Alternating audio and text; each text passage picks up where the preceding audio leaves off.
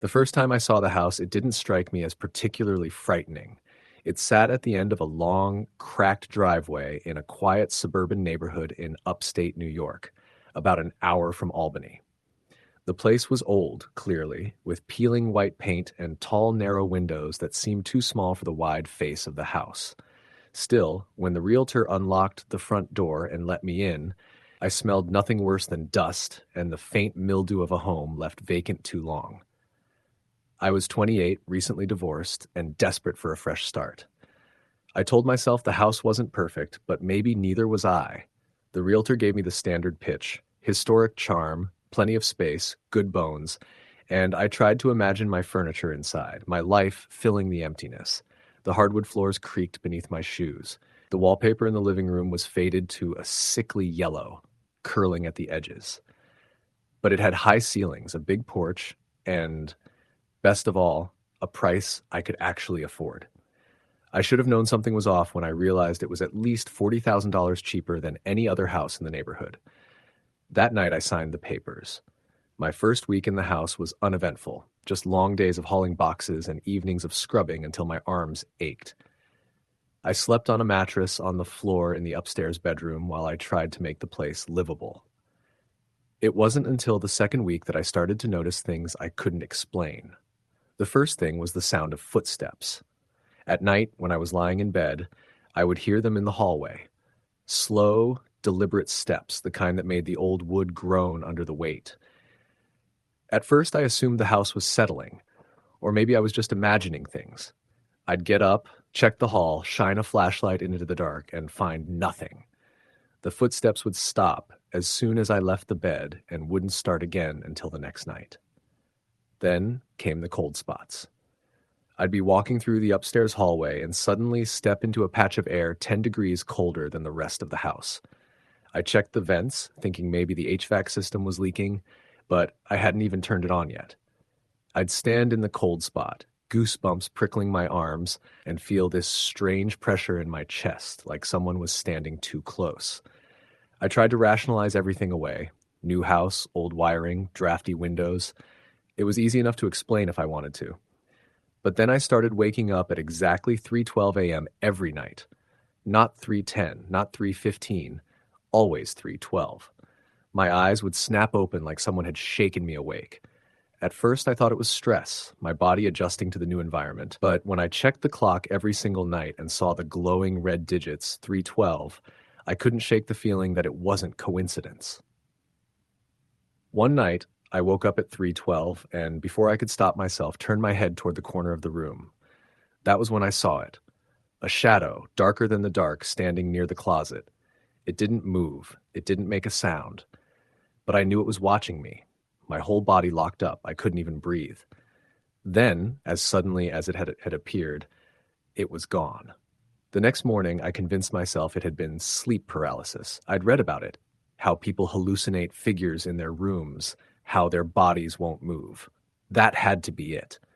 But that explanation fell apart the following night when I woke up at 3:12 again and saw the shadow standing even closer, this time by the foot of my bed.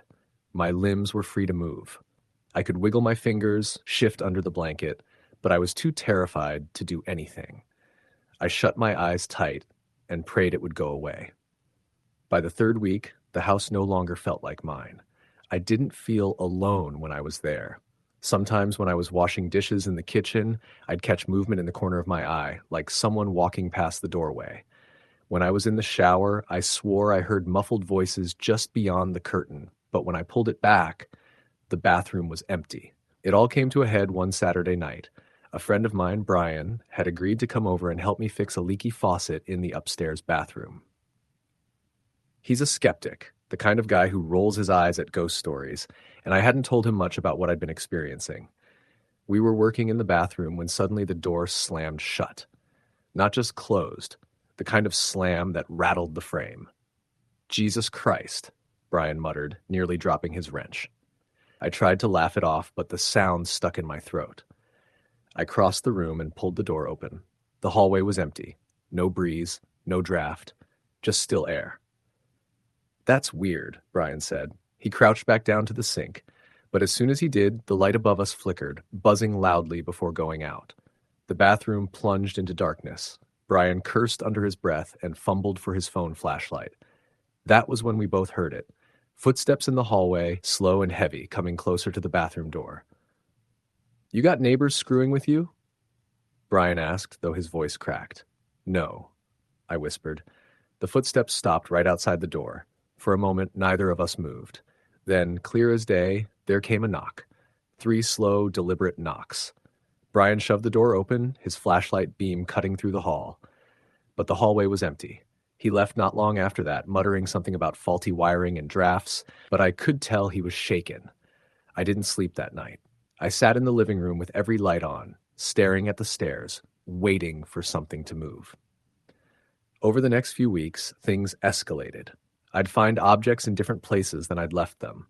A framed photo of my parents fell off the mantel and shattered while I was in the room, though no one was near it. I'd wake up to the smell of cigarette smoke, even though I don't smoke and no one had been in the house. One morning I found muddy footprints leading from the front door to the base of the stairs, too large to be mine and barefoot. I started asking around about the house. The realtor had been vague, telling me only that it had some history. At the library, I dug through old newspaper archives and finally found what I didn't want to see. In 1978, a man named Daniel Cross had lived there with his wife and 2 kids. One night, for reasons no one ever understood, he snapped. He killed his family in their sleep with a hammer and then hanged himself in the upstairs hallway. The article said the neighbors reported hearing loud banging and screaming around 3 a.m. The bodies were discovered days later when the mail piled up. The coroner estimated the deaths occurred around 3:12 a.m. I nearly dropped the paper when I read that number. From that night on, the activity became unbearable. I'd wake up to the sound of children crying in the house. Sometimes I'd hear a woman whispering my name right in my ear, though no one was there. The shadow in my bedroom became a nightly visitor, closer each time. One night I finally broke. I woke at 3:12 to the sound of footsteps in my room. Not just near the bed, circling it. I forced myself to turn my head and saw multiple shadows, tall and short, moving in the dark. The air grew so cold I could see my breath. I tried to scream, but my voice caught in my throat. The mattress shifted like someone had sat down beside me. Then I felt fingers brush across my arm. That was it. I bolted out of bed, ran downstairs, grabbed my car keys, and didn't stop driving until the sun came up. I never spent another night in that house. I hired movers to pack my things during the day while I waited outside. The realtor gave me a sympathetic smile when I listed it again, but she didn't ask questions. I lost money on the sale, but I didn't care. I just needed to be free. Even now, years later, I wake up sometimes in the middle of the night, look at the clock, and see 3:12 glowing back at me. And I wonder if the house ever really let me go. Story the end. The first time I saw the house, it looked nothing like the kind of place someone would call haunted. It was a large 2-story farmhouse on the outskirts of a quiet town in Ohio, with white paint that had faded into a chalky gray, green shutters that hung crooked on their hinges, and a wide porch sagging under its own weight. The land around it was flat and overgrown, with weeds climbing waist-high and pushing up against the cracked driveway. There were no neighbors close enough to hear you if you shouted, just a tree line that pressed against the property like a dark wall. When the real estate agent pulled up with me, she joked that it was a fixer-upper with character. That word, character, felt heavy in the air. I brushed it off at the time, thinking only about how cheap it was for such a big piece of property. I was 28 then, still convinced that independence meant making reckless decisions just because I could. I had some savings, a modest income from freelancing, and a restless need to carve out a place of my own. The house felt like the kind of project that could root me somewhere. I ignored the creaking porch, the smell of mildew when we stepped inside, even the odd chill that seemed to hang in the air despite it being late August. The agent hurried through the tour, her heels clicking across warped floorboards, her voice echoing strangely in the empty rooms. The living room had tall windows covered in grime that filtered the sunlight into a weak haze. The wallpaper was peeling in the hallway, exposing plaster scarred with faint water stains. The upstairs was worse, paint bubbling on the ceiling, a bathroom sink rusted around the drain, and 3 bedrooms smelled faintly of rot. But the strangest part of the house was the basement.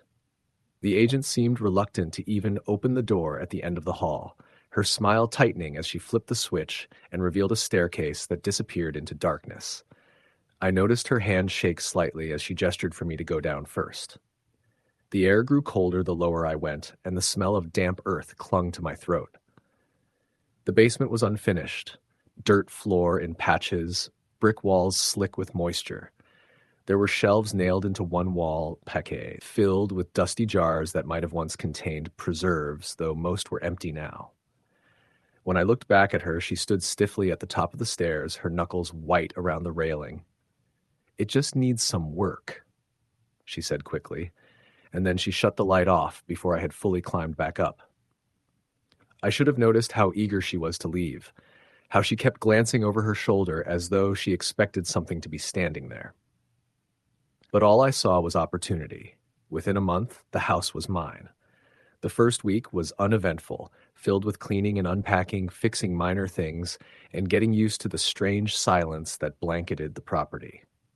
At night, the quiet pressed in so hard it made me feel deaf, like the house was holding its breath.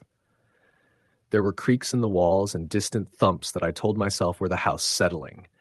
When I went into the basement to set up storage, the air was always colder than the rest of the house, but I figured that was normal.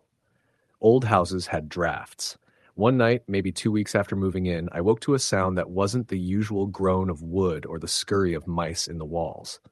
It was faint but distinct, a dragging noise like something heavy being pulled across the floor. I sat up, heart thudding, and listened. It came from downstairs, steady and slow, scraping against the wood. I thought maybe I'd left a window open and the wind had knocked something over. I crept down every step of the staircase, whining beneath me, and stood in the living room. The sound stopped. The furniture was where I'd left it, the windows locked. The air felt colder than it should have been, but I convinced myself it was nothing. I went back upstairs, but just as I was drifting off, the noise started again, softer this time, but closer, as if whatever it was had moved from the first floor to the hallway outside my room. I lay frozen in bed, every muscle tight, staring at the crack of light beneath my door. For a long minute, I thought I could see a shadow moving there, blocking the dim glow from the streetlight outside. Then it was gone. The next morning I told myself it was exhaustion and nerves. Living alone in an old house was bound to mess with my imagination. But the noises continued, always at night. Sometimes it was that dragging sound. Other times it was faint tapping on the walls, like someone knocking from the other side. I started leaving lights on, sleeping with the TV playing in the background, anything to cut through the oppressive silence. The first time I saw something, it was just a glimpse. I was carrying laundry from the dryer in the basement when I thought I saw someone standing in the corner where the light didn't quite reach. It was tall, its outline faint and hazy, like smoke shaped into the rough form of a man. I blinked, and it was gone, but the chill in that corner clung to me even as I rushed up the stairs. After that, the house seemed to change. I'd find doors open that I knew I had shut, objects moved slightly from where I'd left them. I kept losing small things, my keys, a book, a screwdriver, and later I'd find them in places that made no sense, like balanced on the edge of the bathtub or stuffed between couch cushions. The atmosphere grew heavier, the silence deeper, until it felt like something was watching me in every room. One evening, as I sat on the porch trying to shake the unease, an older man walking down the road stopped at the edge of the property. He squinted at the house, then at me, and shook his head. "You bought the Hensley place?" he asked. I nodded. He didn't step closer, just leaned on the fence post.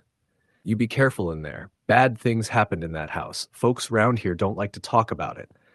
I asked him what he meant, but he just muttered, "Some places hold on to the past," and walked on. That night, I dreamed of the basement. I was standing at the bottom of the stairs, the air thick and damp, and I could hear whispering from the far corner. I couldn't make out the words, but the voices overlapped, a chorus of hushed tones urging me closer. When I tried to move, my legs felt like lead and something cold brushed the back of my neck. I woke drenched in sweat, the sound of those whispers echoing faintly in my ears, even though the room was empty.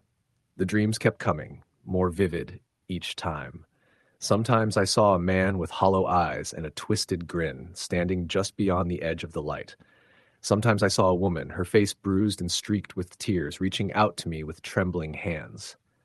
And always there were the whispers telling me things I couldn't quite understand. One night the dreams bled into waking. I woke to the sound of footsteps in my room, slow and deliberate, circling the bed.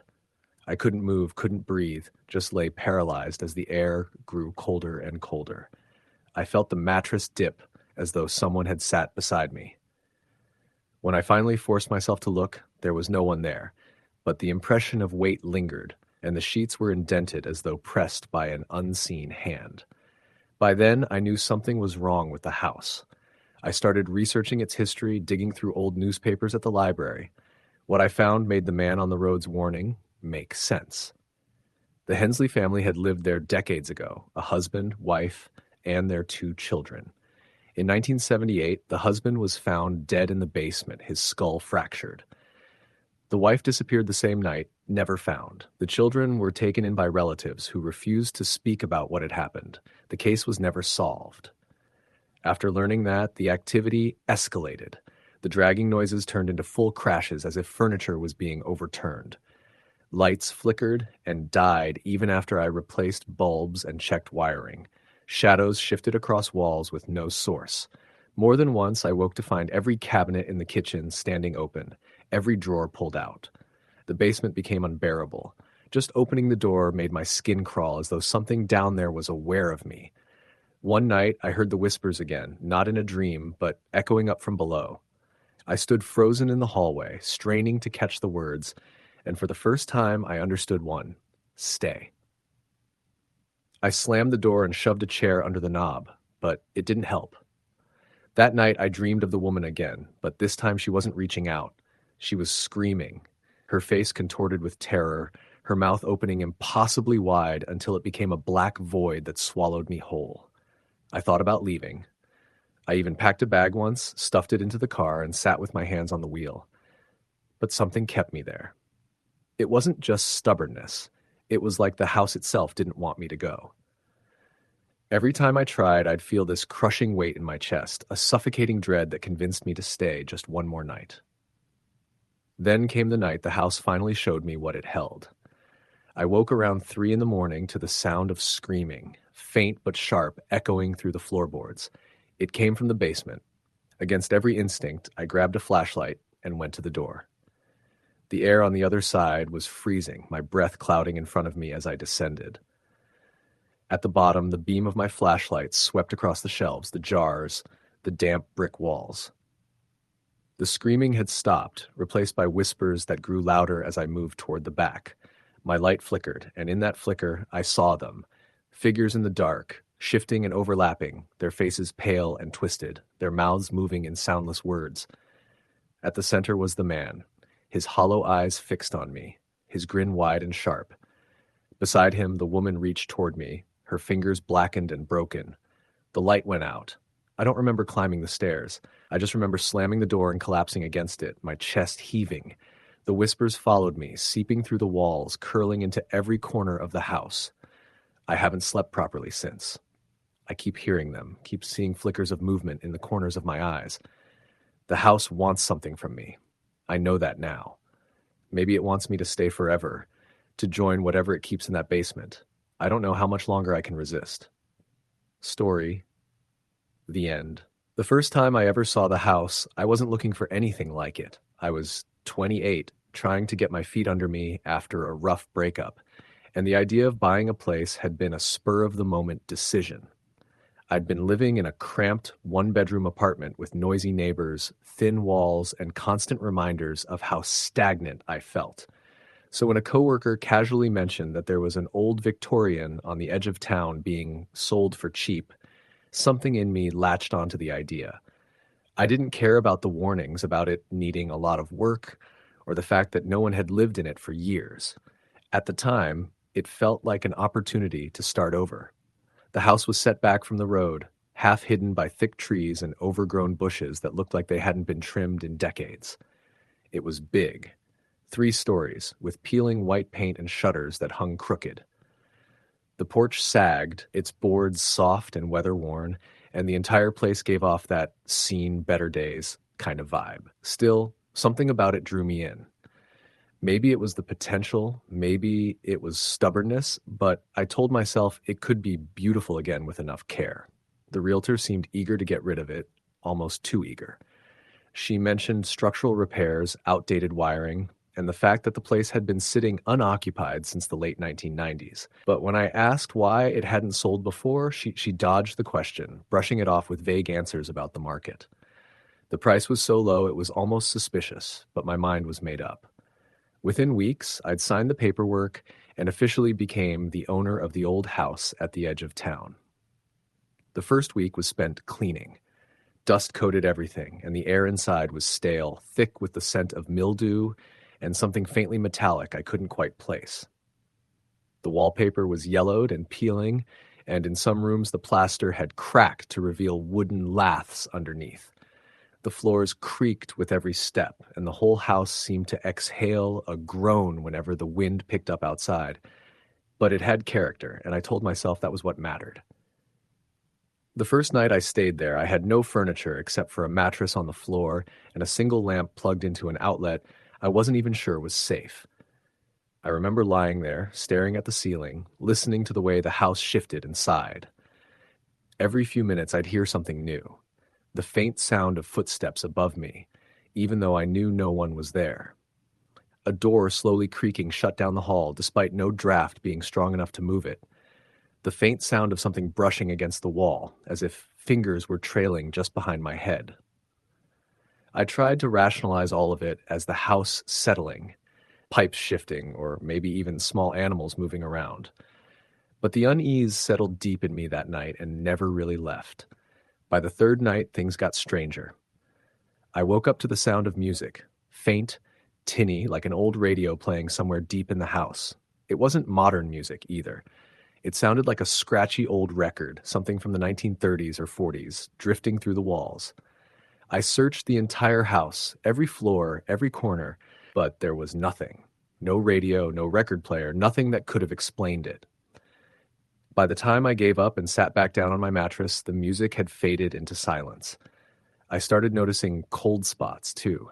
Whole rooms would feel like iceboxes, even though the rest of the house was sweltering because the old heating system barely worked. I'd walk into the upstairs hallway and see my breath fog in the air, only for it to disappear as soon as I stepped into the next room. One evening, I invited my friend Mark over to see the progress I'd made cleaning. He was blunt by nature and had no problem telling me the house gave him the creeps. We were sitting in the living room when he suddenly froze, his eyes locked on the doorway. "Did you see that?" he asked. I turned, but there was nothing, just the empty hall leading to the front of the house. "See what?" I asked. "Someone just walked past. I swear to God, right there." We searched the house from top to bottom, even checking the basement, but no one was there. The front door was locked, the windows sealed shut, and yet he swore he'd seen a figure move past. He described it as tall, wearing something dark, but with no distinguishable features. That night, after Mark left, I sat awake in the dark, replaying his words. Up until then, I'd told myself the noises, the music, the cold spots, they all had logical explanations.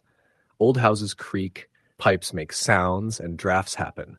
But if he had seen something, then maybe it wasn't just me imagining things. The dreams started not long after. I'd wake up drenched in sweat, heart pounding, the memory of faceless figures standing at the foot of my bed lingering even after I opened my eyes. Sometimes I'd hear whispers, so faint I couldn't make out the words, but the tone was always urgent, almost angry. One night, I woke up gasping, sure someone was in the room with me. The lamp flickered, and in that half-second of dim light, I swear I saw a silhouette in the corner.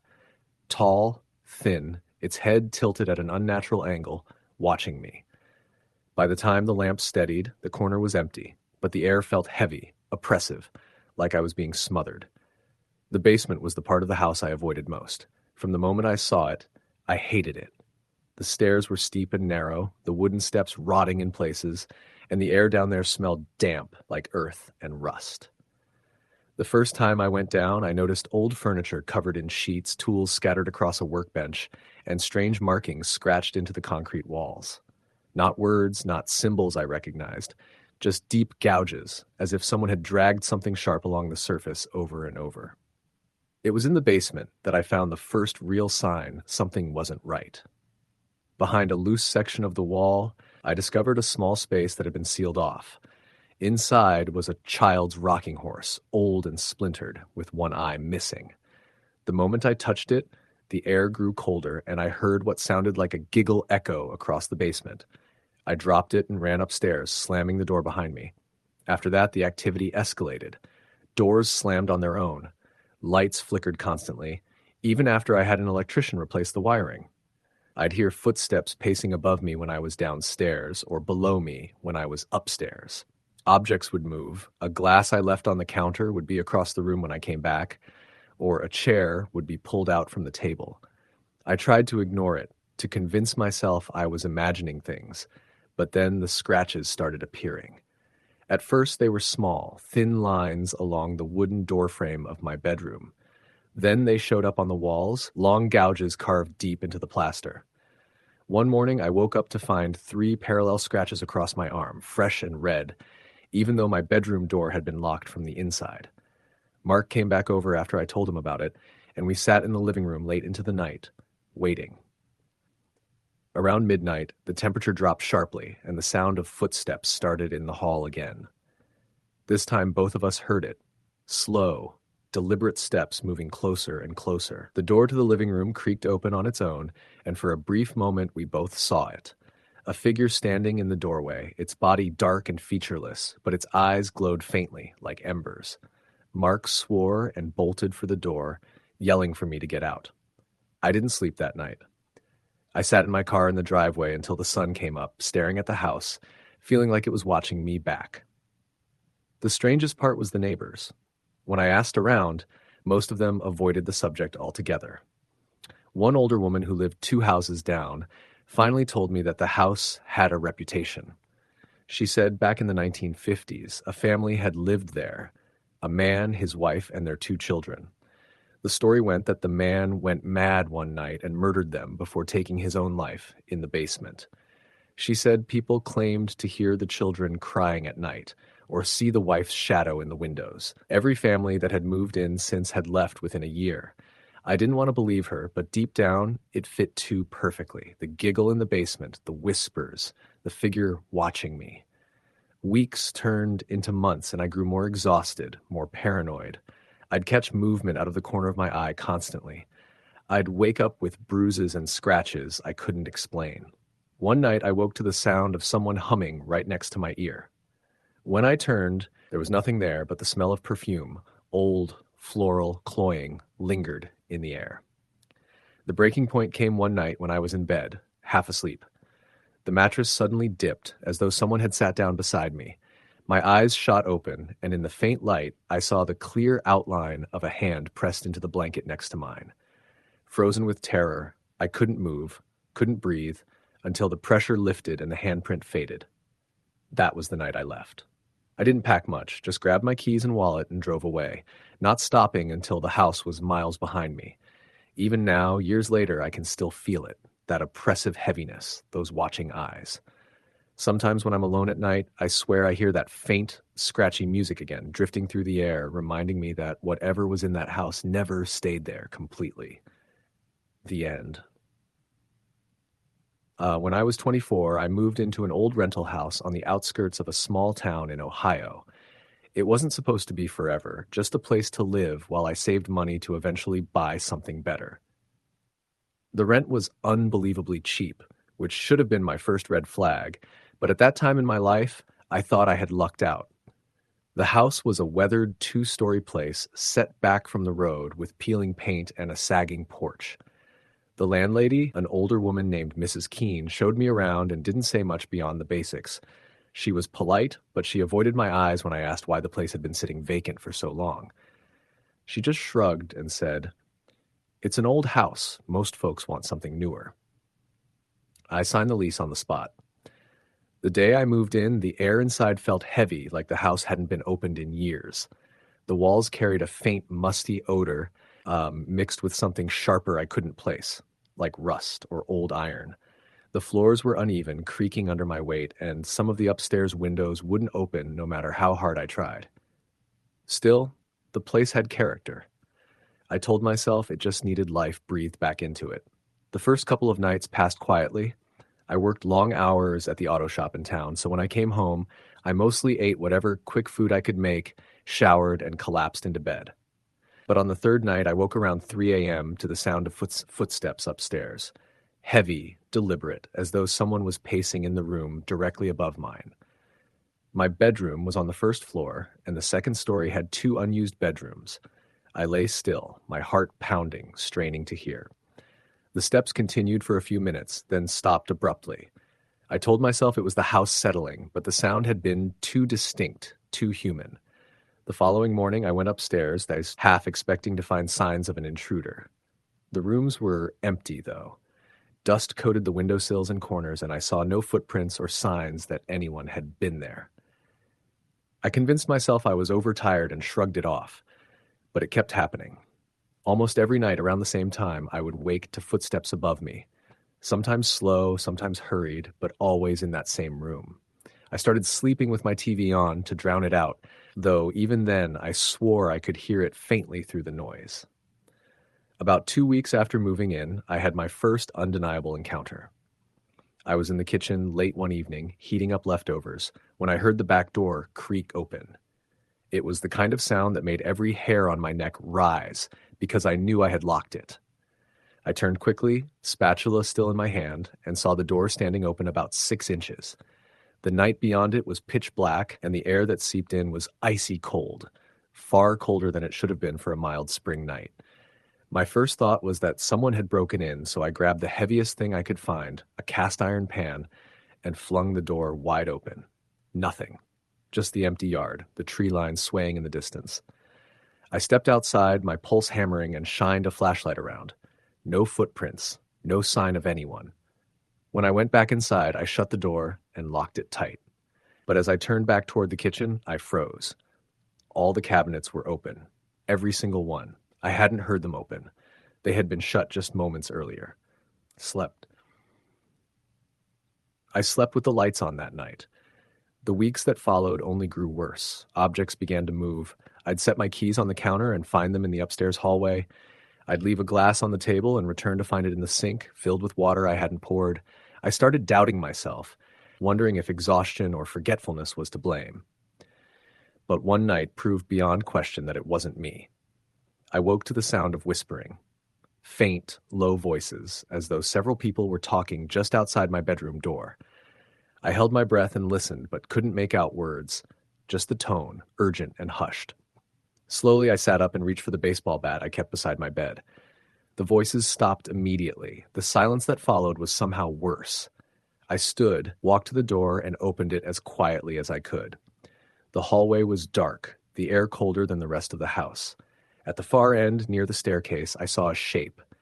It was small, about the height of a child, standing motionless. My heart stuttered. I blinked, and it was gone. I barely slept after that.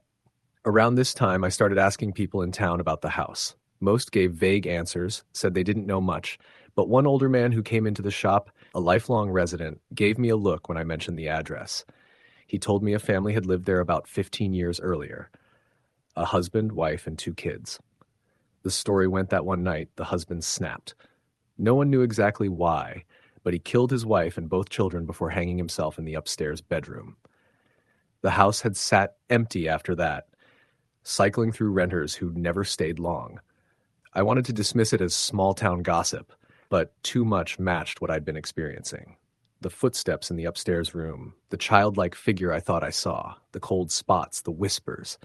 It all lined up in a way that left me cold. By midsummer, I was unraveling. I barely slept, I jumped at every creak, and I started keeping a flashlight with me at all times.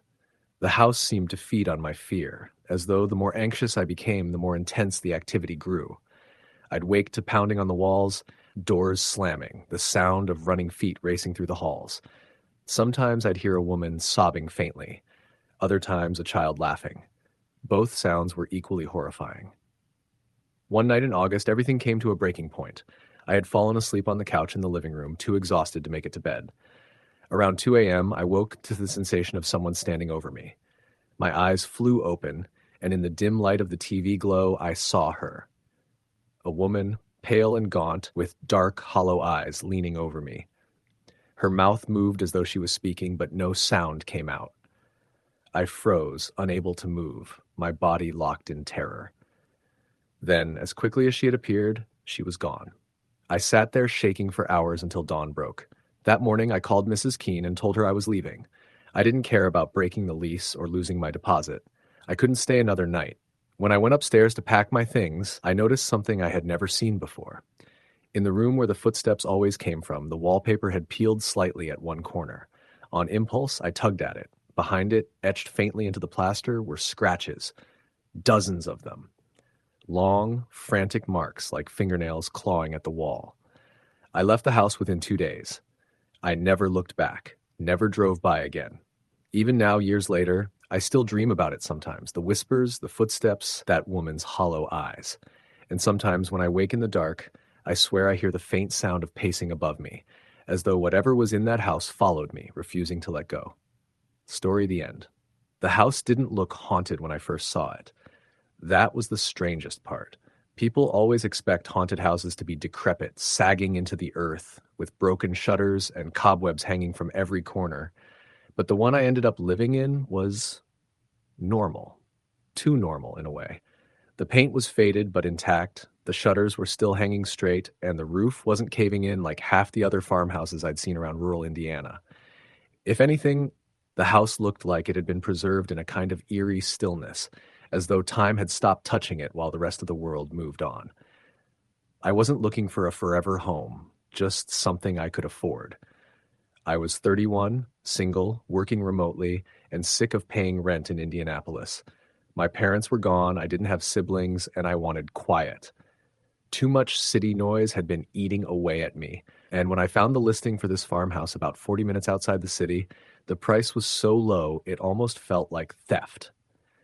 The realtor, a woman named Dana, seemed nervous when she showed me around.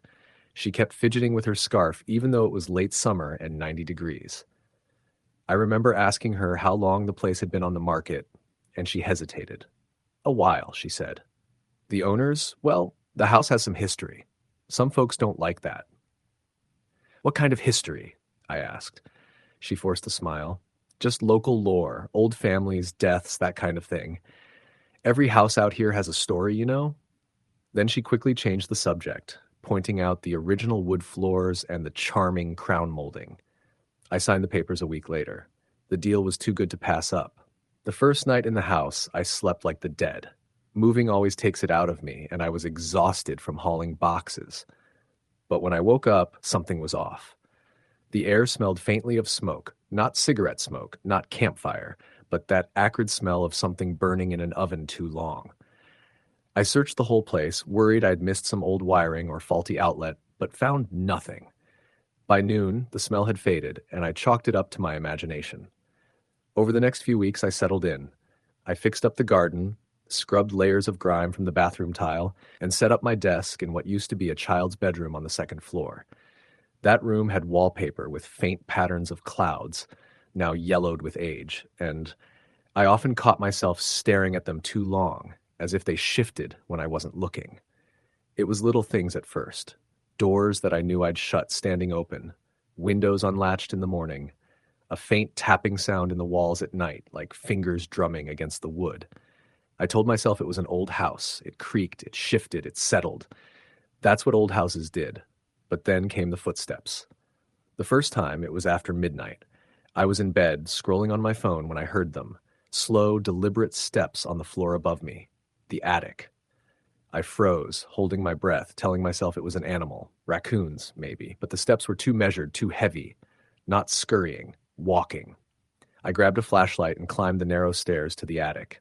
The air up there was suffocatingly hot, filled with dust that clung to my throat. My light cut across boxes, an old trunk, and a rocking chair sitting in the middle of the room. It was facing the window, rocking slightly back and forth, though there was no draft. I told myself it must have been moving from me walking across the floor, but my skin crawled. I backed out, shut the door, and locked it. That night I dreamed of smoke again. Thick black smoke curling under doors, seeping into every crack, filling my lungs until I woke up coughing for real. My throat burned as if I had actually inhaled something. The smell lingered for hours. By the second month, the noises were nightly. Sometimes footsteps, sometimes whispers, so faint I couldn't make out words, just the cadence of voices. Once, while washing dishes, I heard a woman's voice behind me say my name clear as day. I spun around, water dripping from my hands, but no one was there. The basement was the worst. I avoided it as much as possible, but the laundry was down there, so I had no choice. The stairs were steep and uneven, and the single bulb overhead flickered constantly. The walls were concrete, and in one corner, deep scratches marred the surface, long, vertical gouges that didn't look like tool marks. The first time I saw them, my stomach dropped. They looked like something, or someone, had clawed at the wall trying to get out. I tried to convince myself they'd been there forever. But after a month, I noticed they seemed deeper. Neighbors weren't much help. The nearest house was a quarter-mile down the road, and the couple living there, the Carters, kept to themselves. When I finally introduced myself, they were polite but distant. When I mentioned I'd bought the old farmhouse, their expressions shifted. "You're in the Larkin place?" Mr. Carter asked, his tone flat. "Yeah," I said. "Why?" They exchanged a look. Mrs. Carter spoke first. "Just don't go digging too deep into that house. Some things don't want to be disturbed." I laughed nervously, but didn't laugh back. I tried to ignore everything.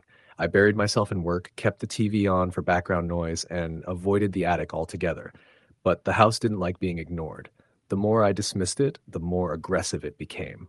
One night, I woke to the sound of a child crying, thin, pitiful sobs drifting up through the floorboards. I sat up, heart racing. The cries grew louder, coming from the basement. Against every instinct, I grabbed a flashlight and went down. Halfway down the stairs, the crying stopped. The silence was worse. My light flicked across the scratches on the wall. They were fresh, white dust crumbling around them. Something had been clawing at it that very night. I backed out slowly, not taking my eyes off the wall until I was upstairs with the door shut. After that, I couldn't sleep through the night.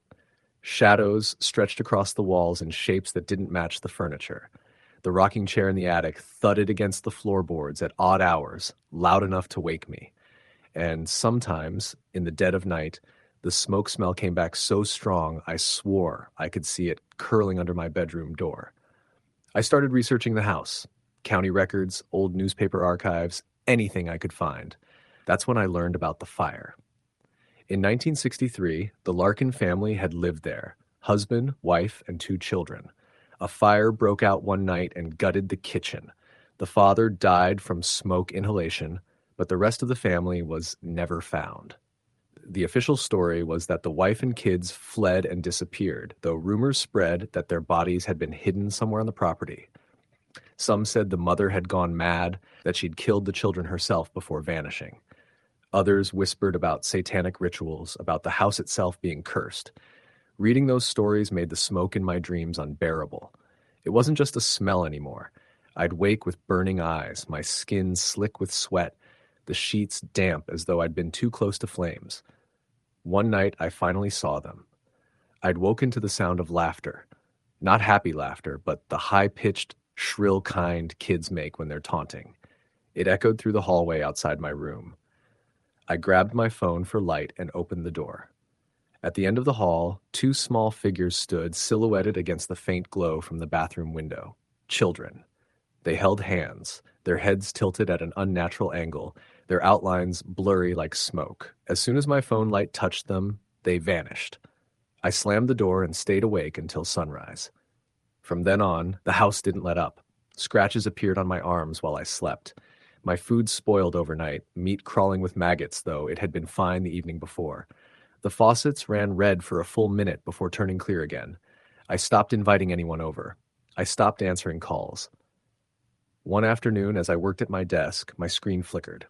The cloud wallpaper seemed to pulse, the yellow stains twisting into shapes, faces screaming, mouths open wide. I blinked hard, and they were gone. But when I reached out and touched the wall, it was warm, as if something behind it was burning. The last straw came 3 months in. I dozed off on the couch, and when I woke up, I couldn't move. Sleep paralysis, I thought at first. But then I saw it. The rocking chair from the attic, now sitting in the living room, though I'd never brought it down. It rocked violently, slamming against the floor, and in it sat a dark figure. Not quite man, not quite shadow. Its head bent low, hands gripping the arms of the chair, long fingers digging grooves into the wood. The air filled with smoke, choking me, and the figure rose. It was tall, impossibly tall, its face blurred as though hidden behind heat waves. It leaned close until I felt its breath, hot and reeking of ash, against my face. "You belong here," it whispered. When I could finally move, I bolted from the house. I drove until the fuel light came on, not stopping until I was at a cheap motel off the highway. I didn't go back the next day or the day after, but my things were still there. My life was still there. I told myself I'd return with help, maybe a priest, maybe someone who knew how to handle places like that. But deep down, I knew the truth. The house wouldn't let me leave forever. It had chosen me the way it had chosen the Larkins, and it would wait. Even now, in this motel room, I smell the smoke. Sometimes faint, sometimes so strong it makes my eyes water. Last night, I woke to find scratches on the walls of this room, too. Fresh ones, long and desperate. I don't know how long I can run. Story the end. The house had been empty for more than 20 years before my family moved into it. It was a sprawling, late 19th century home in upstate New York, standing 3 stories tall with a wide porch that sagged slightly on one side. The paint had faded to a dull gray, and ivy crawled up one wall, threatening to swallow the entire structure. People in the town used to cross the street rather than walk in front of it. I remember overhearing 2 kids at the gas station whisper to each other that it was cursed, but my father had brushed it off with a laugh. He was practical, proud of his bargain. A big house, acres of land, all for a fraction of what it should have cost. When we arrived the first day, the air inside was so thick with dust it felt hard to breathe. Every step sent up clouds, and the boards groaned like they had been holding their breath for years. There was a smell, too, old wood, mildew, and something sharp and metallic that made the back of my throat sting. My mother tried to hide her unease by opening all the windows, but the air didn't feel any fresher, even with the wind moving through. The townspeople had stories about the house. A family who lived there in the 1960s vanished overnight, leaving the dinner table set as if they'd only stepped away for a moment. Before that, in the 1930s, there was talk of a man who had locked himself in the attic and never come out. My father told us these were just rumors to scare newcomers, tales that grew over the years into something bigger than the truth. But even he wouldn't spend much time alone in the attic or the basement. At first, life there felt almost normal. We cleaned, painted, and tried to make the house our own. My little sister, Emily, was 6 at the time, and she started talking to someone she called the upstairs lady. We assumed it was just an imaginary friend. Children make things up, especially when thrown into a new place. She'd sit in her room for hours, whispering and giggling, pausing as if listening to a response. One night I heard her say, clear as anything, "But you're not my mommy." When I asked her about it, she shrugged and said the upstairs lady liked her room because it used to be hers. That was enough to chill me. I tried to bring it up to my parents, but they brushed it off. The first time I felt something was wrong came late at night. I had been reading with my lamp on when I heard slow, deliberate footsteps in the hallway outside my room. My dad's boots had a heavy tread, but these were softer, lighter, bare feet on old wood. They stopped outside my door. I stared at the crack at the bottom, waiting to see a shadow pass, but nothing moved. After a minute, the sound retreated, creaking down the hall. I waited, heart pounding, before getting up the courage to open the door. The hallway was empty, but the air felt icy against my face. I started keeping my door locked at night after that. Things escalated slowly. The kitchen clock would stop at exactly 3:15 a.m. every few nights, no matter how many times we replaced the batteries. My mother misplaced her keys constantly, only to find them in odd places. The freezer, the attic stairs, once balanced carefully on top of a door frame. My father grew irritable, more tired every day, like something was wearing him down. Then came the crying. It started faint, just a whimper, like a child sobbing into their hands. We thought it was Emily, but every time we checked, she was fast asleep. The crying grew louder, traveling through the vents, sometimes echoing in the walls. It always came between 2 and 4 in the morning, wrenching and desperate. My mother stopped sleeping altogether, lying awake with the covers pulled up to her chin, her face hollowed by exhaustion. One night, the crying was so loud it jolted me from sleep. I sat up, disoriented, and realized it was coming from inside my closet. My closet door was cracked open, and the sobs poured out of the darkness. I froze, unable to breathe, until the sound stopped suddenly, cut off as if someone had closed a door. The silence after was worse. After that, I begged my parents to leave. My father's stubbornness kept us there, but I knew he was hearing it too.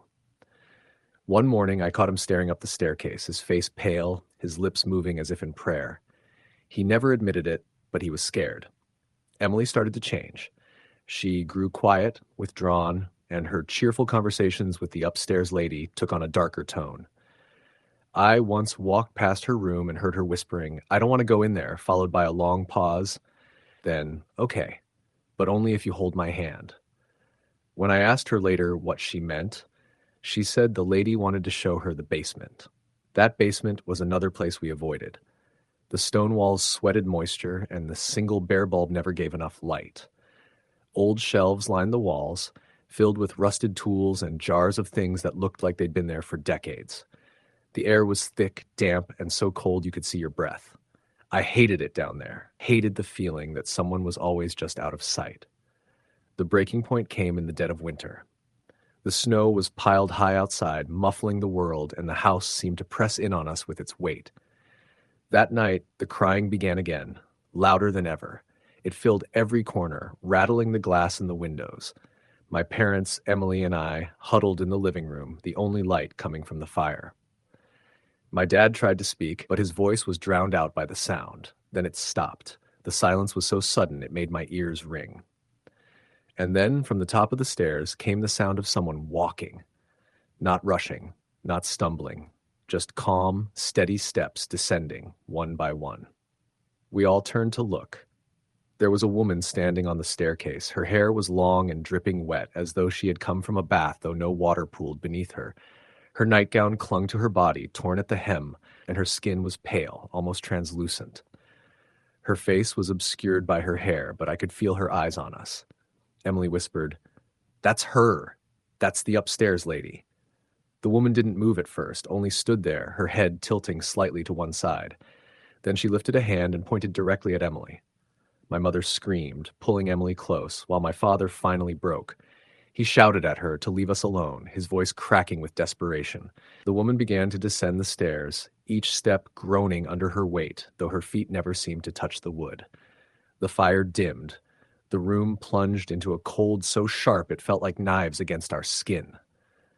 My father grabbed us and shoved us toward the door, fumbling with the lock as the woman reached the bottom of the stairs.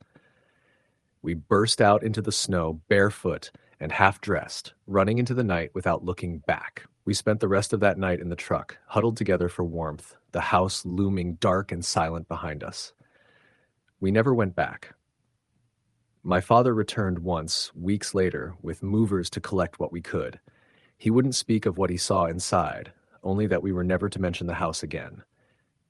It still stands, as far as I know. The ivy has claimed most of it by now, and the roof is sagging. People say they hear crying if they walk too close at night, though no one dares to step inside. Sometimes I dream of it still, the creaking floors, the woman on the stairs, the way she pointed at my sister, and sometimes late at night I wake to the sound of soft footsteps in the hallway, even though we've long since left that place behind. Story the end.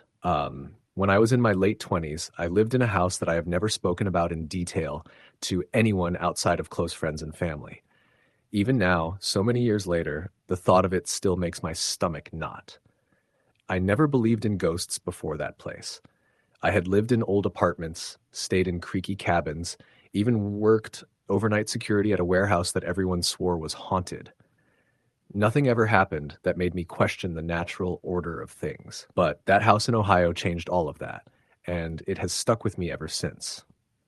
The house sat on a quiet street in a small town just outside Columbus. It wasn't anything extraordinary. 2 stories, white siding, a sagging porch, and a detached garage in the back. It was built sometime around the 1920s, and though it had seen better days, the rent was cheap, and I was looking for a place big enough to share with my younger brother, Ryan. He was just starting college at the time and needed somewhere affordable. The landlady, an older woman named Mrs. Higgins, seemed eager to have someone move in quickly.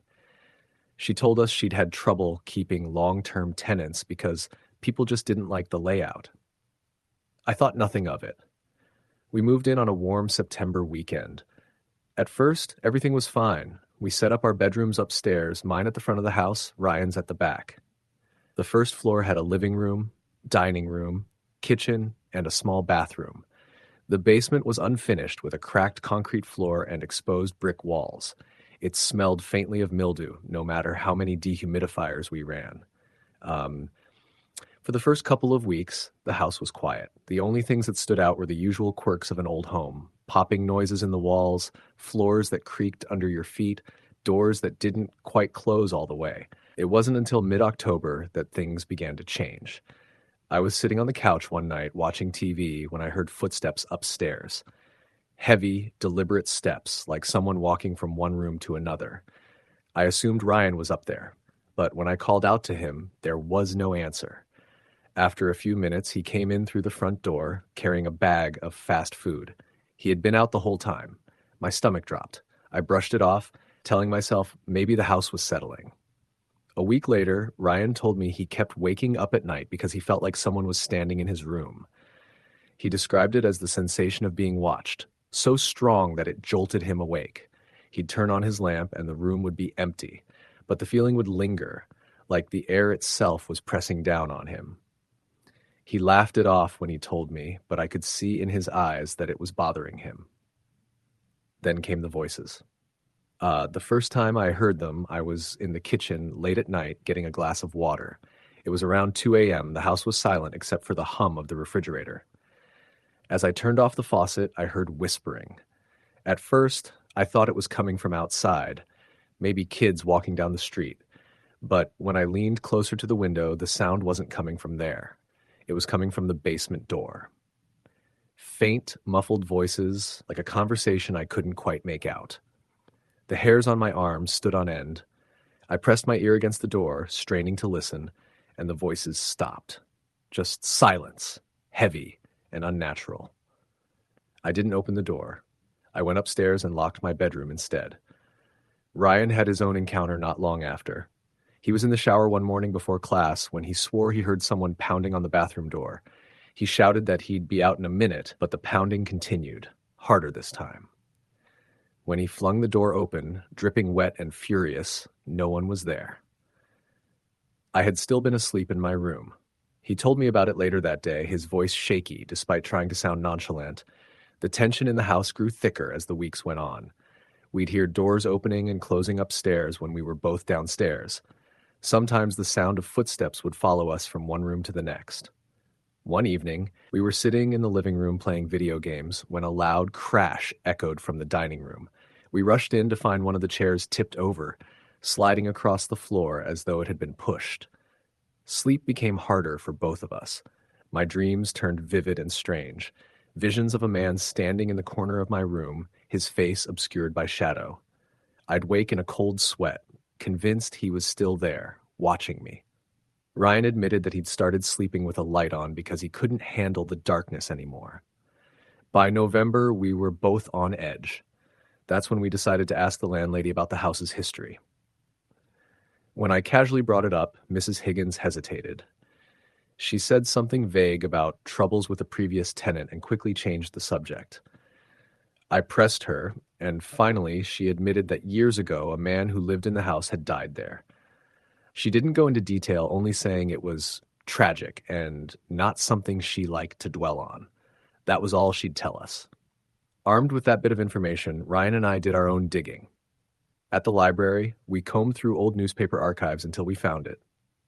In 1978, a man named George Miller had lived in the house with his wife. Neighbors reported frequent arguments. One night, George's wife vanished. Her body was never found. George claimed she left him, but a few months later, George was discovered dead in the basement. The article described it as suicide, though neighbors had their doubts. Some swore they heard screams that night. After that, the house sat empty for years. Knowing the history made everything worse. The atmosphere in the house shifted from merely unsettling to suffocating. It was as if we had confirmed something we weren't supposed to know. The activity escalated. One night, Ryan shook me awake, his face pale as chalk. "There's someone in my room," he whispered. I grabbed a flashlight and followed him back. His blankets were torn off the bed, lying crumpled on the floor. The closet door, which he always kept shut, was wide open. He swore he had seen a man standing in the doorway when he woke up. We searched the room, the closet, the entire upstairs. Nothing. Another time, I came home from work to find every single cabinet in the kitchen standing open. Not just ajar, wide open like someone had gone through them one by one. Ryan wasn't home yet. When he walked in and saw it, his face drained of color. We closed them all in silence, neither of us willing to speak the obvious. The worst happened in early December. I woke up around 3 a.m. to the sound of Ryan screaming. I bolted out of bed and ran to his room. He was on the floor, thrashing, his hands clawing at his throat as though something invisible was choking him. I grabbed him, shouting his name, shaking him until finally his eyes snapped open. He gasped for air like he had been drowning. When he could finally speak, he said he'd woken up to find a man crouched on his chest, pressing down on his neck. He said he could feel the weight, the pressure, the hands squeezing. Even awake, red marks lingered around his throat. That was it for us. The very next morning, we packed up whatever we could fit into our cars and left. We didn't wait to give notice, didn't care about losing our deposit. We just left. For weeks afterward, I had trouble sleeping. Every creak of my new apartment made me tense. I'd wake up in the middle of the night expecting to see someone standing over me. Ryan had nightmares for months. We rarely spoke about the house in detail. When we did, it was with the understanding that we had both seen and experienced things we couldn't explain and didn't want to relive. To this day, I avoid that street whenever I visit home. I don't want to see if the house is still there, if someone else has moved in. Sometimes I wonder if they've experienced the same things we did, or if whatever was in that house finally got what it wanted. I tell myself that it was just an old house with a dark history, but deep down I know better. Because even now, years later, sometimes I wake up in the middle of the night with that same heavy feeling that someone is standing in the corner of my room watching, waiting, and when I turn on the light, there's nothing there, but I can feel it, the same as before. Story the end. When I first moved into the house, I thought I had found a miracle. It was the kind of property I never expected to afford, not at my age, not with the debt I carried. It stood at the end of a gravel road just outside a small town in Pennsylvania, a large 3-story colonial with pale yellow siding that had faded under years of weather and a roof that needed work but not replacement. The yard stretched wide and wild, the grass overgrown, a few skeletal apple trees leaning toward the house as if keeping watch. When I first pulled into the driveway with the realtor, I felt a strange pull toward it, like the house was waiting for me. It had been empty for years. That much was clear from the layers of dust, the smell of stale air, the way the windows looked clouded from neglect. But it wasn't falling apart. The bones of it were good. The wooden staircase curved gracefully, the banister thick and smooth beneath my hand when I tested it. The living room had a fireplace with a carved mantel, the kind that gave the illusion of history and weight. Upstairs, there were 4 bedrooms, all spacious, with high ceilings and old radiators clanking faintly when tested. The attic was unfinished but large, beams crisscrossing overhead. And then there was the basement, stone-walled and cool, with shelves nailed into one corner and a faint smell of damp earth. The realtor said the family who had lived there last moved out in the late 90s. She gave me little else, dodging questions, her smile thin and professional. She seemed eager to rush the showing, almost as if standing in the house made her uncomfortable. That should have been my first warning, but all I saw was potential, space, a dream within my budget. I signed the papers in less than a month. At first, I was too busy with practical concerns to notice anything unusual. Cleaning took weeks, scrubbing away grime, vacuuming up spiderwebs, hauling away junk left behind in the attic. I painted, I patched holes, I stripped wallpaper from the upstairs hallway. Living alone in such a big house felt strange, though. At night, the silence pressed in, thick and heavy, broken only by the groaning of old wood or the rattle of pipes. I told myself it was nothing. Old houses made noise. The first odd thing happened about 3 weeks after moving in. I woke around 2 in the morning to the sound of footsteps in the hallway outside my room.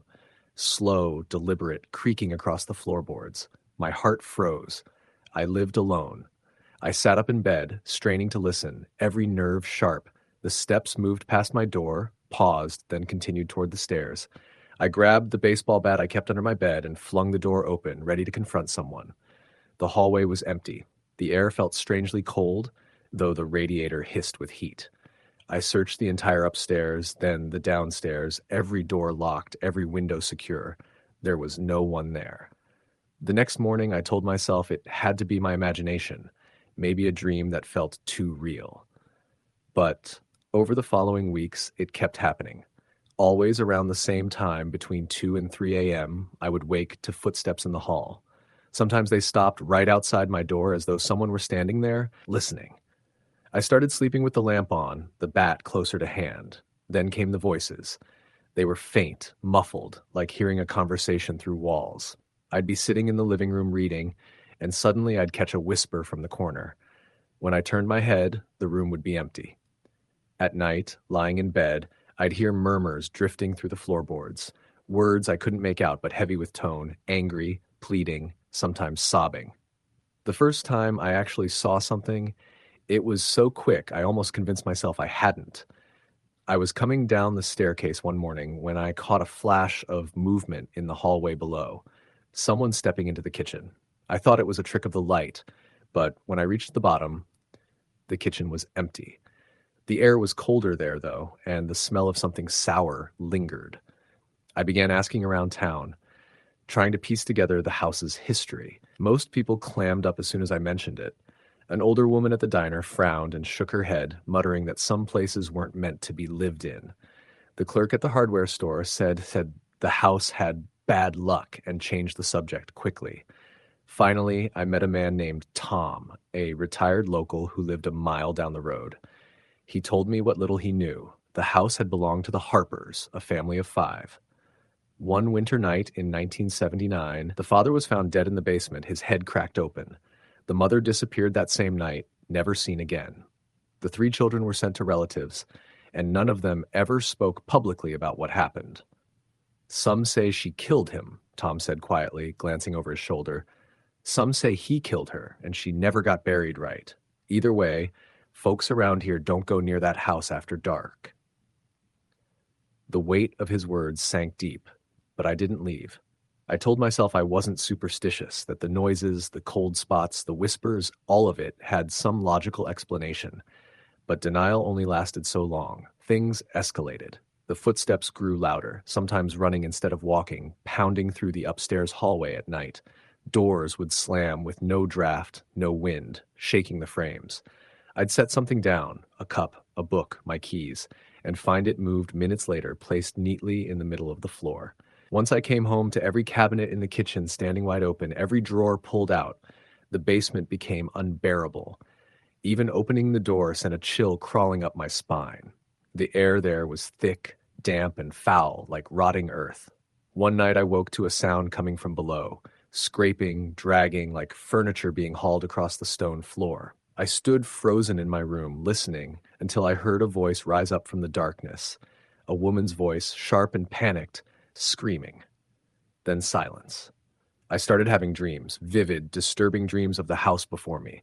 I saw the mother, her face bruised and wet with tears, clutching her children while a man loomed over her in the basement, his eyes wild. I saw blood on the stone floor, soaking into the cracks. I woke from these dreams gasping, my sheets damp with sweat, the sound of whispers still curling in my ears. One night the line between dream and waking blurred completely. I woke to the sensation of someone sitting on the edge of my bed. The mattress dipped beneath invisible weight. My lamp flickered, shadows stretching across the walls. I couldn't move, paralyzed by dread, my heart hammering in my throat. Slowly, I turned my head and saw the impression of a hand pressing into the blanket near my leg, fingers curling against the fabric. I tore myself free from the paralysis, leapt from the bed, and flicked on every light in the room. The handprint lingered in the blanket, as if the weight had been real. From that night on, I couldn't deny it. The house wasn't just haunted, it was alive with something malignant. I tried to leave more than once. I packed bags, loaded my car, even started driving down the gravel road. But each time, something drew me back. My chest would tighten, panic clawing at me, and I'd find myself turning the car around, unable to go farther. It was as though the house had its hooks in me, refusing to let go.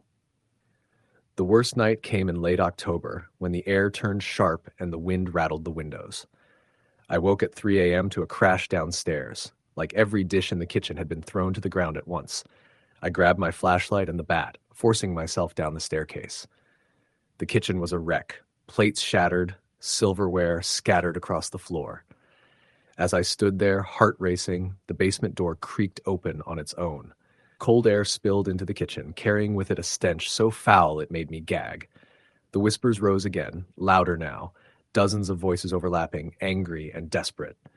My flashlight flickered. I should have run, but something pulled me forward.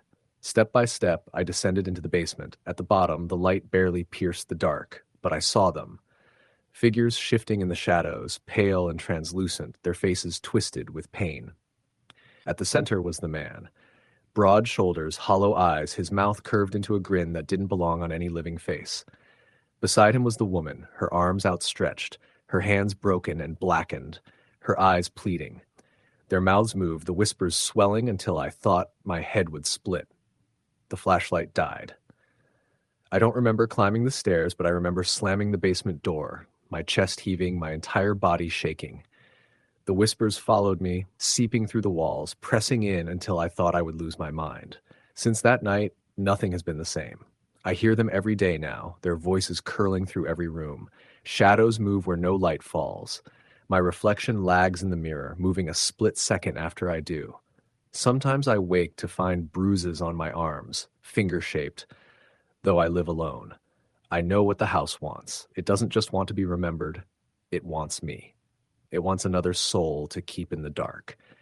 Every time I think about leaving, the fear clamps down so hard I can't breathe. It won't let me go. I don't know how much longer I can fight it. Story the end. When I think back to the years I spent in that house, I wonder how I ever convinced myself it was normal. At first, it felt like the start of something good, like a fresh page after a life that had gotten far too predictable. I had been renting apartments for most of my 20s and early 30s, moving every couple of years, never quite putting down roots. Then came the divorce. I needed a place of my own, somewhere cheap but solid, and when the realtor showed me the old 2-story farmhouse on the edge of a quiet town in Pennsylvania, I thought I'd found it.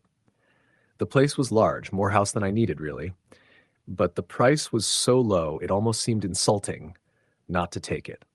Built sometime in the late 1800s, it had been modernized here and there, but still carried the bones of an old farmhouse. Wide plank floors, sagging doorways, an attic that stretched the length of the house, and a basement that looked like it belonged in a horror movie. The realtor explained that the house had sat vacant for nearly a decade, though she didn't go into detail as to why. I assumed it was the condition. The paint peeled off in long strips, the roof needed work, and the entire place smelled of dust and dampness the moment I stepped inside. But there was something else, too. I didn't notice it until later, after I moved in. Looking back, I think I did sense it right away. I just ignored it, the way you ignore a subtle headache until it grows too strong to push away. The air in that house always felt heavier than it should have, like it pressed down on you, especially in the upstairs hall. You could stand there between the bedrooms and feel your chest tighten without explanation. The first few nights, I chalked everything up to the fact that I wasn't used to country living. The silence at night was absolute, broken only by the distant hum of cicadas or the occasional car on the faraway road. I would lie awake in bed, every creak of the house making my pulse quicken. I heard footsteps the first week. Not loud, not even definite, just the soft thud of someone walking slowly across the upstairs landing outside my room. I told myself it was the house settling, the boards shifting with temperature, but sometimes the steps were too deliberate, too evenly spaced, like a person pacing. By the end of the first month, things had escalated. I started waking up around 3:15 every morning. At first, I thought it was insomnia or maybe just stress from adjusting to the new house, but it happened too consistently. Always around the same time, always with the same feeling that someone was watching me from the corner of the room. I would sit up in bed, heart hammering, eyes straining to adjust to the dark, but nothing ever moved. Then came the smells. Some nights I'd wake to the strong scent of smoke, like a wood fire burning, though nothing was burning anywhere in the house. Other times it was perfume, old-fashioned, flowery, the kind of thing a grandmother might wear. Once I woke choking on the smell of rot, like something dead was lodged inside the walls. I told a friend about it, and he laughed it off. Old houses do that, he said. Smells get trapped. Air flows weird. It's nothing. He even came to stay one night, so that just to prove me wrong. But at 3:20 in the morning, I woke to the sound of him swearing in the guest room. I ran in to find him sitting upright in bed, pale as a sheet.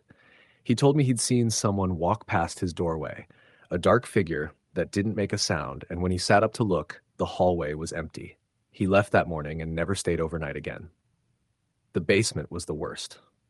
It was unfinished, with stone walls that wept moisture, and a ceiling so low I had to duck in places. There were shelves built into the walls, cluttered with jars filled with God knows what that previous owners had left behind.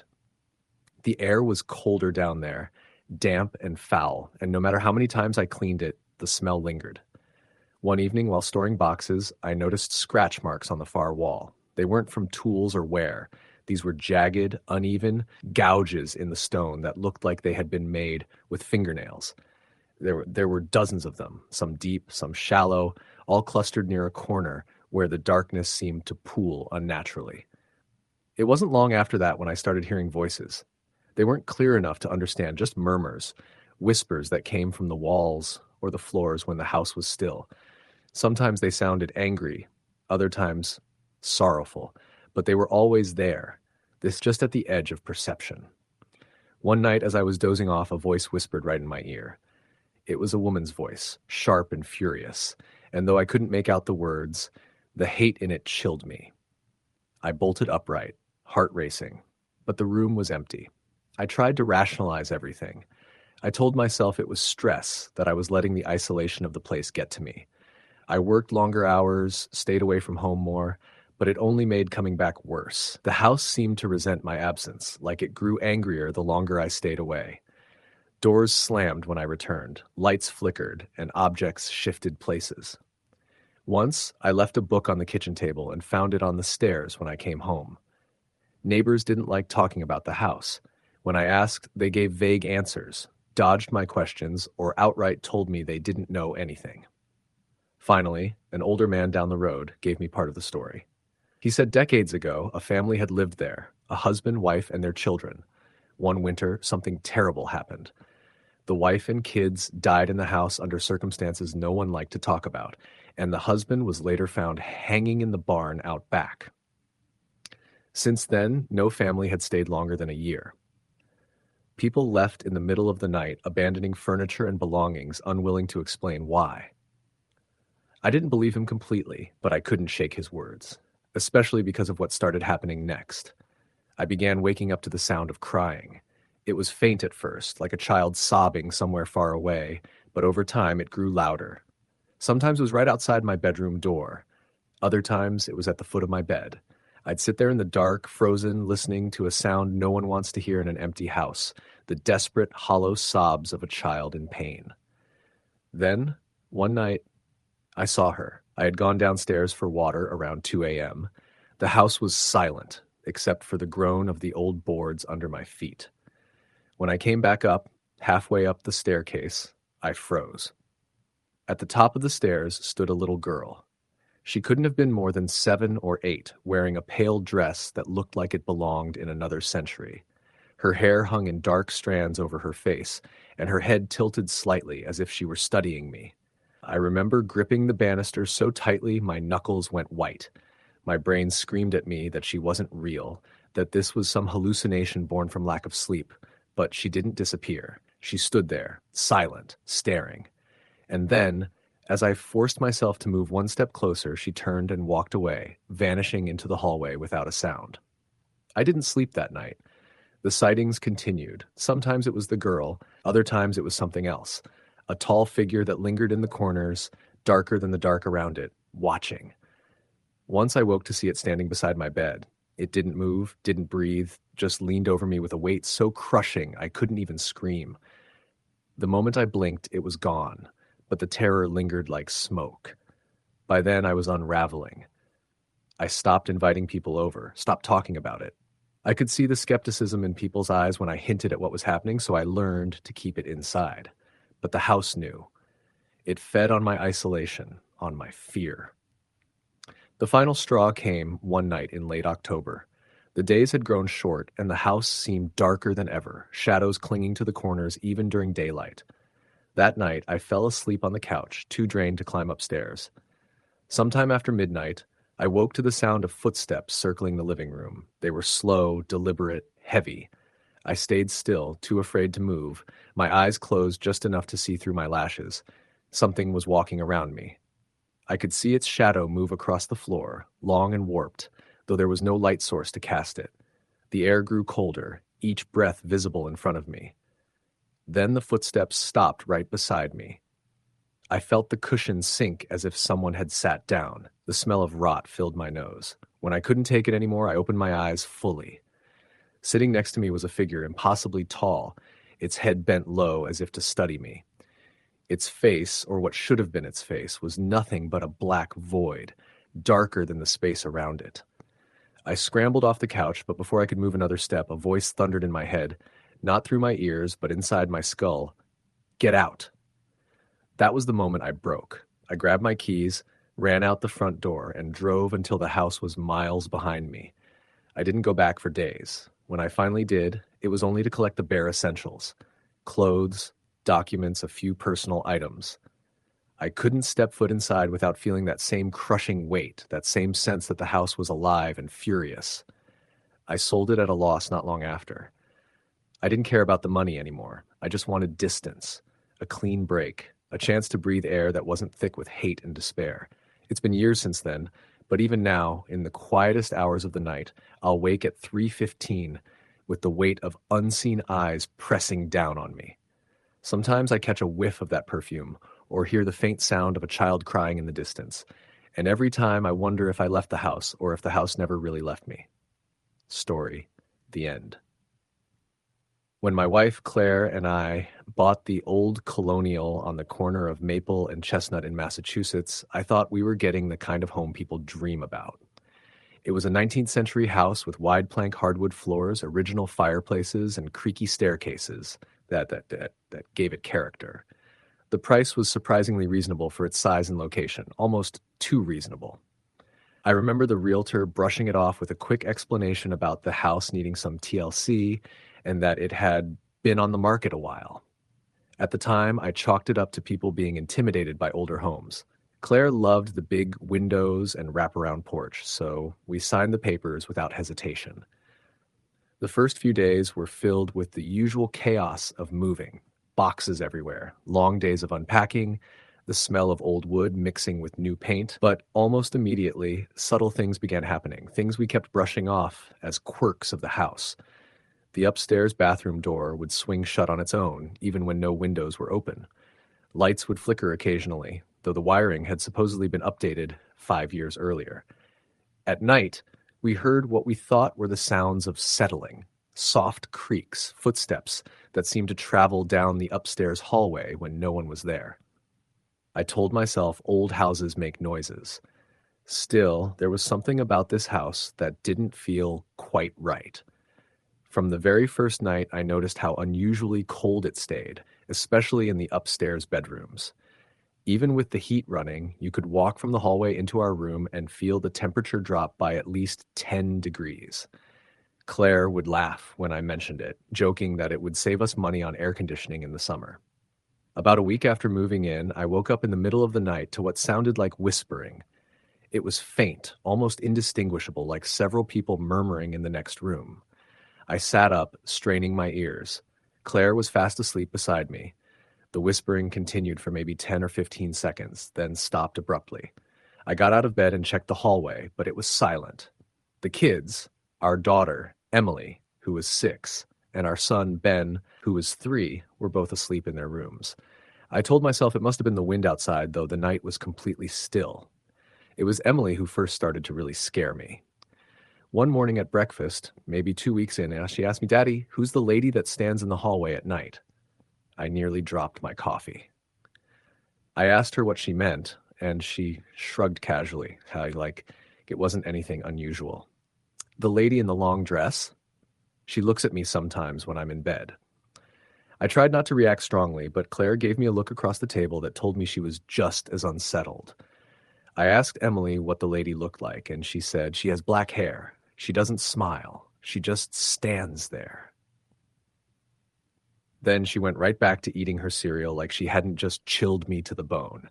From then on, I started paying closer attention at night. A few times I woke up and swore I saw a shadow lingering at the far end of the hall near the door to Emily's room. It wasn't solid, just a darker patch against the darkness itself, but it was enough to make my heart race. By the time I would fully focus, it would be gone. The disturbances escalated. Doors began slamming with enough force to rattle the pictures on the walls, even when no one else was upstairs. The sound of footsteps became heavier, deliberate, like someone walking back and forth above us. Claire tried to rationalize it as pipes or drafts, but there came a night when even she couldn't explain it away. We were in the living room watching TV after the kids had gone to bed. The baby monitor for Ben's room was sitting on the coffee table. Out of nowhere, a woman's voice came through it, clear as day. It wasn't Ben babbling in his sleep. It was a low, adult voice whispering words we couldn't make out. Claire froze, her eyes wide. I grabbed the monitor and sprinted upstairs.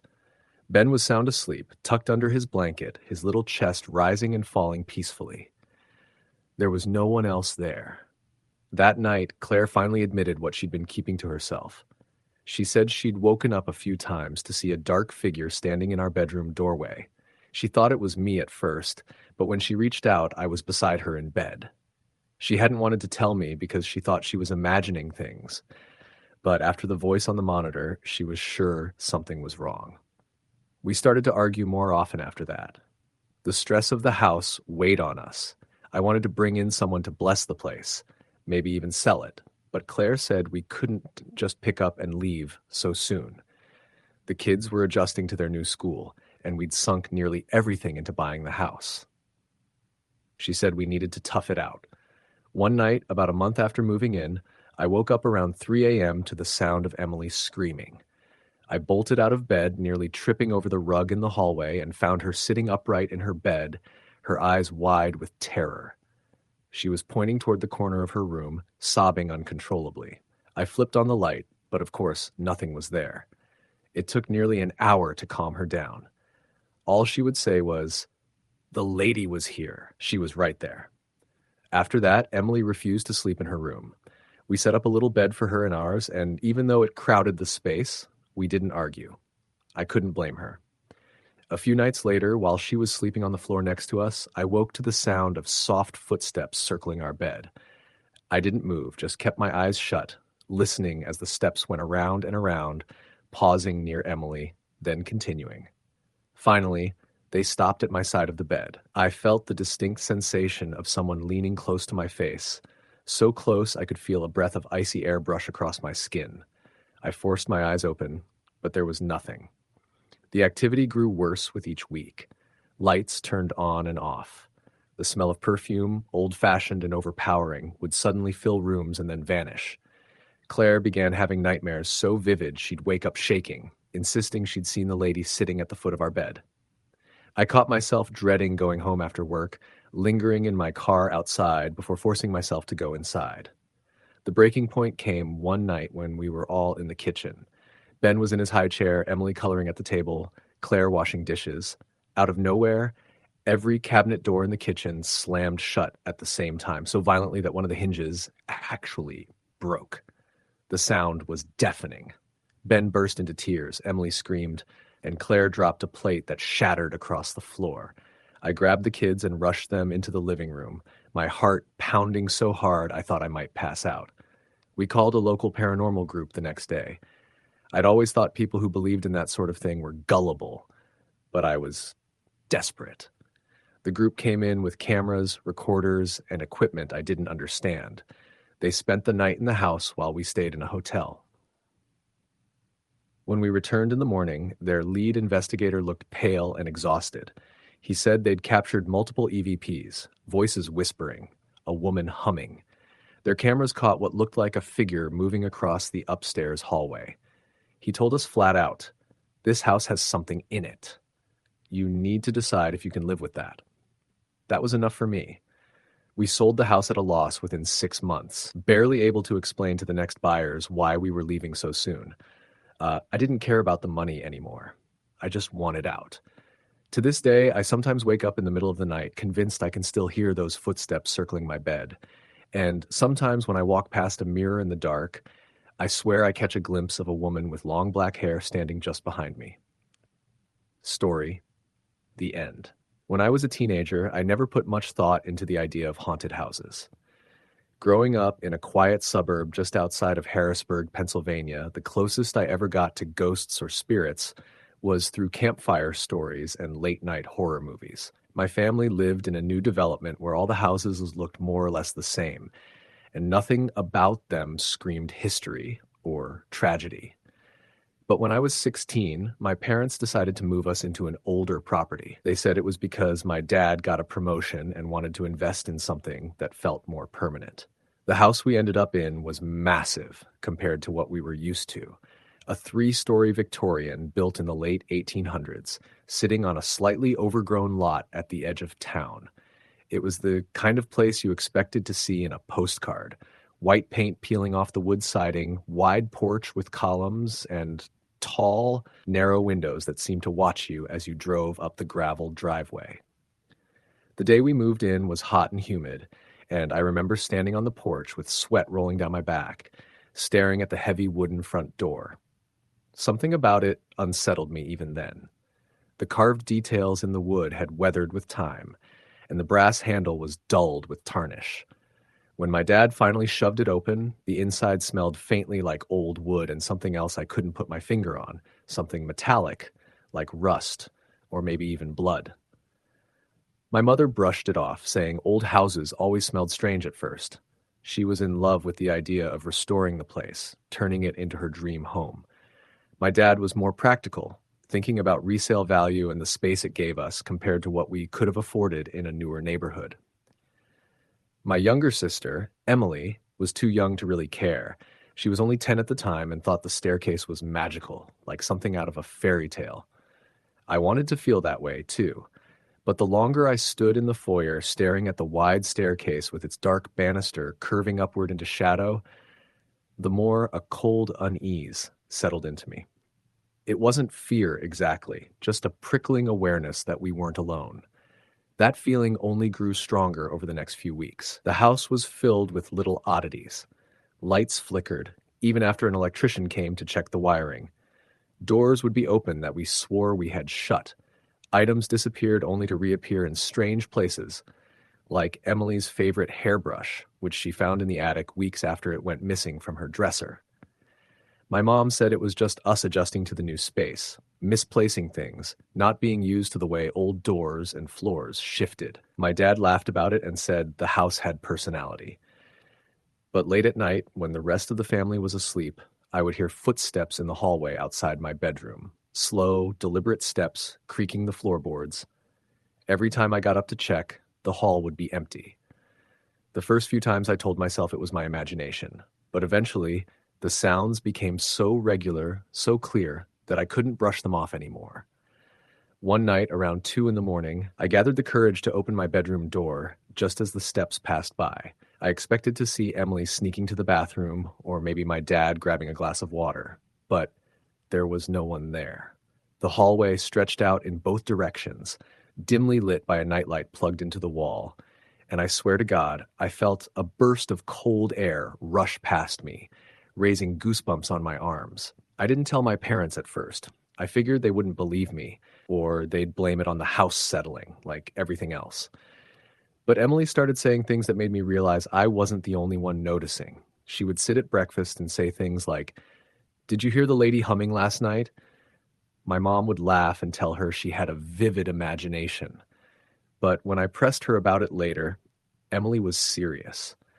She said there was a lady with long hair who stood in the corner of her room sometimes, humming softly like a lullaby. That shook me, but I didn't know how to respond. Kids see things, right? That's what everyone says. I tried to convince myself she was dreaming. Still, I started avoiding the upstairs as much as I could when I was home alone. The basement was worse, though. From the moment we moved in, I hated it down there. It was unfinished, with stone walls and a dirt floor in some parts, the kind of place you pictured in horror movies. The old furnace clanged and hissed, and there was a dark crawl space in the back that made my skin crawl. Every time I had to go down there, I felt like something was crouched in the shadows, watching me. One afternoon, about 2 months after we moved in, my mom asked me to grab some boxes from the basement. I took a flashlight, even though the single bulb overhead was working fine. I told myself I was being stupid, but the second I stepped onto the bottom stair, the bulb flickered out, plunging me into darkness. I froze, listening. The air felt heavier down there, damp and suffocating. Then I heard it, a faint whisper, too low to make out words. I shined the flashlight toward the crawl space, my heart pounding so hard it hurt. I swear I saw movement, a shadow shifting just out of reach of the beam. I bolted upstairs, dropping the flashlight and slamming the door behind me. My mom yelled at me for being dramatic, but I refused to go back down there after that. Things only escalated. My dad, the skeptic, had his own moment about a month later. He had been working late and came home past midnight. I was half asleep when I heard the front door close, followed by the sound of him calling my mom's name. Then silence.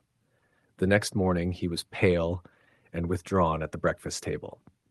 He wouldn't say much, but later, when I cornered him, he admitted something had happened. He said he had come in and seen someone standing at the top of the stairs.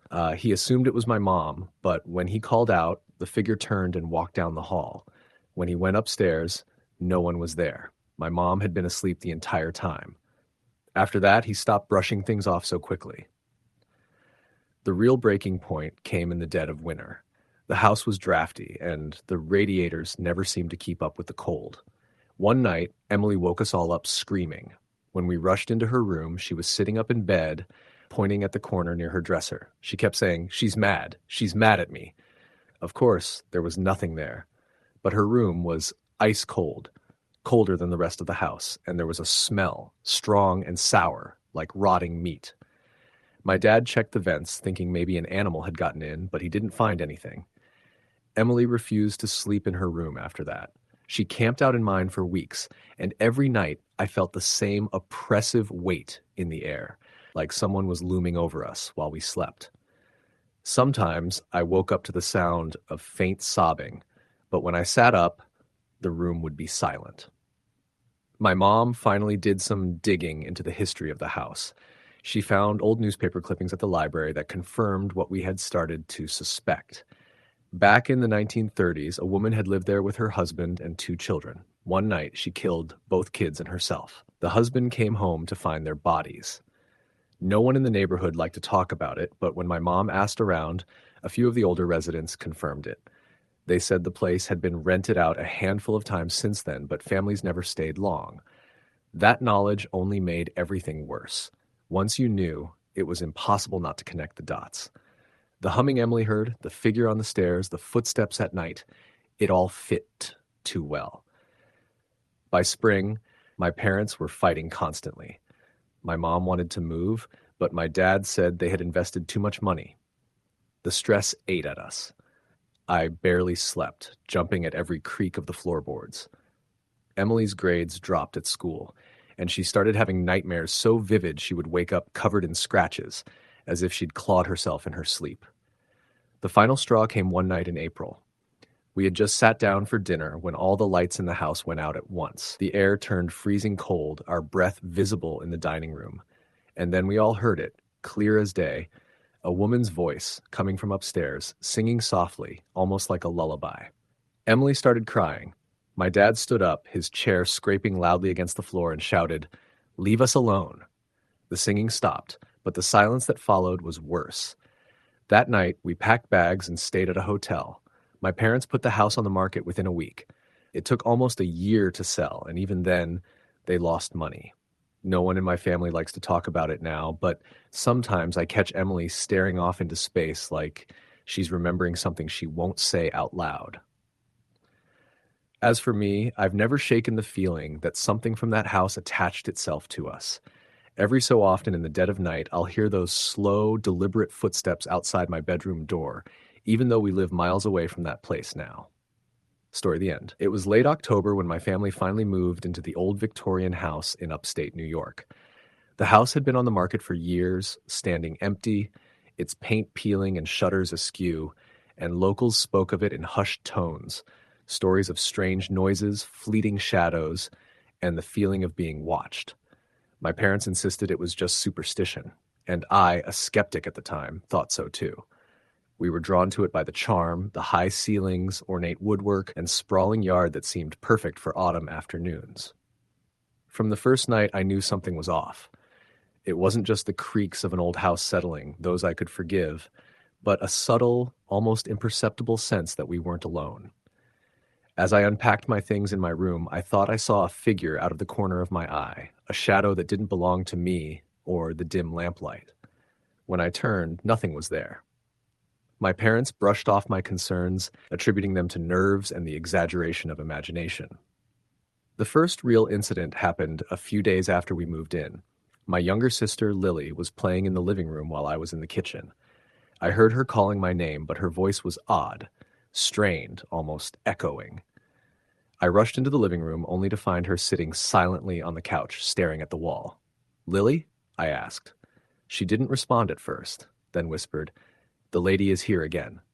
My blood ran cold. I asked her to explain, but she said nothing else.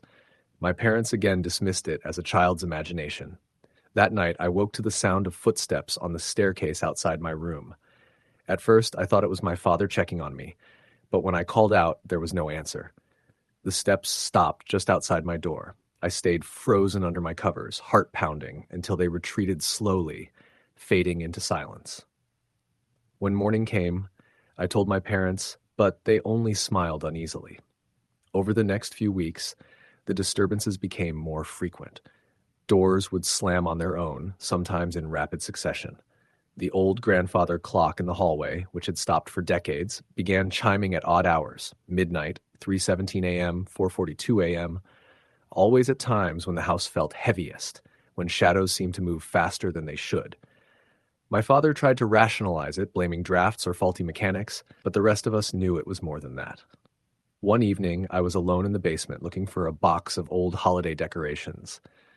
The basement smelled damp, the air thick with mildew. I turned on the light, and for a moment, everything seemed normal. Then, out of the corner of my eye, I saw her, a pale woman in a long, tattered dress, standing at the foot of the stairs. She had no face, just darkness where features should have been. I froze, unable to scream, and she began to glide toward me. The lights flickered and then went out, plunging me into darkness. I ran upstairs without looking back, slamming the basement door behind me. That night, I couldn't sleep. I lay awake listening to the house, hearing whispers that seemed to come from the walls themselves. My sister was unusually quiet, refusing to go downstairs. My parents seemed tense, more than I'd ever seen them, glancing over their shoulders and speaking in hushed tones. I realized they weren't dismissing the occurrences. They were trying not to acknowledge them. The worst incident happened one rainy night. I was alone in the house because my parents had gone to a late dinner, and Lily was staying at a friend's house. The rain pounded against the windows, and the wind moaned through the cracks in the siding. Around midnight, I heard the sound of someone crying, soft and pitiful, coming from the attic. I hesitated but knew I had to investigate. I crept up the stairs, each step groaning under my weight. When I reached the attic door, I saw it slowly creak open, though I hadn't touched it. Inside, the attic was empty, except for the figure of a small child sitting in the corner, rocking back and forth. The child's hair was matted and its clothes were tattered, soaked from the rain that seemed to seep through the roof. "Who are you?" I whispered. The child didn't answer, just continued rocking. Then suddenly, it looked up. Its face was not human. It was hollow, a black void where eyes and mouth should have been. I stumbled back in terror, falling down the stairs. When I looked again, the child was gone. After that night, things escalated. Objects began to move on their own, my textbooks sliding off my desk, plates shattering in the kitchen without cause. Sometimes I'd hear breathing behind me, only to turn and find empty hallways. My sister, meanwhile, refused to sleep in her own room, claiming the lady would watch her through the closet. My parents tried to maintain a sense of normalcy, but their fatigue and anxiety were visible. We decided to call a local historian, someone familiar with old homes and their histories. When she arrived, she walked through the house slowly, touching walls, examining woodwork, and muttering to herself. Finally, she sat us down and explained. The house had a dark past. Built in the late 1800s, it had been the site of several tragic deaths. A young mother who fell down the staircase with her infant, a servant who was rumored to have been locked in the attic, and later, a man who had taken his own life in the basement. Houses like this, she said quietly, absorb pain. They remember. She offered to perform a cleansing, a ritual meant to ease the spirit's unrest. We agreed. The ritual was held late at night, candles flickering, incense smoke curling through the hallways. She chanted, sprinkled water, and spoke to the entities. At first, nothing seemed to happen, but then the air shifted. The house felt lighter, quieter. My sister said she saw the lady one last time, standing near the staircase, but this time she seemed sad rather than menacing. Then she vanished. For a few months, the house was peaceful. We settled into routines, convincing ourselves that the worst was over. But the calm was deceptive. It started subtly, a whisper in the kitchen when no one was there, a shadow that lingered just beyond sight. One night, I woke to the sound of scratching at my bedroom window. I got up to check, expecting maybe a branch or animal. The window was locked, and outside in the darkness, I could make out the silhouette of a woman staring at me. I ran to my parents' room, shaking, breathless. My father tried to rationalize it again, but even he looked uneasy. That night, I didn't sleep, and that pattern continued. The house always seemed to be watching, waiting. Months later, a friend came to visit. She was a skeptic, a logical person, but she left after just a few hours. "I can't explain it," she said, her voice tight with fear. "I feel like something is following me. Every time I look, there's a shadow where it shouldn't be. It's like it knows I'm here." I knew exactly what she meant. The phenomena escalated further after that. I started hearing my name called in the middle of the night, soft and pleading. Doors would slam so violently they rattled the frames. Once I woke to find all the mirrors in the house covered in streaks, as if someone had tried to reach through them. My sister refused to sleep at all, sometimes hiding in my parents' bed for weeks at a time. One day, my mother went to clean the attic. She never spoke of what she saw, but afterward she stopped going upstairs altogether. My father tried to remain stoic, but even he had sleepless nights, pacing the house, muttering about strange smells, cold spots, and fleeting visions he refused to describe. I began keeping a journal, noting every incident. Objects moving, footsteps, whispers, shadows, doors opening and closing. The list grew longer every day. One night, while recording events, I felt a presence in the room. I turned and saw her, the lady from the first night. Her face was twisted with grief, yet there was a moment, just a flicker, when she looked almost human, almost real. She raised a hand, and for a moment I thought she would speak. Instead, she vanished, leaving a chill that lingered long after. In desperation, we reached out to a medium, someone reputed to handle stubborn hauntings. He spent hours walking through the house, sensing energies, speaking to entities we could not see. He told us the house was layered with anguish, that some spirits were trapped in cycles of pain. They feed on fear, he said. They remember everything. He offered guidance on how to coexist, how to avoid angering the entities further. We followed his instructions meticulously, but I could never shake the feeling of being watched. Years passed, and the house never truly quieted. The disturbances became predictable, almost routine. Footsteps, whispers, shadows, the occasional sudden cold that left us shivering despite the heater. Visitors rarely stayed long, but my family adapted. We learned which rooms to avoid at night, which doors never to open, and how to navigate the house with minimal attention from the spirits. Yet, despite this routine, the sense of unease never left. The most disturbing moment came when my sister, now a teenager, confronted one of the entities directly. She was in the kitchen late at night when the figure of a man appeared, a shadowed, indistinct form, but with eyes that glimmered. He approached slowly, and she stood frozen, unable to move. Then he spoke, not in words, but in a cold, gnawing pressure against her mind, a sense of dread so deep it made her knees buckle. My parents and I arrived just in time to see him dissipate into the darkness. She hasn't gone into the kitchen alone since. Even now, years later, the house continues to hold its secrets. I've moved out, but I still receive calls from my mother describing shadows in the hallways, strange noises at night, and objects moving of their own accord. She refuses to leave, claiming a strange attachment to the house, a feeling that it would claim her if she did. I often think back to the first nights, the moments when I saw her, the lady, the child, the shadows. I wonder if any of us will ever leave fully, if the house will ever release us from its memory of pain. And sometimes late at night, I hear my name whispered, soft and urgent, carried across the miles from that house, reminding me that some things are never truly gone. Story the end. I remember the first time I saw the house. It was a gray, overcast afternoon in early November, the kind of day where the sky presses down so low it feels like it could touch the earth. I was driving down a quiet country road just outside of Dayton, Ohio, when I noticed the old two-story farmhouse tucked behind a row of dying maples. Its white paint was peeling, the roof sagging in places, the windows streaked with dirt. A for rent sign hung crookedly in the front yard. I slowed down, drawn by some unexplainable curiosity, and parked at the edge of the gravel driveway. The house had been vacant for years, the neighbors said. Some whispered about the previous family disappearing suddenly, leaving behind all their belongings as though they had fled in terror. Others claimed they hadn't seen anyone enter or leave in months. I didn't care much for gossip. I was in my late 20s, broke, and desperate for a place of my own. The rent was absurdly low, which, in hindsight, should have been my first warning.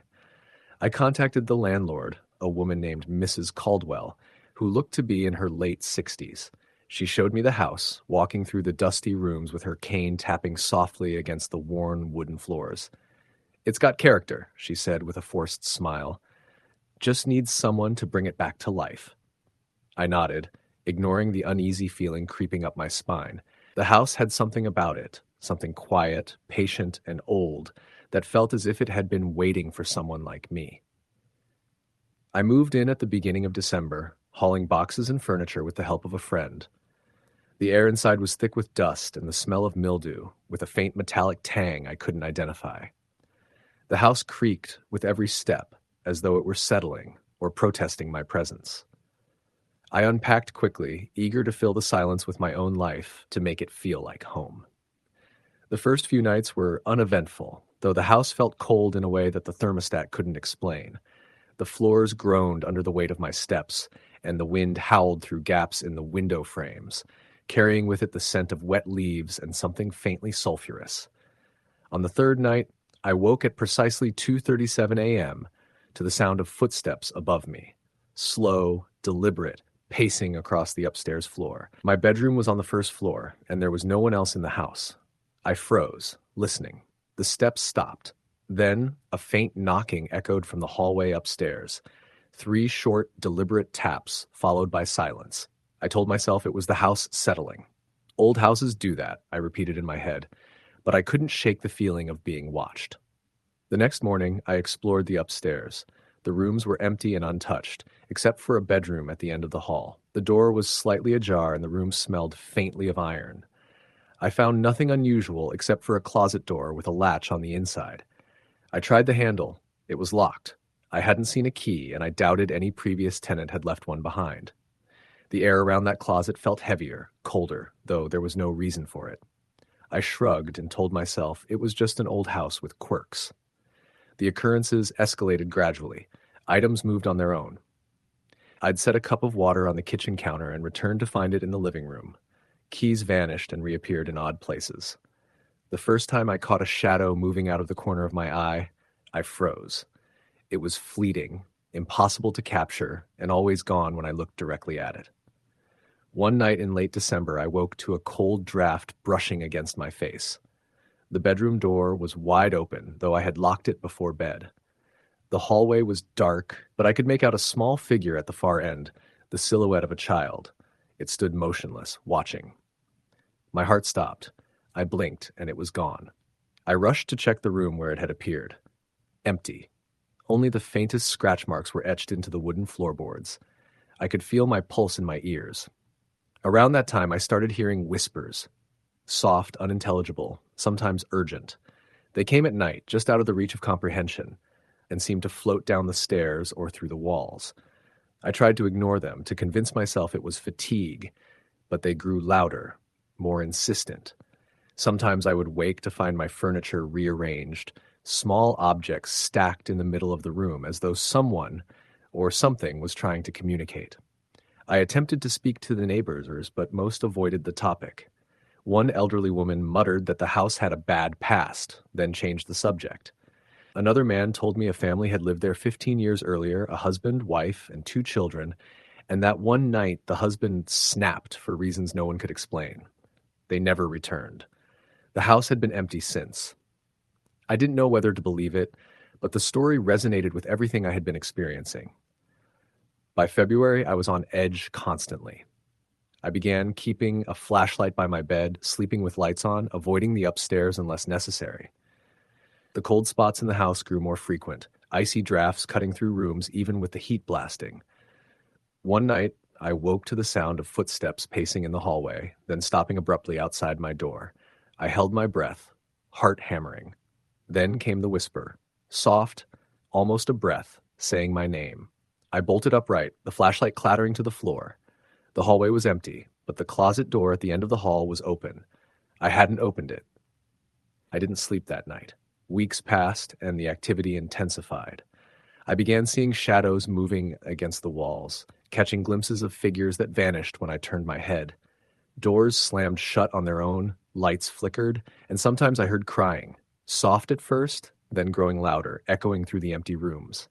Objects flew across rooms when I was alone, glass shattering, books thudding to the floor. One night, I awoke to a figure standing at the foot of my bed. I couldn't see a face, only the outline of a person, tall, thin, and still. I froze. The figure didn't move, didn't speak. After what felt like hours, it dissipated into the shadows. I didn't breathe until morning. The breaking point came in March. I had left the house for a few hours, returning to find the living room in disarray. Furniture overturned, pictures ripped from the walls, and in the middle of the room, a small mound of dust had been swept into a circle on the floor. Inside it were scratches, letters, though I couldn't make them out. My flashlight flickered as I knelt to inspect them, the air growing colder with each passing second. I had no explanation. That night, I slept in my car. The next day, I called Mrs. Caldwell and told her I was leaving. I didn't care about the lease, the deposit, or moving my belongings. I just needed to get out.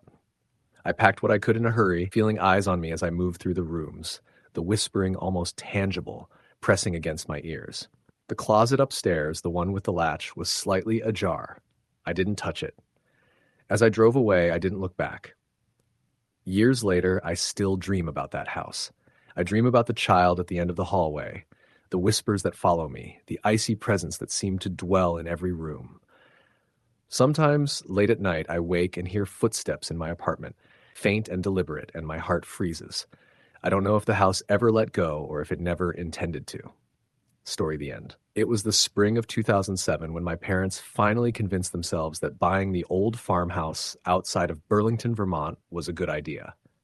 I was 15 at the time, and the house itself was already infamous in our small town. Folks whispered about it in the grocery store and gas stations, warning that anyone who moved in never stayed more than a few months. My parents didn't care. They saw it as an opportunity. Low price, plenty of land, and a chance to start over. The house sat back from the road, hidden partially by tall pines and overgrown hedges.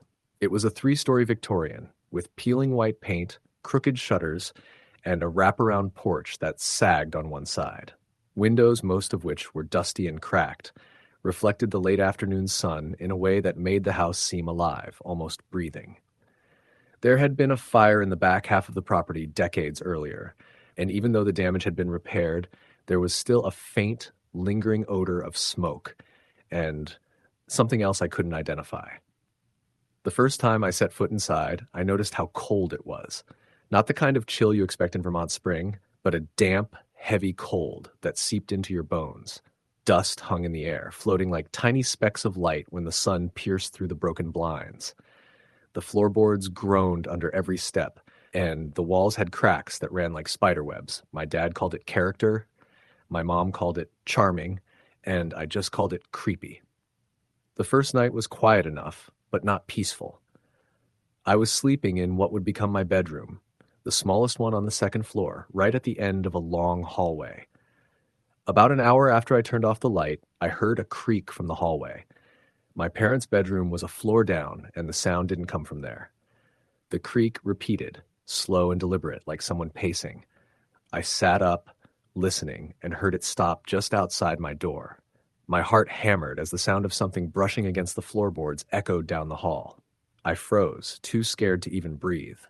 After a few minutes, it retreated. The next morning, I tried to convince myself it had been the house settling. Old houses make noises, I told myself. My mom was busy unpacking, and my dad had gone down to check the foundation in the early light. But even then, I couldn't shake the feeling of eyes on me, of something waiting. Over the next week, small things began to happen. My mom's favorite coffee mug would be on the counter when she left the room and on the floor when she returned. Doors that we were sure we'd closed would be ajar. My dad misplaced his tools constantly, only to find them in odd spots. Once in the bathtub, another time balanced on the top of the staircase railing. I didn't say anything, thinking I might be imagining it, but the feeling of being watched persisted. Then came the whispers. I first heard them late one night while trying to study. They were faint, coming from the walls themselves, low murmurs that I couldn't make out. At first, I thought it was the wind through the broken windows, but the words sounded deliberate, even urgent. I pressed my ear against the plaster and froze. It was almost like two people arguing softly, but I couldn't catch any recognizable words. I stepped back, heart racing, and the whispering stopped immediately. Emily, my younger sister, started acting strangely a few days later. She was 6 and had always been imaginative, but now she was talking to someone, or something, that didn't exist. She called it the lady upstairs.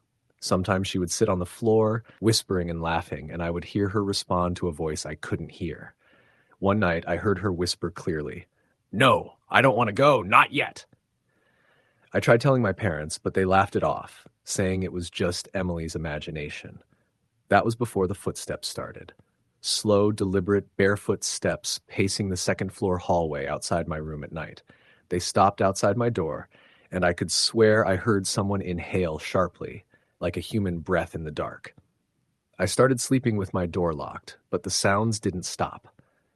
One morning, after a week of sleepless nights, I found scratch marks on my bedroom wall, long and jagged, like claws had raked across the plaster. They weren't there the night before. I called my mom, but she said she hadn't seen them and that I must have imagined it in the dark. My father didn't want to talk about it, and I learned quickly that if I mentioned the house, it became a taboo subject. As the weeks went on, the activity escalated. Objects would move in front of my eyes. I saw the edge of a chair slide across the kitchen floor without anyone touching it. My mom's hairbrush ended up on top of the fridge. Doors slammed on their own, and the old grandfather clock in the hallway would chime at odd hours, sometimes 12 times in a row, sometimes none at all. Emily's conversations with the lady upstairs became more intense. She would cry when we told her to stop, insisting that the lady wanted her to do something she didn't understand. My mother started having nightmares as well, waking up screaming, covered in sweat. My father's temper grew short. He avoided the second floor and spent most evenings in the garage or at work. One particularly cold night in March, the crying began. I was the first to hear it, faint at first, like a child sobbing quietly into a pillow. My mother woke next, sitting upright in bed, eyes wide, listening.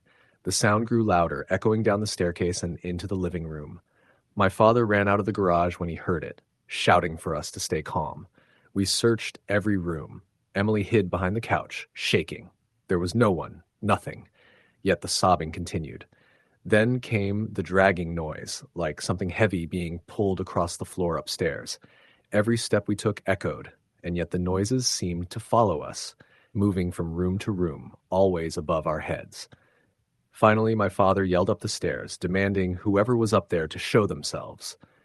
The noises stopped immediately. Silence settled over the house, heavy and suffocating. We stood in the living room, breathing hard, the shadows flickering in the dim candlelight. That was the night I first saw her. She appeared at the top of the staircase.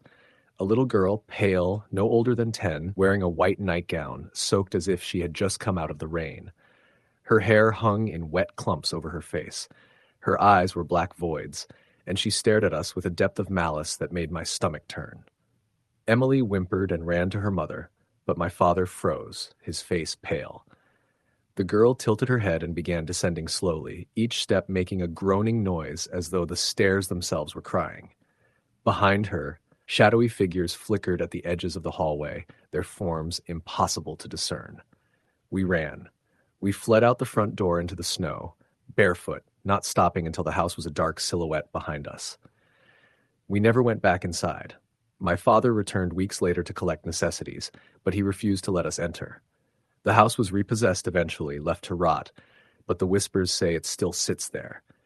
People claim they can hear crying, footsteps, and doors slamming when the wind blows. I still wake at night sometimes, convinced I hear the slow, deliberate steps outside my door, and I wonder if the girl is still standing at the top of the stairs, waiting for someone to come back inside. Story, the end. I moved into the house during the height of summer. The realtor had called it a fixer-upper, but when I pulled up the gravel driveway, it was clear that it was more than that.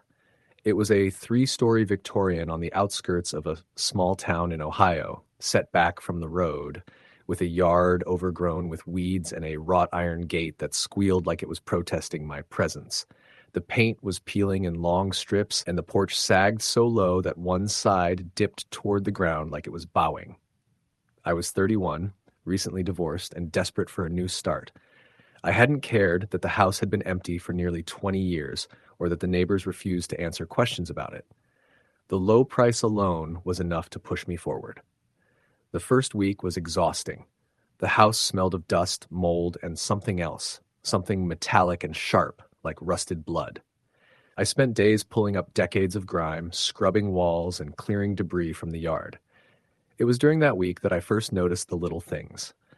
Doors that would close on their own, floors that groaned when no one was walking on them, and cold spots that seemed to move through the house like invisible waves. At the time, I blamed the age of the house. Old houses settle, old houses creak, old houses get cold spots. It was logical. By the second week, I realized it wasn't just the house settling. I started hearing noises that couldn't be explained. At night, when the fans and air conditioners were off and the house was otherwise silent, I'd hear footsteps pacing the upstairs hallway. Slow, deliberate steps. At first, I thought it might be a neighbor or a trespasser, but the house was deep off the main road and no one could have entered unnoticed. I would climb the stairs to investigate, but the hall would be empty, silent, and dark. Then the dreams began. They were vivid and terrible. I'd dream of someone standing at the foot of my bed, a figure I couldn't make out clearly, always dark and looming. Sometimes I'd wake to find that my blankets were tugged off as though someone had sat on the edge of the bed. I would feel watched, not only in the dreams, but when awake, especially in the upstairs hall and the master bedroom. There was an oppressive heaviness in those rooms, like the air itself weighed down on me. The basement was worse. It was unfinished, damp, and smelled of rot. I had avoided it for the first week, but necessity forced me to go down there to find cleaning supplies. The stairs were narrow and steep, and the air grew colder with every step. When I flipped on the light, I could barely see through the haze of dust and mold. There were old shelves along the walls, holding jars and containers covered in grime. I saw scratches on the stone walls, jagged and deep, almost like claw marks. Something about them made the hair on my arms stand up. One night, I woke to the sound of something whispering my name. It was faint, almost like it was coming from inside my own head, but it was enough to make my blood run cold. The whispering didn't stop. It moved from room to room, always just on the edge of hearing. I called a friend to come over for moral support. Mark arrived around 9 p.m. and stayed in the living room with me. We were sitting quietly when he suddenly froze. "Did you see that?" he asked, his voice low. "What?" I replied, not seeing anything. "Over there," he said, pointing to the hallway. "Something just moved." We got up and searched the house from the first floor to the attic. Nothing. No sign of anyone. Mark, visibly shaken, refused to spend the night. I stayed alone that night, unable to sleep, constantly checking the doors and windows, feeling like eyes were on me even when I was alone. By the third week, objects began moving on their own.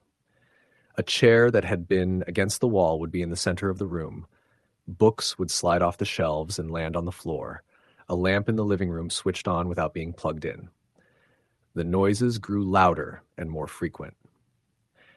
I would hear pounding in the walls, the sound of heavy furniture being dragged across floors where no furniture existed. One evening, I was on the phone with my sister, trying to explain what was happening. Midway through our conversation, I heard something behind me, a soft scraping, like nails on wood. I turned slowly, and for a brief moment I saw a tall, dark figure at the top of the staircase. Its face was hidden, and I couldn't make out any features. Then it was gone. My sister heard me scream over the phone and insisted I leave the house immediately. I promised I would, but I couldn't bring myself to abandon it yet. As the months went on, the activity worsened. I began to see more figures. A child in a faded dress standing in the corner of the dining room, a man peering through the windows at night, shadows moving across walls even when there was no light to cast them.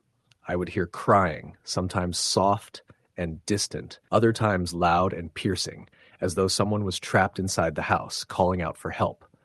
The neighbors remained tight-lipped. One older woman down the street told me that decades ago a family had lived in the house. One winter, the father had gone mad and killed his wife and children before taking his own life in the basement. Since then, she said, no family had stayed longer than a year. Every resident eventually left, leaving behind furniture, belongings, and sometimes cars in the driveway. I began to fear the basement even more. One night, I decided to face it to see if the stories were true. I went down with a flashlight and found the old stone walls covered in deep, jagged scratches. In the corner, there was a small pile of debris that looked like it had been thrown together in a panic. The air was icy, and I could feel a presence behind me. I spun around, but the space was empty. I ran up the stairs, my heart pounding. After that night, I started sleeping in my car. The house felt alive, aware of my movements, growing angrier with my defiance. Windows would rattle when I walked past, doors would slam shut, and the whispers in my head became almost constant. I stopped calling friends. I stopped inviting anyone over. I barely ate. I was trapped in a nightmare that refused to end. One night, as I sat in the living room, a shadow moved across the floor. I froze. The air turned ice cold, and I could hear breathing, slow, deliberate, right behind me. I dared to turn my head and saw the figure again, tall, dark, featureless, leaning over me. The smell of decay filled the room, and my vision blurred as the weight of it pressed down on me. Then a voice, not from the room but inside my head, commanded, "Leave." I did. I grabbed my keys, wallet, and a few personal items and ran. I didn't stop driving until the house was miles behind me. I rented an apartment in town and refused to look back. Years later, I still feel it sometimes, in the quiet of the night, when the air grows heavy, or when I catch a glimpse of something moving at the edge of my vision. The house never left me, and I suspect it never will. I sold it eventually at a loss. I didn't care about money anymore. I just needed distance, a sense of safety, and to reclaim some piece of my life. I warned the new owners as much as I could without sounding insane, but they didn't believe me. Most people never do until they experience it themselves. I can still remember the sound of the floorboards groaning, the way the air would press down on me, the soft whispering calling my name, the cold spots that followed me from room to room, and the sight of those faceless figures watching me in the corners. Story, the end. It started on a cold, rainy evening in late October when my cousin Emily and I drove up to the outskirts of Maine to check out the old Harper house. I'd heard the stories for years, how the house had been abandoned since the late 70s after the family that lived there vanished without explanation. But seeing it in person was different. The air smelled like wet leaves and mold, the gravel crunching under the tires as we pulled into the overgrown driveway. Emily, ever the skeptic, laughed nervously. "It's just an old house, Sam. Nothing spooky about a bunch of old wood and broken windows," she said, clutching her flashlight. I wanted to believe her, but the feeling in my gut told me otherwise. Something about the way the fog hung low over the yard, the way the branches tapped against the broken shutters, set my nerves on edge. We parked near the front steps, which creaked under our weight as we climbed them. The front door was slightly ajar, and as we pushed it open, the air inside smelled damp and earthy, like the house itself had been breathing quietly in the dark for decades. The walls were yellowed with age, wallpaper peeling in long strips. I shined my flashlight down the hallway, and the beam caught the staircase leading up. The railing was splintered, and one step looked as if it might give way if we stepped on it. Emily waved me on. "Come on, let's check upstairs first. It's probably just dusty." I followed, though my heart was hammering against my ribs. The upstairs hallway was narrower, the ceiling low, and the floorboards groaned with every step. I tried to shake off the feeling that we weren't alone. At the end of the hallway was a bedroom with a cracked mirror in the corner. I paused there, my flashlight beam catching something that made my stomach drop, a faint handprint smeared across the dusty glass. "See?" I whispered, pointing. Emily leaned in to look. "Probably just someone who broke in before us," she said, but her voice lacked conviction. We moved on to the master bedroom, which was large but filled with an oppressive gloom. On the dresser were old photographs in cracked frames. I picked one up and froze. It was a picture of the Harper family, smiling, standing in the very room we were in. But the thing that made my blood run cold was the figure in the corner of the photo, a dark shape, featureless, looming behind the family. I handed it to Emily, who stared, white as a sheet. "That wasn't there when the photo was taken," she whispered. We decided to explore the basement next, figuring maybe it would be safer than being upstairs. The basement door was at the end of the kitchen, hidden behind a sagging curtain. It took both of us to push it open. The stairs led down into darkness, the air growing colder with each step. Our flashlights barely cut through the gloom. The walls were lined with shelves, some holding rusted tools, others covered in cobwebs. Halfway down, I noticed scratches in the wall, long, deep gouges that looked fresh. I crouched to examine them, and that's when I heard it, a soft scraping sound behind us. I spun around, flashlight catching nothing. Emily's breath was loud, uneven. "Did you hear that?" I asked. I think it's just the house settling," she replied, though her eyes were wide. We reached the bottom, and there, in the far corner, was an old trunk. I knelt down and pried it open. Inside were journals and letters, yellowed with age. I picked one up, reading aloud. "October 18th, 1978. He's coming. We can feel him in the walls now. He's angry, and he won't leave." My blood ran cold. Emily leaned over my shoulder, reading silently. Suddenly, the temperature dropped. Our breath fogged the air, and I realized the scraping sound had returned, louder this time, circling around us. It wasn't coming from the walls. It was coming from the darkness itself.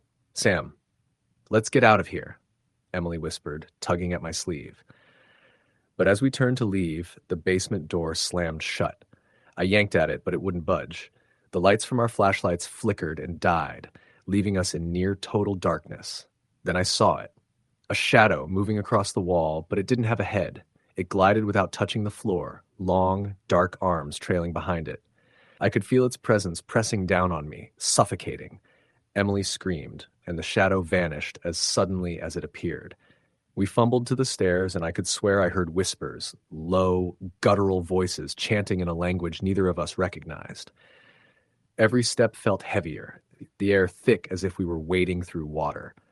When we finally burst out into the kitchen, we slammed the door behind us and ran. I don't remember much after that, just the pounding of rain on the roof, the sound of our hearts in our ears. We decided to leave, but as we reached the front door, I noticed something on the porch.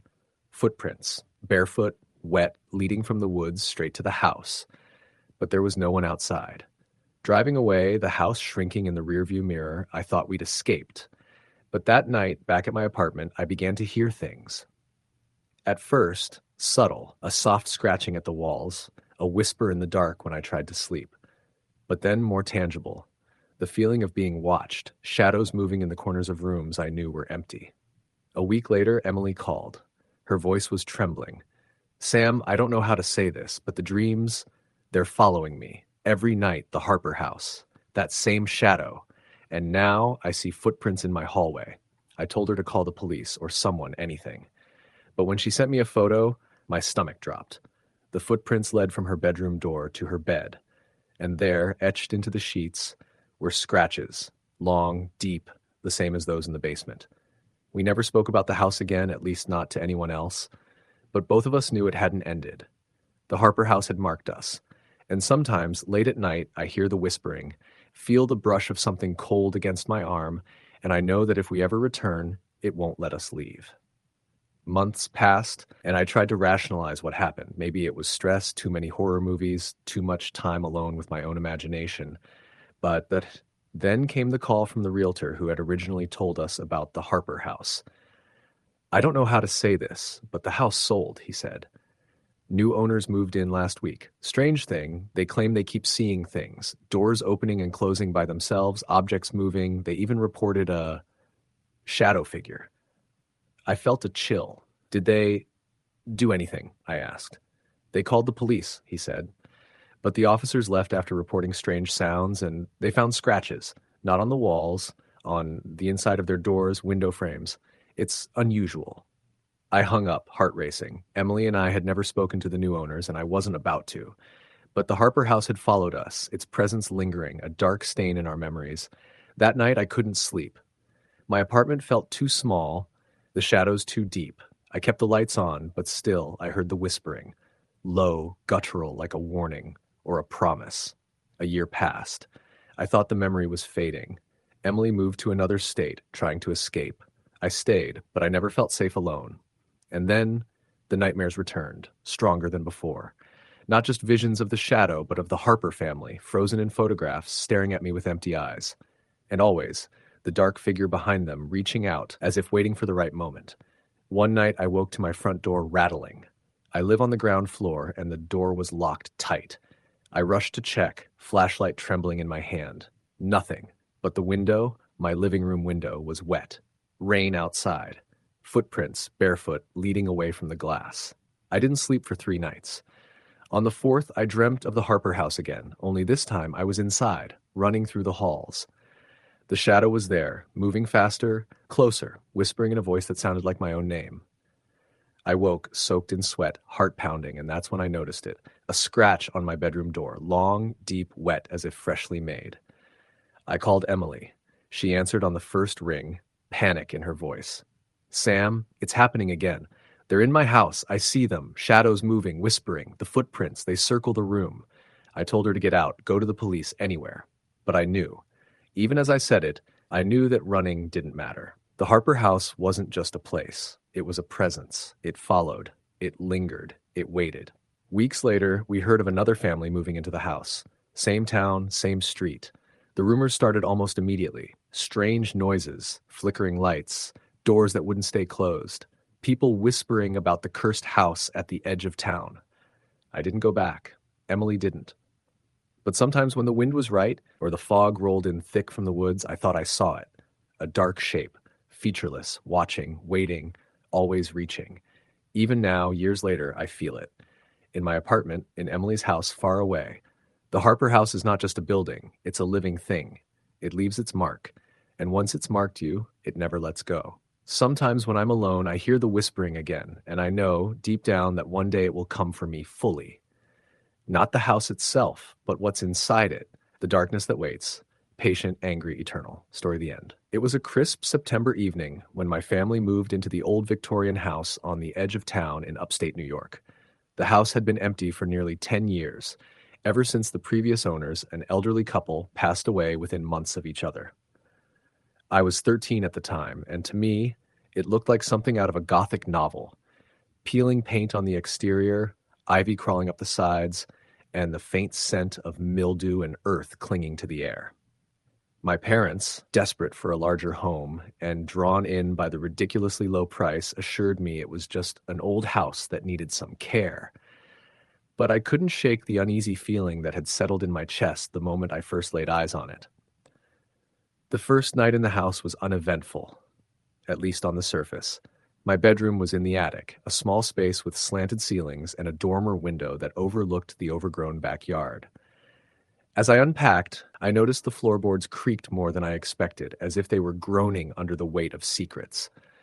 By midnight, I was exhausted and fell asleep, lulled by the familiar sounds of wind rustling through the trees outside. That is, until I heard it. A faint whisper coming from the hallway below. I froze, straining to hear. It wasn't my parents. Their bedroom was at the other end of the house. The whispering stopped when I sat up. I told myself it was just my imagination, that old houses made noises, and eventually drifted back to sleep. The next morning, my father decided we should explore the basement. The stairs leading down were narrow and smelled of damp stone. The walls were lined with old shelving, some broken, some covered in dust and cobwebs. I felt a chill as we descended, though the sun outside was shining brightly. My father found a small, rusted metal box tucked behind a stack of old crates. It was locked, and though he tried to pry it open, it wouldn't budge. He shrugged, deciding it wasn't worth the trouble, and we moved on. I, however, couldn't shake the feeling that the box had a presence, as if it were quietly waiting for someone to notice it. As the weeks passed, strange occurrences began to escalate. It started subtly. Objects would be slightly out of place, doors that we remembered closing left ajar, and the sound of footsteps in rooms we weren't in.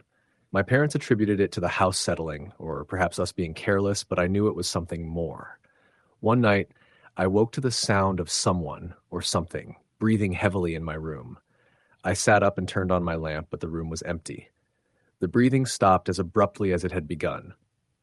I wanted to tell my parents, but I feared they would dismiss me, so I kept quiet. The most disturbing event occurred one rainy evening about a month after we moved in. The storm had knocked out the electricity, leaving the house in darkness except for flashes of lightning that lit the rooms in stark white. I was alone in the attic, reading when I felt a sudden chill. The air became heavy, and I could hear soft scratching against the walls, growing louder with each passing second. I clutched my blanket and tried to convince myself it was the wind, but the scratching was rhythmic, deliberate. Then, in the brief flash of lightning, I saw it, a shadowy figure standing at the foot of my bed. It was tall, almost unnaturally so, with dark, hollow eyes and a mouth that seemed to open just slightly, as if it wanted to speak but could not. I screamed, and the figure vanished. When my parents rushed upstairs, I could barely speak, but they didn't see anything. That night, sleep became impossible. I didn't dare close my eyes for fear of seeing it again. Over time, the house began to feel alive, like it was watching us. Doors would slam on their own, sometimes so violently that the walls shook. Our cat, a normally calm Maine Coon, would hiss and arch her back at corners where no one was standing. My father, a man of rational thought, even admitted he felt uneasy in certain rooms, particularly the basement and the old master bedroom, which had a large, ornate four-poster bed. We tried to ignore it, hoping it would pass, but the occurrences only intensified. One afternoon, I discovered the attic window, slightly ajar, though I was certain I had closed it. Through it, I noticed a series of scratches etched into the outer ledge, as if someone or something had been trying to climb inside. That night, I heard scratching again, this time against my door. It wasn't soft or timid, it was violent, desperate. I bolted downstairs, shaking, and found my parents in the living room. They hadn't heard anything. I begged them to call someone, a priest or an expert, to tap, but they hesitated. My father said he didn't want to make it worse. That same night, my mother reported seeing a woman in a tattered dress standing at the end of the hallway. She vanished before my father could see her. The next month brought something even more sinister. Our mailman delivered a package addressed to no one, just the residents. Inside was a photograph of our house taken from inside the living room. The angle was impossible. No neighbor had a line of sight. My mother was frantic. My father, though concerned, insisted it was a prank. But then we began noticing footprints in the attic dust, though no one had been up there. They were bare, human-sized, but they stopped abruptly, as if the person simply disappeared. It all came to a head one night in October. My father was working late at the office, my mother had gone out for errands, and I was home alone. The house was unusually quiet, the kind of silence that presses against your ears. Around midnight, I heard soft, dragging footsteps approaching from the stairs. I froze. They stopped at the entrance to the living room. I didn't move. Then came a whisper, so faint I barely caught it. "Get out." The voice was hoarse, distant, but unmistakable. I bolted to the phone to call my mother, but the line was dead. I ran to the front door, but it wouldn't budge, as if the house itself was holding me inside. In a panic, I ran to the basement, the only other exit I could think of. The stairs creaked under my weight, and the air was damp and suffocating. As I reached the bottom, the basement lights flickered on by themselves, revealing the rusted metal box I had seen months earlier. The lid was open now, though we had never touched it. Inside was a small, folded piece of paper. I unfolded it, and in jagged handwriting it read, "You shouldn't be here. Leave before it's too late." Behind me, I heard the soft shuffle of footsteps approaching again. I turned, and for the first time, I saw the full figure, tall, pale, eyes hollow black, a mouth twisting into a silent scream. I ran, barely making it back upstairs, my heart pounding in my chest. When my parents returned hours later, I was pale and trembling, unable to explain everything coherently. They promised we would leave, but the house seemed to have other plans. The next morning, my father tried to open the front door. It wouldn't open. Windows we could normally slide were stuck. For 3 days, we were trapped inside, forced to witness the house's growing hostility, furniture moving, walls whispering, shadows slinking just beyond our vision. On the 4th day, the doors finally released us as mysteriously as they had trapped us. We packed immediately and never returned. Years later, after we had moved far away, I learned that the previous owners had a daughter who died tragically in that house. Rumors circulated that her spirit never left, growing restless and malevolent. I don't know if that's what haunted us or if it was something older, something the house itself had cultivated over decades of neglect and death. All I know is that I will never forget the feeling of being watched, of the air itself pressing against me with malicious intent. I've never lived in an old house again, and I never will. The memory of those shadows, of that whispering voice and the hollow eyes staring from the darkness has stayed with me for my entire life, a permanent reminder that some homes are not meant to be inhabited. Story the end. It started when my parents bought the old farmhouse on the outskirts of rural Pennsylvania. The property had been abandoned for nearly 20 years, tucked between a dense forest and a winding gravel road that few cars traveled. The house itself was a 2-story colonial, its paint long faded and wood warped by decades of neglect. We were a family of 4, my father, mother, my younger brother Daniel, and me. And at the time I was 17. We had been looking for a quiet place, away from the chaos of city life, and my parents were drawn to the low price and the promise of open land. I didn't care much for the aesthetics, but there was something about that house that made my skin crawl from the very first time I stepped onto the porch. The first few days were chaotic, filled with unpacking boxes and cleaning rooms that smelled of damp wood and decay. I was tasked with unpacking my things in the upstairs bedrooms while my brother helped my father with clearing the overgrown yard. The upstairs hallway had a persistent draft, no matter how many windows we closed, and a certain weight hung in the air, like the house itself was watching us. I shrugged it off, telling myself old houses have weird drafts. But when I walked past the hallway at night, I sometimes swore I saw shadows moving just out of the corner of my eye. The first truly unsettling event happened about a week after we moved in. I had been lying in bed, scrolling through my phone, when I heard the sound of whispering coming from the hallway. At first, I thought it was Daniel, but when I called for him, no answer came. The whispering stopped as suddenly as it began. I chalked it up to my imagination, a trick of the wind against the old siding. But later that night, I heard it again. Closer this time, coming from just outside my door.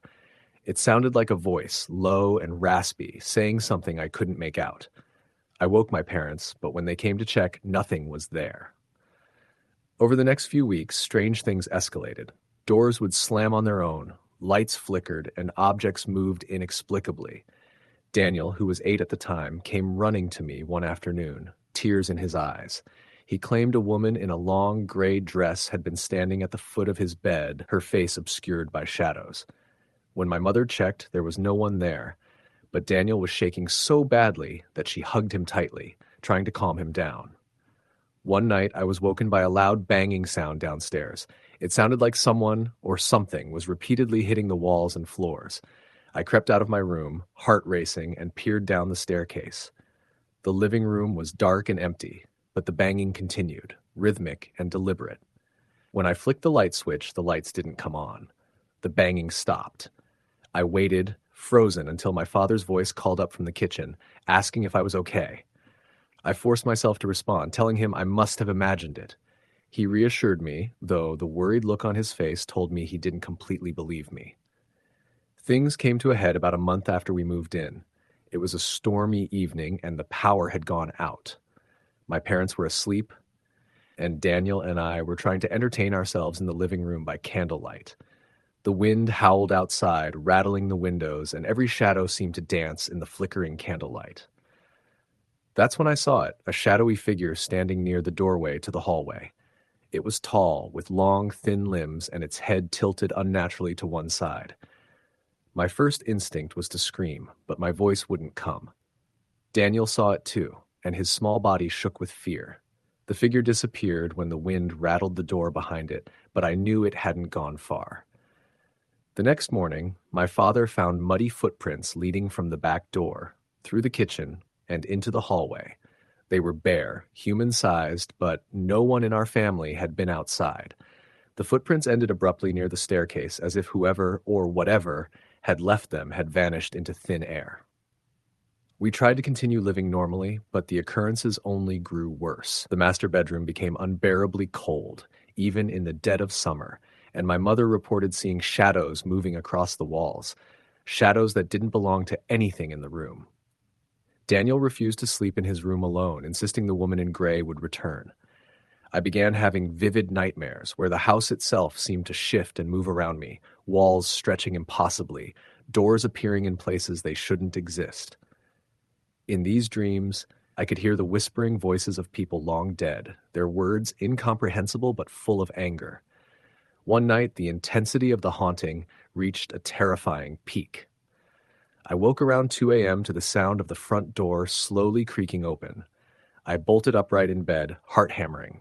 I could see the faint glow of the streetlight outside through the living room window. Someone or something was inside. I grabbed my brother and ran to our parents' room. My father, still half asleep, tried to calm us, but the footsteps grew louder, moving through the hallway with a deliberate pace. I could hear the creak of floorboards directly above me, the attic. Without thinking, I grabbed a flashlight and headed upstairs. The beam cut through the darkness, and I saw the shadow again, this time at the top of the staircase. Its face was still obscured, but I could feel its eyes on me, burning, hungry. The beam of the flashlight flickered, and when it returned, the figure was gone. I ran back downstairs, my brother clinging to my hand. My parents had already called the police, but when they arrived, no one was there. The officers were polite but skeptical, attributing the noises and shadows to an old house and an overactive imagination. But the house had its own agenda. Over the following weeks, objects would fly across rooms, doors slammed violently, and windows shattered for no reason. The cat we had adopted refused to enter certain rooms, hissing at invisible presences. My father attempted to install security cameras, but the footage came back corrupted, static-filled, or showing inexplicable black figures moving through the halls. The most disturbing incident occurred on a quiet afternoon in the living room. I had been reading when Daniel screamed from upstairs. I ran to him and found him pointing at the corner of his room where a figure had appeared. This one more defined, more solid. It was the woman in gray, her face pale, hollow eyes staring directly at him. She lifted a skeletal hand and pointed at me. Daniel cried out, "She's coming for you." I tried to reach him, but he was frozen in terror. The figure vanished the moment I touched his arm, but the memory of those hollow eyes remained burned into my mind. We tried everything: blessing the house, calling local spiritual advisors, even bringing in psychics. Each attempt made the activity worse. Objects would be thrown with greater force, walls would be scratched with words in languages none of us understood, and the shadows became more aggressive, following us from room to room. My father finally admitted that the house was beyond help and that we needed to leave. Packing up our lives was a nightmare. Every item we touched seemed to resist being removed. Doors slammed behind us, lights flickered violently, and I could hear whispers following us through the hallways. As we drove away for the last time, I looked back and saw the woman in gray standing in the front window, her face expressionless, watching us leave. Years later, I learned from a neighbor that the house had a history of tragedy. The original owners had lost multiple children, and several people had died under mysterious circumstances within its walls. The farmhouse was eventually abandoned after a series of unexplained deaths in the 1970s, and locals avoided it, warning newcomers that the place was cursed. I've never been inside an old house alone since. I still have nightmares about the shadowy figures, the whispering voices, and the cold, oppressive air of that farmhouse. Sometimes I wake up in the middle of the night and hear faint footsteps or whispering that I know isn't coming from the outside world. I don't know if the house is still standing or if the spirits within have moved on, but I do know that nothing I've experienced since has ever felt as real or as terrifying as those months we spent in that house. Even now, decades later, I cannot explain what happened there. All I can do is warn anyone who listens. Some houses carry with them a darkness that refuses to be ignored. Some places are not meant for the living, and some spirits are not meant to rest. The house changed me in ways I am still discovering, leaving scars on my mind and a fear that never fully leaves. I will never forget the feeling of being watched, of the shadows that moved with purpose, and of those hollow eyes staring at me from the darkness. Story: the end. The first time we drove past the house, it didn't look like much. Just an old two-story colonial sitting on the edge of a small town in Pennsylvania, the kind of place that had been passed down through generations. The paint was peeling, the shutters hung crooked, and the lawn was more weeds than grass. Yet something about it had caught my eye immediately, a quietness that wasn't peaceful but almost waiting. My wife, Karen, noticed it too, though she didn't say anything about the feeling. We were moving from Philadelphia, drawn by the cheaper housing and the slower pace, and I was thrilled when we found out the house was for sale. The realtor was up front. It's been on the market for years. Some people think it's haunted. I laughed it off. Karen frowned but didn't argue. We had always been the practical sort, both in our late 30s, married for 10 years. Haunted houses were stories for thrill seekers and children, not for us. We moved in on a crisp October day. The inside smelled of old wood and dust, and the air was cool, even with the heat on. Everything felt intact but worn. It had the kind of aura old houses have, where each creak in the floor seemed to carry a century of footsteps. The previous owners had left little behind: some furniture, a few old portraits, and the eerie remnants of someone's life that seemed frozen in time. On the first night, as we unpacked boxes, Karen made a joke about the house welcoming us in a very literal sense, and I teased her back. The children, of course, had no problem running through the rooms, exploring shadows and corners as if they belonged there. They didn't seem to sense what I would soon begin to notice. The first odd thing happened 2 nights later. I was downstairs in the living room, reading, when I heard the sound of piano keys. It was faint but distinct, the slow, uneven plinking of someone practicing. Our house didn't have a piano. I called for Karen. "Did you hear that?" I asked. She came down, frowning, but said she didn't hear anything. I figured it was the house settling and tried to ignore it. The next day I mentioned it to the realtor when she stopped by for the paperwork. She shrugged. "Some old houses have odd acoustics. Could be the wind, or maybe a neighbor's music drifting through." I nodded but wasn't entirely convinced. A week in, the noises escalated.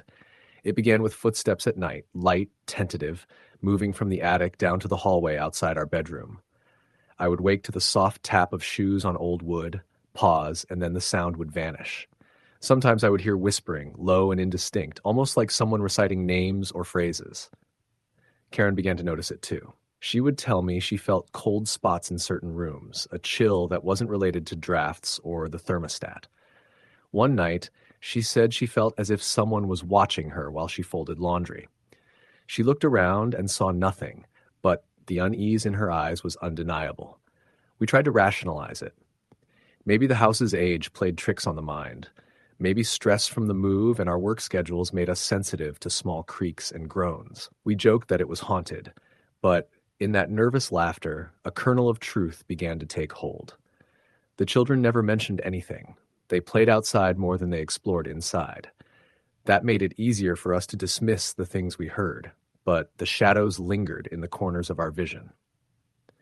One evening, I was working late at my home office on the second floor. The sky had darkened to an almost black purple, and rain had begun to tap the windows. I was reviewing spreadsheets when I heard it again, the piano. Louder this time, deliberate.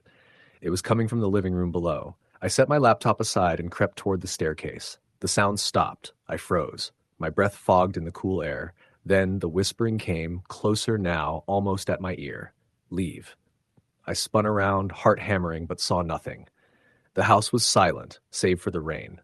Karen was asleep, or at least I hope she was. I didn't sleep that night, instead sitting in the office with the light on, listening to the wind, the rain, and the silence. The next morning, Karen confessed that she had seen something the night before. She had been in the kitchen, making coffee, when she saw a figure at the edge of the hallway. She described it vaguely, a dark shape, hunched, almost melting into the shadows. She thought it might have been a trick of the light, but the fear in her voice made it clear she wasn't joking. That day, we agreed to research the house's history.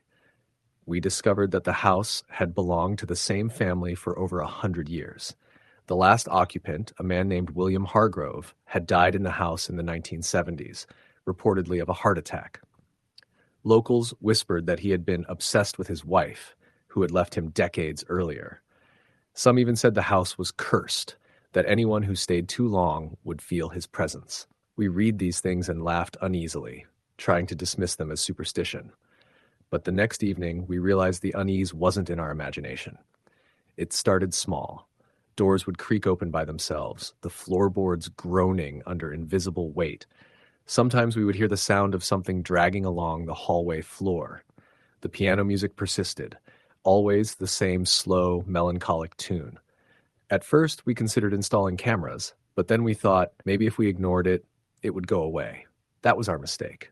One night, around 2 a.m, Karen woke me. "There's someone downstairs," she whispered, eyes wide. I got out of bed, grabbing a baseball bat from the closet. We crept down, the air thick and cold. The living room was empty, the piano silent, yet the faint smell of perfume lingered. Floral, almost sweet, but not a scent we recognized. Then we heard it, a low, guttural laugh coming from the kitchen. Karen screamed. I bolted toward the sound. Nothing. I checked every room, every closet, but found no one. The children were asleep upstairs, and yet the sense of being watched was unbearable. After that night, we brought in a local priest, hoping for reassurance.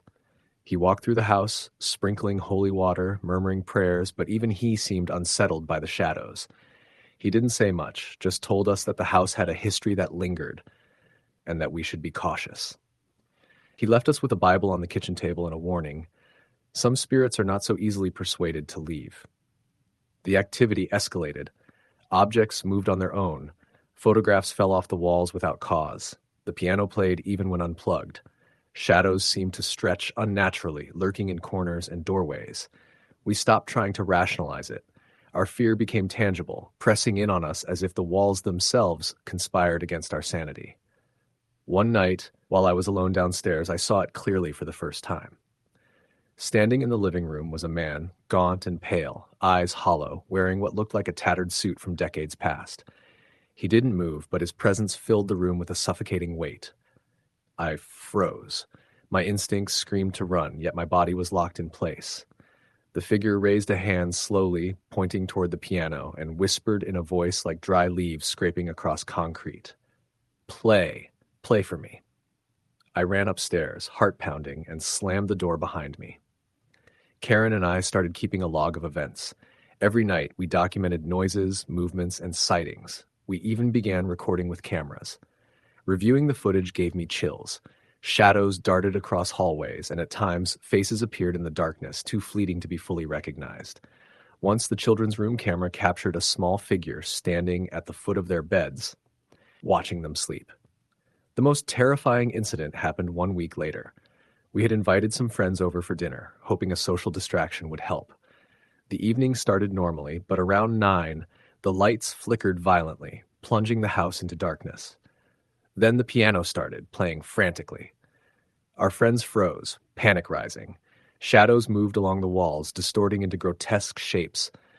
One of our friends screamed as a chair flew across the room. We tried to flee, but the doors seemed to lock themselves. In the chaos, I grabbed Karen and the children, running for the basement. Something followed us. The laughter, guttural and mocking, echoed in every corner. We stayed in the basement until dawn, huddled together, unable to hear anything besides the pounding of our hearts and the occasional scraping from above. When morning came, the house was silent, as if nothing had happened. But none of us slept that night. It became clear we couldn't stay. Selling the house was impossible. Word had spread about the disturbances and no one wanted to touch it. We decided to leave, packing everything into our cars and moving in with relatives. Even then, the feeling didn't leave me. Sometimes when I close my eyes, I can see the figure in the living room, the hollow eyes, the hand raised in that silent demand. Karen admitted she sometimes wakes in the middle of the night, convinced she sees him standing by our bed. The children never mentioned it again, but we knew they remembered. Years later, I learned that the house still stands, empty most of the time. Occasionally, lights are seen through the windows, music drifts through the air, and neighbors whisper about the family who once moved in and never returned for long. I sometimes drive past on the highway and I can't bring myself to look at it for too long. The memory lingers. The cold, the shadows, the eyes watching from the corners of rooms. We survived, but I am not certain the house ever let us go. Sometimes when the wind howls through the trees, I can still hear that faint piano playing, the same slow, melancholy tune, calling, waiting, as if the house itself remembers us. I don't know if the spirit is William Hargrove or something older, something that existed long before him. I only know that the house waits for the next family, and it is patient, too patient. We tried to move on. Therapy, counseling, even spiritual cleansing. Nothing helped entirely. The fear doesn't leave you. It becomes a part of you. My sleep is shallow. Shadows stretch into corners that shouldn't exist. And sometimes in the corner of my vision, I swear I see a shape, pale and thin, waiting, listening, insisting that I play the piano again. Story the end. We moved into the house on a quiet street in upstate New York in late September, drawn by its low price and the charm of its colonial facade. It was a 2-story home built in the 1800s with faded white paint and a wraparound porch that creaked with every step. The realtor mentioned it had been empty for years, though the previous owners had left behind some furniture and an assortment of personal items. I didn't believe in ghosts, never had, and Karen, my wife, was similarly skeptical. We were both pragmatic, city-raised, and happy to leave superstition behind. But there was something about that first evening when the sun dipped low behind the trees and the house was quiet except for the soft rustle of the wind through the leaves that made me uneasy. The first night was normal, filled with the typical sounds of a settling house. Floorboards groaned, the heating system clicked on and off, and the wind rattled some windows. I thought little of it, and we both laughed at the shadows dancing along the walls as we unpacked. But on the second night, things changed. I was in the living room, sitting on the old leather couch we had brought from our previous apartment, when I heard it, a low, creaking sound, like the scrape of furniture across the floor above. I called out to Karen, who was upstairs in what would be our bedroom, but she didn't respond. At first, I chalked it up to the house settling again, but then came the faintest sound of footsteps moving along the hallway upstairs. I froze. The house was empty except for us. I shouted her name, and the footsteps stopped abruptly. Karen appeared at the top of the staircase, holding a mug of tea, frowning at me. "What's wrong?" she asked. I hesitated, feeling foolish, and told her I must have imagined it. She nodded and went to bed, but I couldn't shake the sensation that I was being watched. Over the next week, the strange occurrences escalated. Doors would creak open on their own, lights flickered without explanation, and cold spots appeared in random places, particularly in the hallway and near the old piano that came with the house. The piano was one of the first things we noticed. It had a dark, varnished finish and yellowed keys, sitting silently in the corner of the living room. One night, I woke to the sound of it playing a single, slow chord. I went to investigate, but the keys were still. Karen, skeptical as ever, said it was probably just the house settling, but she too began noticing things. She told me she sometimes felt a presence standing behind her while she did chores, watching her, only to find no one there when she turned. We started researching the house's history. The previous owner, a man named Walter Hargrove, had lived there in the 1970s and 80s. He died alone in the house. His obituary mentioned only a daughter he had outlived. Locals whispered that he had been a strange man, prone to talking to himself and obsessing over small details. There were rumors he believed the house itself had a consciousness, and some claimed he had tried to speak to it. None of this seemed significant at first, but the more we read, the more the stories aligned with what we were experiencing. One evening, Karen called me from the kitchen. Her voice was tight, almost panicked. "I think someone's here," she whispered. I rushed in, but the room was empty. A chair had been tipped over, though, and the kitchen window was slightly ajar, though I was sure we had closed it. That night, the sound of footsteps returned, echoing through the hallways, followed by whispers that I couldn't understand, but which felt urgent and accusatory. We decided to record the events. Cameras were set up in the living room, hallways, and children's rooms. Reviewing the footage brought chills. Shadows seemed to move independently of us, sometimes passing through walls or standing at the foot of the stairs, barely visible in the corner of the frame. Once the piano played itself while no one was in the room, the keys pressed down as though an invisible hand were performing a melody. The whispers were captured too, low, growling, unintelligible, but undeniably present. One night, I awoke to a strange noise in our bedroom. Karen was asleep beside me, but I could hear the sound of whispering from the corner of the room, soft but insistent. I turned on the light, and nothing was there, yet the air felt heavy, as if the room itself were pressing down on me.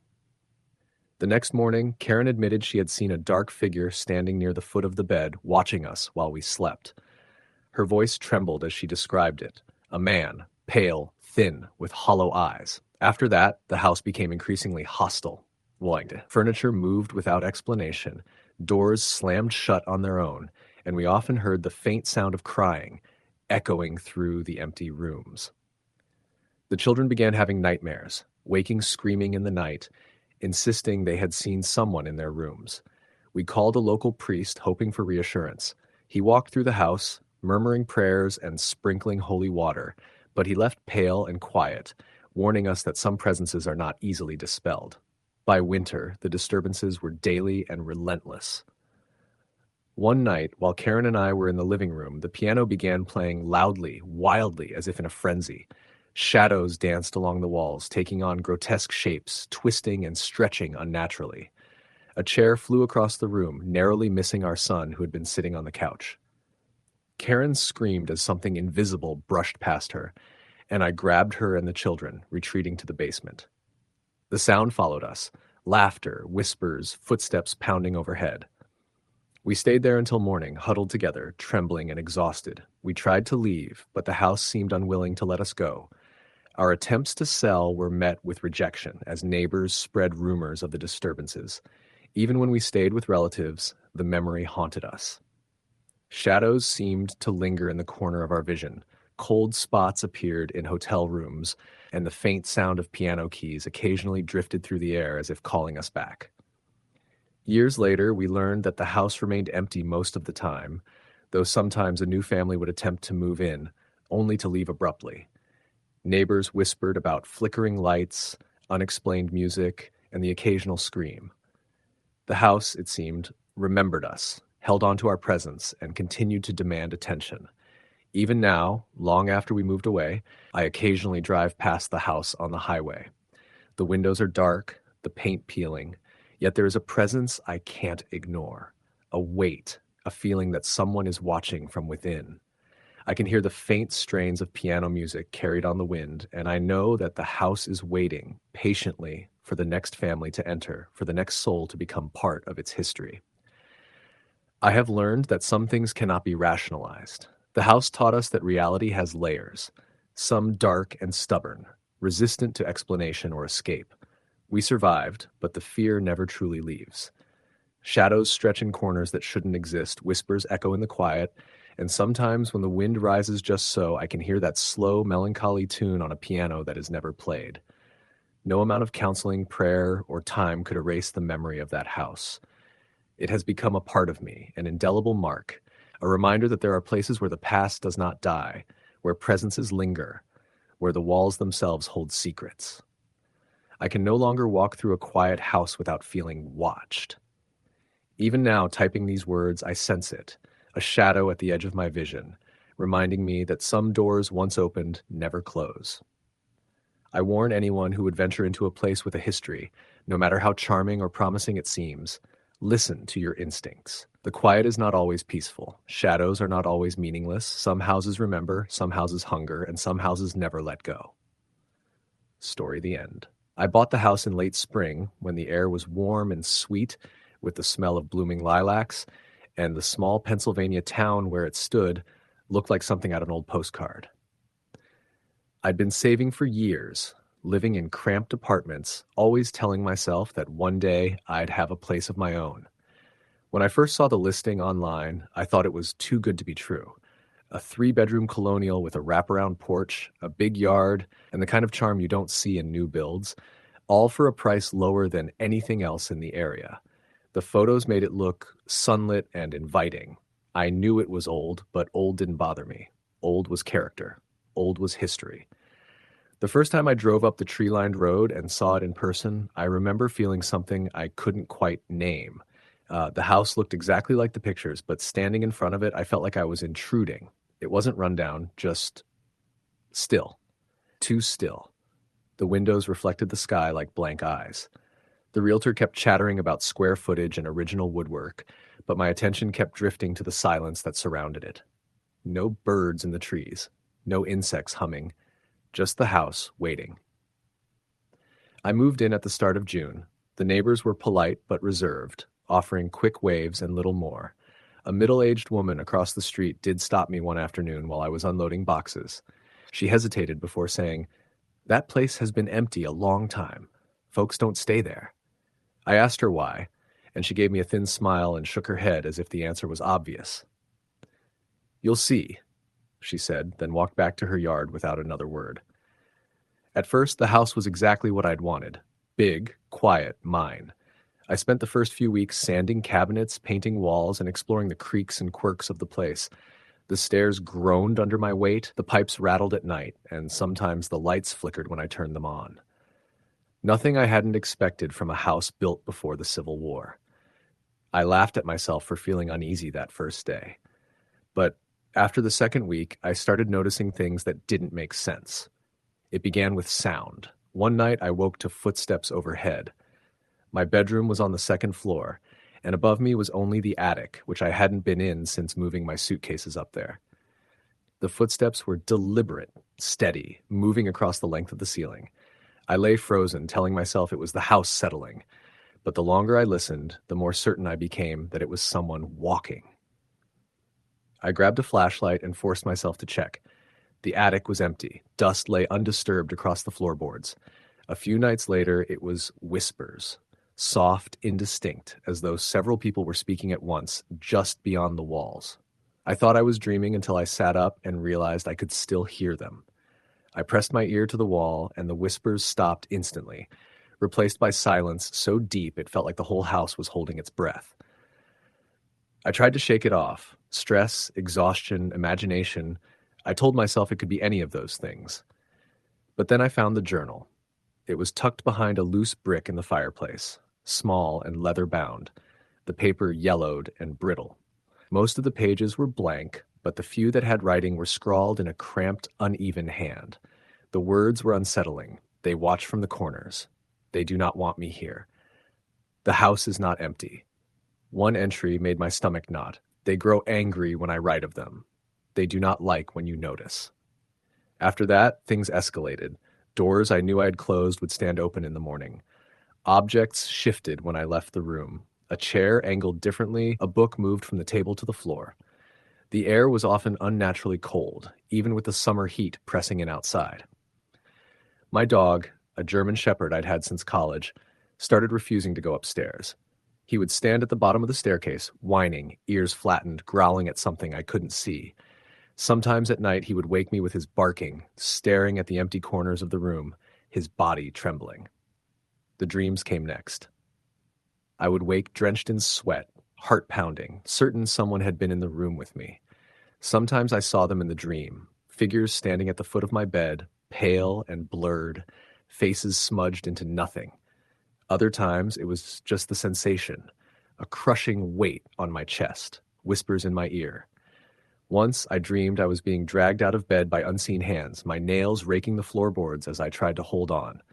When I woke, there were splinters under my fingernails. By the middle of July, I started avoiding the house.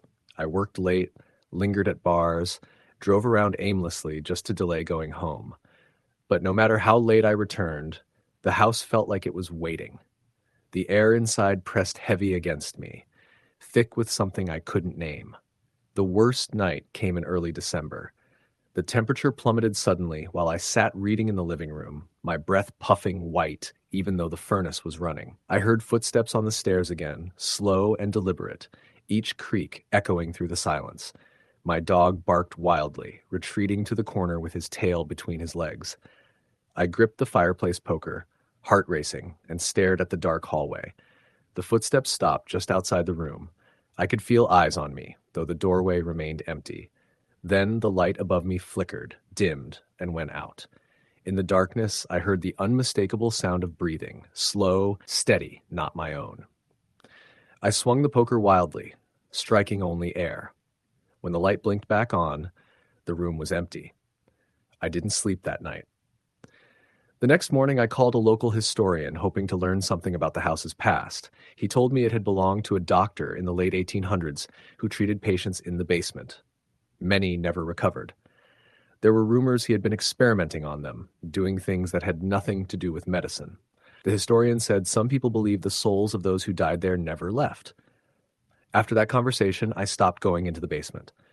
The smell of damp and rust that seeped from under the door was enough to keep me away. The breaking point came weeks later. I woke to my bedroom door creaking open. I had locked it before bed. The sound was slow, deliberate, as though whoever was opening it wanted me to wake and watch.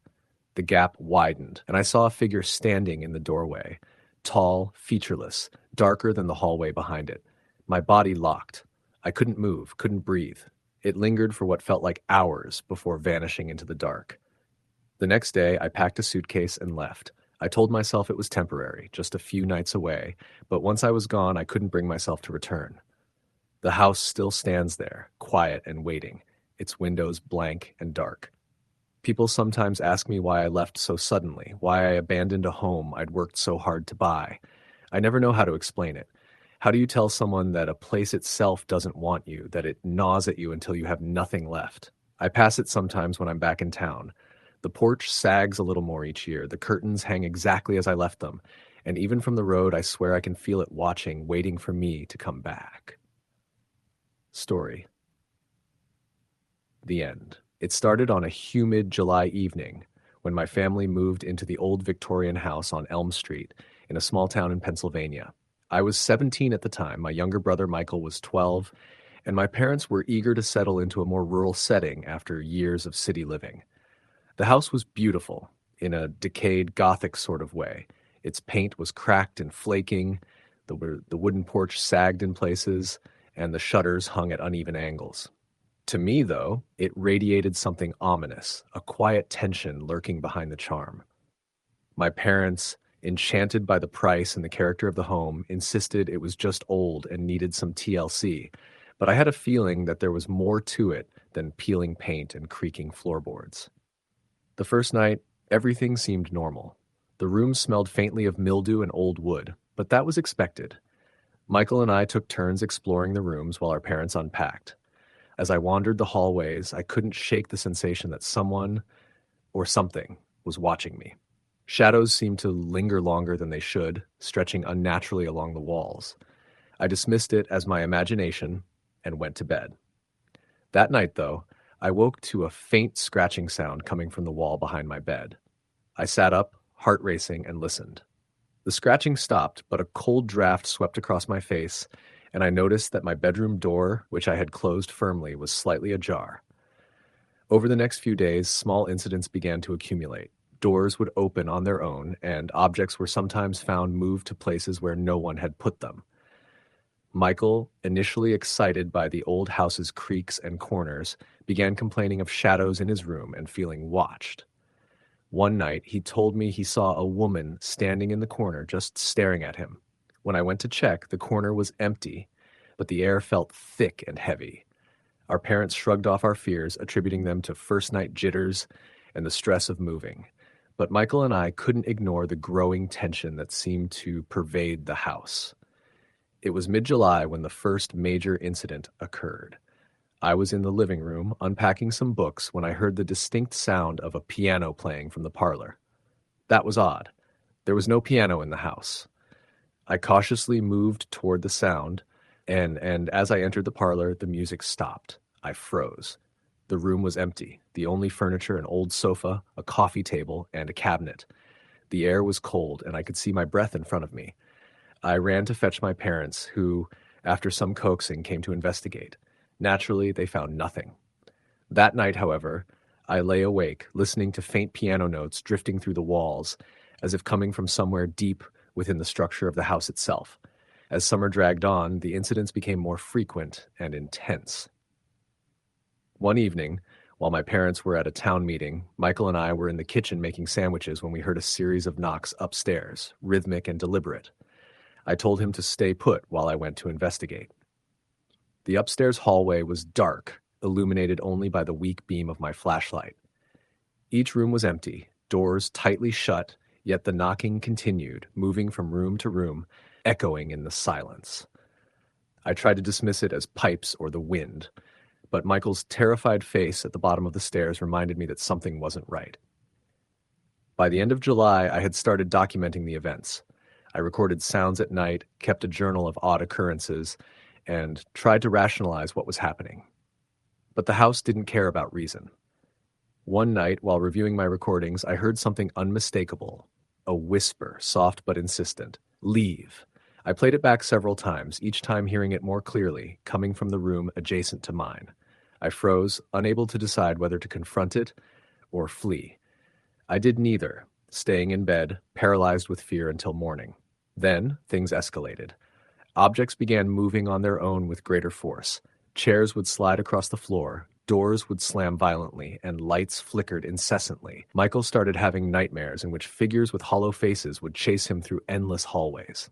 I, too, began having dreams that bled into reality, waking to find furniture rearranged, doors open, or objects missing. Once I woke to see a dark figure standing at the foot of my bed, unmoving, its presence oppressive.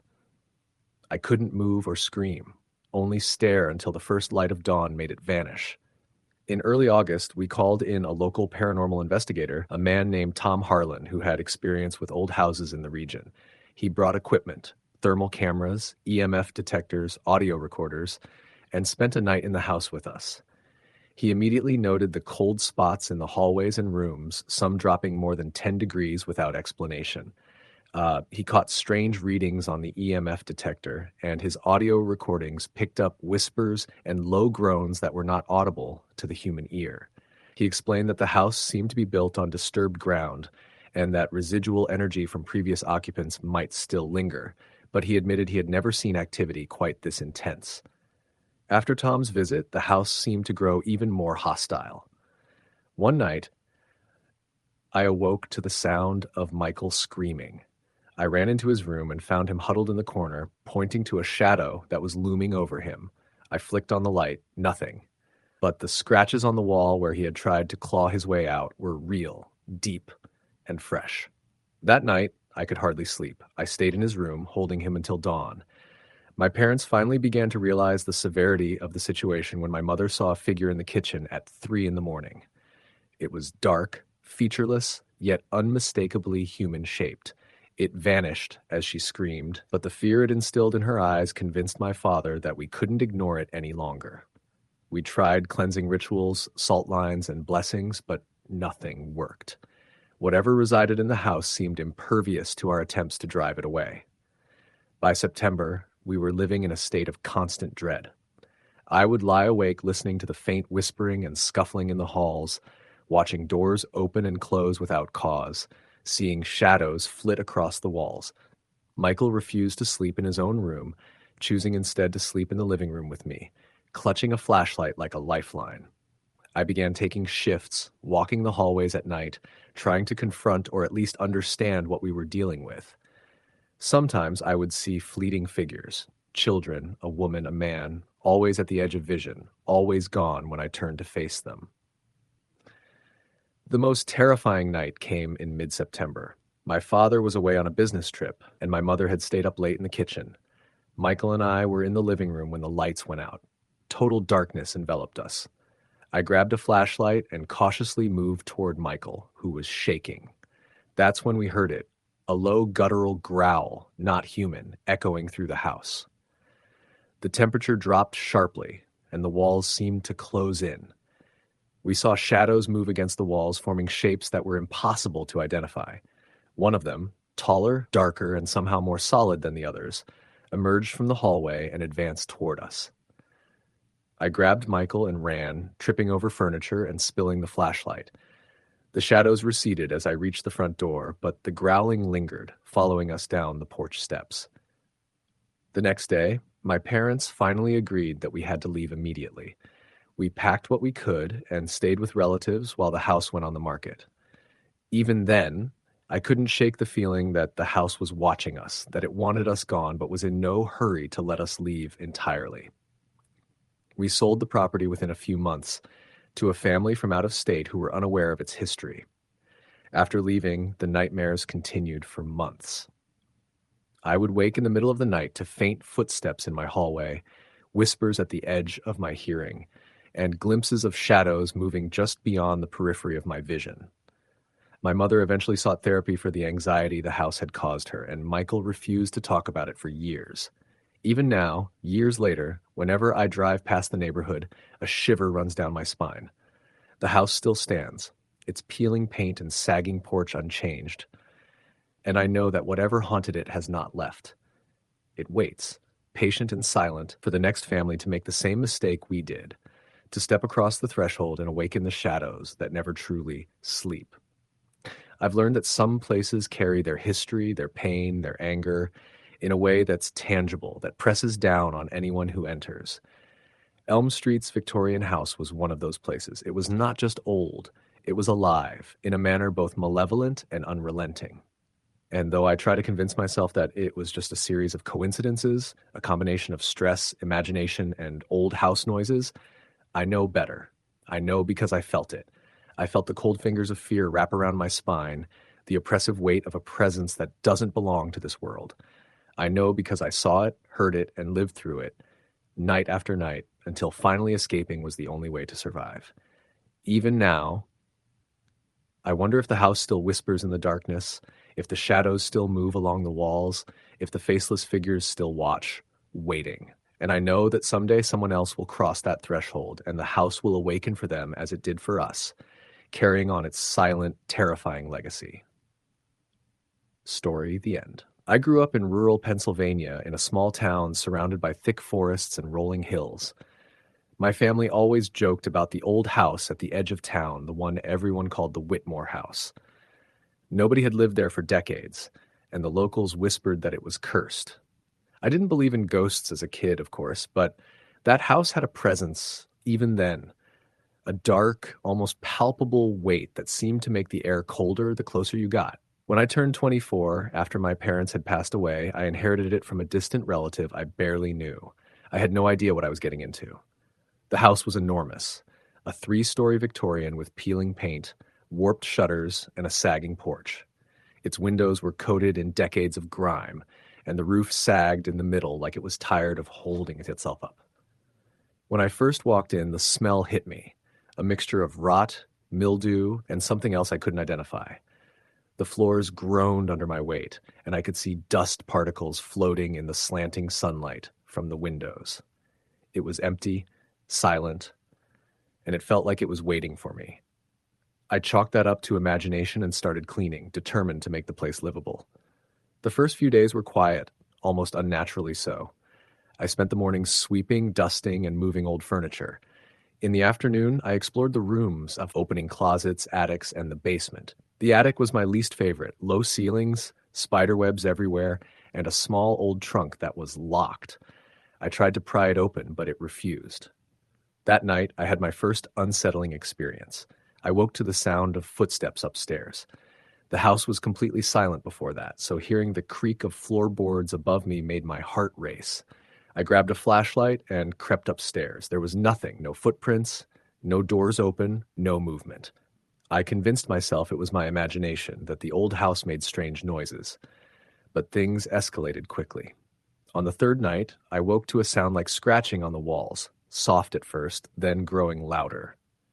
It came from the hallway outside my room. I sat up in bed, heart pounding, and saw a shadow move across the wall. It wasn't human-shaped exactly, more like a tall silhouette stretching across the hallway. I rubbed my eyes, hoping it would disappear. When I looked again, it hadn't. I froze, listening to the scratching continue for several minutes, then suddenly stop. By morning, the hallway was empty and silent again. I tried to rationalize everything. The house was old. It was settling. The pipes and walls made noise. But the feeling of being watched was overwhelming. Every room seemed to hold its breath when I entered. Doors that I had locked were found open. Windows I had closed were cracked. Objects shifted places. A small ceramic figurine I had set on the mantel in the living room was on the floor when I returned. At first, I blamed the wind, but there was no draft. One night, while inspecting the attic, I heard a voice whisper my name. It was faint, almost drowned out by the creaking of the old roof, but it was there. James. I froze. My name. Nobody else was in the house. I called out, but no one answered. The whisper came again, slightly louder. James, get out. I bolted down the stairs and refused to go back up that night. Over the next week, I started keeping a journal of events. Doors slamming on their own, cold drafts in rooms with no windows, footsteps in the middle of the night, objects falling or moving. One morning, I found deep scratches along the wall of the stairwell, jagged marks as if someone or something had clawed at the plaster. I began to feel a presence more strongly in the basement. The air was heavy, oppressive, and at times I felt a pressure on my chest, as if invisible hands were pressing down. I also noticed something strange with the mirrors. In the parlor, there was a tall mirror with an ornate frame. Sometimes I would glance at it and see a figure standing behind me, just out of the corner of my eye. When I turned, no one was there.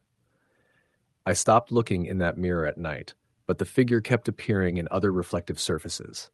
One night, I woke to my bedroom door slowly creaking open. I was alone in the house. The door swung wider, and a cold draft hit me, carrying a faint smell of decay. I sat up, heart racing, and saw a shadow slip across the wall. I could hear breathing, shallow and ragged. The shadow paused, then slowly, deliberately moved toward the bed. I couldn't move, paralyzed by fear. When it reached the foot of the bed, it vanished. I spent the rest of the night sitting in a chair, unable to sleep. Things worsened when I found old letters in a hidden compartment under the floorboards in the study. They were written by previous occupants, dating back to the early 1900s. The letters spoke of strange occurrences, shadows, whispers, feelings of being watched, and in one letter, the writer begged someone to leave before it was too late. I realized then that I wasn't imagining things. The house had a long history of terror. I tried inviting a friend, Mark, to stay and see if he noticed anything. The first night, Mark reported hearing whispers in the hall and seeing a figure at the top of the stairs. He refused to sleep in the house a second night. After he left, the disturbances intensified. The shadows became bolder, the whispers louder, the cold spots more frequent. I began to feel like the house was alive, aware of me, and angry that I had moved in. The most terrifying night came in late November. A storm had knocked out the power. Candles provided faint light, and the wind howled outside. I was in the living room when I saw the rocking chair in the corner begin to move on its own. It creaked slowly back and forth, and then the room went cold. I could hear whispers all around me, not from one direction, but everywhere at once. Get out. Leave. Forever. The shadows on the walls stretched and twisted, forming shapes I couldn't recognize. The air felt thick and heavy, making it hard to breathe. I grabbed a flashlight and ran upstairs, but every door I tried to open slammed shut before I could enter. I realized then that the house didn't want me there. It wanted to trap me. The next morning, I called a local paranormal investigator, a woman named Sarah, who specialized in haunted properties. She came with equipment to record EVP, electronic voice phenomena, thermal cameras, and motion detectors. During her visit, she immediately felt the oppressive energy. She told me that the house had a strong, malevolent presence and that it fed on fear. Her equipment picked up multiple anomalies: voices calling my name, shadowy figures moving in areas with no one present, temperature drops in rooms with no drafts. She told me that the house was dangerous and that we should leave as soon as possible. Despite her warning, I tried to stay. I told myself I could handle it, that the disturbances were manageable. But the activity became aggressive. Furniture moved on its own, heavy objects fell without explanation, and the shadows were now appearing in the daytime. I found deep gouges in the floorboards and walls, as if something had clawed at them. My belongings were often moved or destroyed overnight. One morning, I woke to find the kitchen walls smeared with a dark substance. Sarah later told me it was likely soot from some old fireplace, but it looked like it had been applied deliberately, in patterns resembling hands and faces.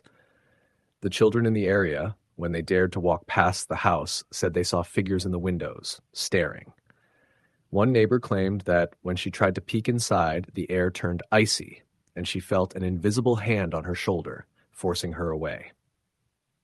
Everyone who had been in the house for more than a few hours reported similar experiences: feelings of dread, shadowy figures, unexplained noises, cold drafts, and whispers. By Christmas, I knew I had to leave.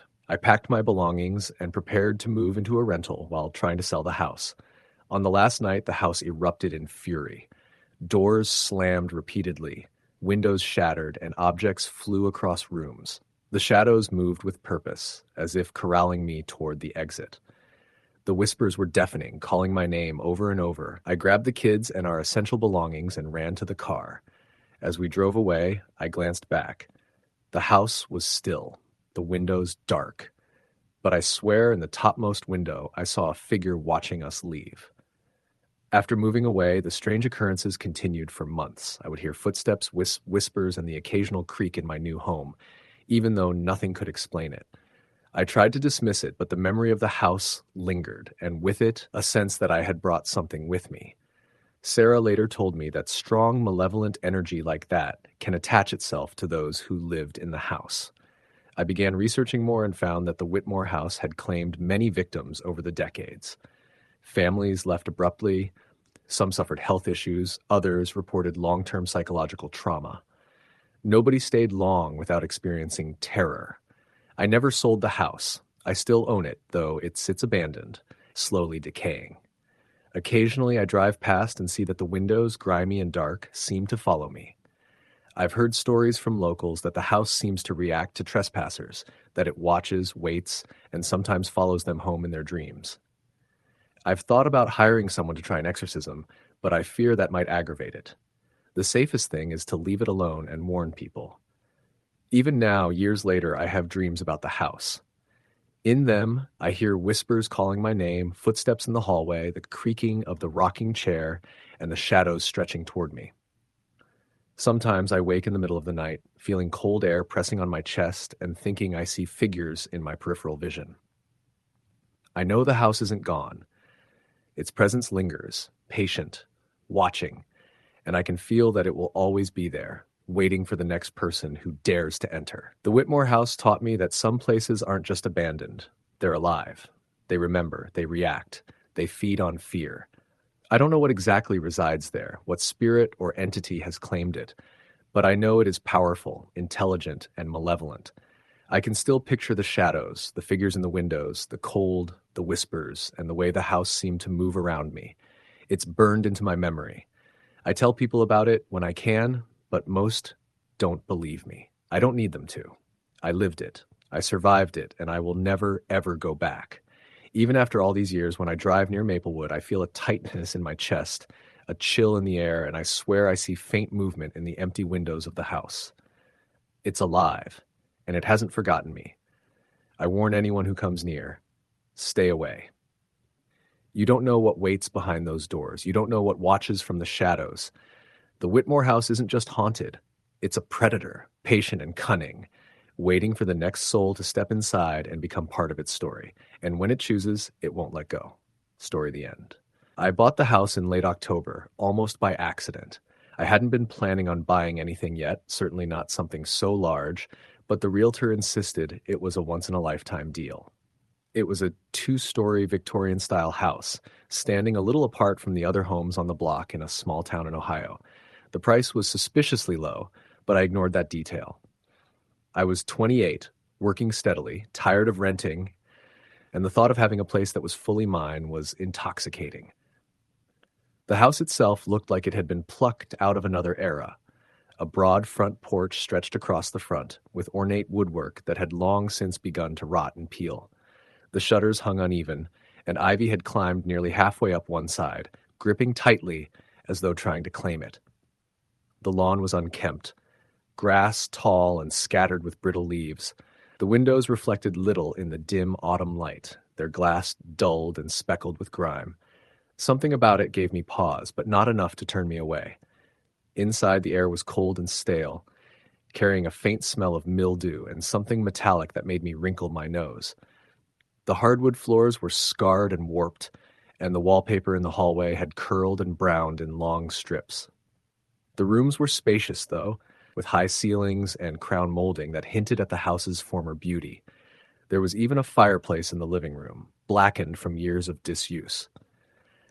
The realtor gave me the same vague line I'd come to expect when I asked about its history. It's been vacant for some time. Families come and go, but it's waiting for the right owner. She said it with a practiced smile that didn't reach her eyes. I noticed she never set her bag down or leaned against the walls like realtors normally did. She seemed eager to get me through the tour quickly. By the time I signed the papers, it was early November. The air was cold, the skies gray, and the house looked even lonelier without anyone inside. Moving in was easy enough since I didn't own much. Just a mattress, some boxes of clothes and dishes, a sofa I'd gotten from a friend, and a few lamps. I figured I'd buy more furniture slowly as I settled in. The first night, though, I knew something was off. I was in bed, drifting in and out of sleep, when I heard footsteps upstairs. Slow, deliberate, moving from one side of the house to the other. I froze, every muscle tense. I lived alone, and the upstairs rooms were empty, except for a couple of boxes. I told myself it was just the house creaking, that old wood made noises like that, but the steps were too heavy, too distinct. They paused for a moment, then continued again, stopping directly above my bedroom. I lay awake for hours, straining to hear. Eventually the sound stopped, and I convinced myself it was nothing. But when I woke in the morning, I noticed something that made my stomach twist.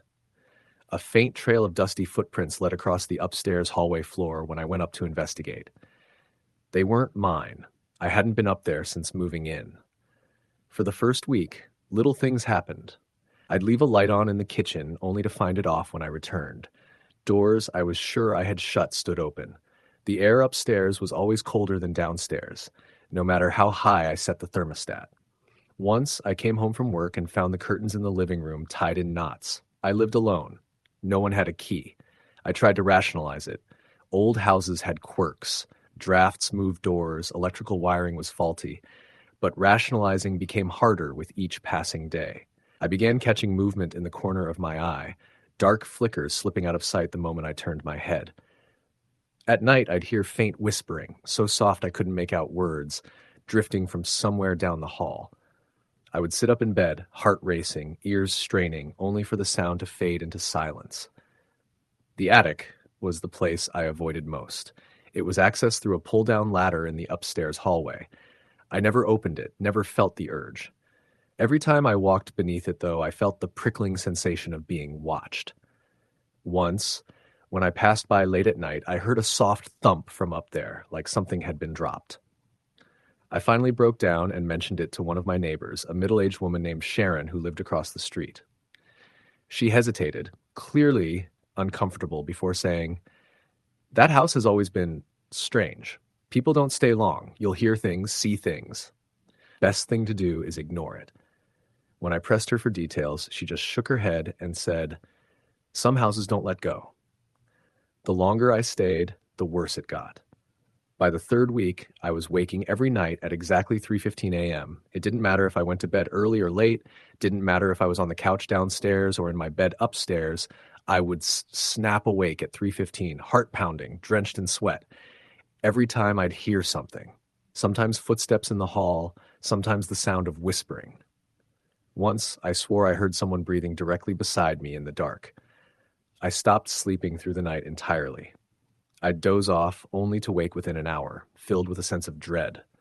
My work began to suffer. I was exhausted, jumpy, unable to concentrate. My coworkers asked if I was sick, but I couldn't bring myself to explain. The most terrifying night came in December, right after a snowstorm. The world outside was silent, the air biting cold. I had gone to bed early, trying to catch up on sleep. At 3:15, I woke suddenly, the room colder than usual. My breath came out in visible clouds, though the heat was running. I lay there, frozen, when I heard it, the unmistakable creak of the attic ladder unfolding in the hallway. I bolted upright, heart hammering. The sound was slow, deliberate, as though someone was pulling the ladder down inch by inch. I sat in the darkness, paralyzed, listening. Then came footsteps, heavy and measured, descending the ladder. I couldn't move. My body refused to respond. I stared at the closed door of my bedroom, waiting, terrified that it would open. The footsteps reached the hallway floor and stopped. Silence followed, thick and suffocating. For what felt like an eternity, nothing happened. Then, faintly, I heard whispering again, closer this time, right outside my door. I don't know how long I sat there, shaking until exhaustion overwhelmed fear, and I must have passed out. When I woke in the morning, the ladder was folded neatly back into the ceiling, as if it had never been touched. That was the breaking point for me. I couldn't live like that anymore. I began packing that very day, throwing clothes and essentials into bags, not caring about the rest. I stayed with a friend in the city until I found an apartment. I sold the house at a massive loss, not caring about the money. I just wanted out. Even now, years later, I sometimes wake at 3:15 a.m., my chest tight, my skin clammy, convinced I hear the faint sound of footsteps on a wooden floor. I tell myself it's just my imagination, leftover trauma from that house. But deep down, I wonder if leaving was enough, or if some things follow you, no matter how far you run. Story the end. When I think back to the year we bought that house, I still question whether it was desperation, ignorance, or some invisible push that led us there. We weren't reckless people. Emily and I had always been careful with money, careful with choices, careful with life in general. We weren't the kind of couple to chase adventure or to tempt fate. But when the listing for the house on Juniper Lane came up, it seemed like the answer to all our problems. We had been living in a cramped 2-bedroom apartment in the city, the kind where you could hear the neighbors arguing through the thin walls and smell fried food from 3 doors down. We both worked long hours. She was a nurse, I worked in IT, and the stress was gnawing at us. Emily wanted a home, somewhere she could breathe, somewhere we might raise a family one day. The house was bigger than anything we thought we could afford. A little rundown, sure, but the price was impossibly low. When we first pulled up to it, the air seemed to change. The neighborhood wasn't bad. Older homes lined the street, with big trees shading cracked sidewalks. Kids rode bikes in the distance, their laughter echoing faintly. But the house itself stood apart. 3 stories tall, its wood siding was weathered gray, paint peeling in long strips. The porch sagged in the middle, its railing leaning as if tired of holding itself up. The windows were tall and narrow, their glass old and rippled, giving them a look like watery eyes. I remember Emily saying, "It looks sad." That was the right word for it. Sad and waiting.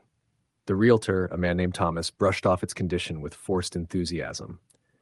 "Just needs some love," he said, jangling the keys in his hand. Great bones, great history. You won't find square footage like this at this price anywhere else. He didn't mention why the price was so low. He didn't mention why the house had sat empty for years. Inside, it smelled like dust and faintly like metal. The wood floors creaked under our shoes. The ceilings were high with ornate plaster molding that had cracked in places. Every sound seemed to echo too much, stretching down the hallways. The first floor had a parlor with tall windows, a dining room with an old chandelier hanging low, and a kitchen that hadn't been updated in decades. The second floor had 4 bedrooms and a bathroom with a clawfoot tub. The third floor was more like an attic, long and unfinished, though someone had tried to turn it into a bedroom once. There was a bed frame pushed against the wall, its mattress long gone. Emily fell in love with the space. She saw what it could be: big windows with curtains, polished floors, a garden in the back. I, on the other hand, couldn't shake the feeling that the house didn't want us there. Still, the price and Emily's hopeful smile outweighed the heaviness pressing on my chest. We signed the papers a week later.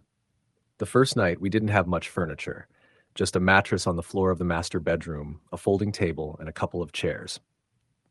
Rain was falling hard outside, the sound drumming against the roof, the gutters gurgling with water. The house seemed alive in the storm, groaning and shifting with every gust of wind. I woke up sometime after 2 a.m. to a noise I couldn't place. At first, I thought it was the house settling, but as I listened, I realized it was a slow, deliberate sound, footsteps moving down the hallway just outside our room.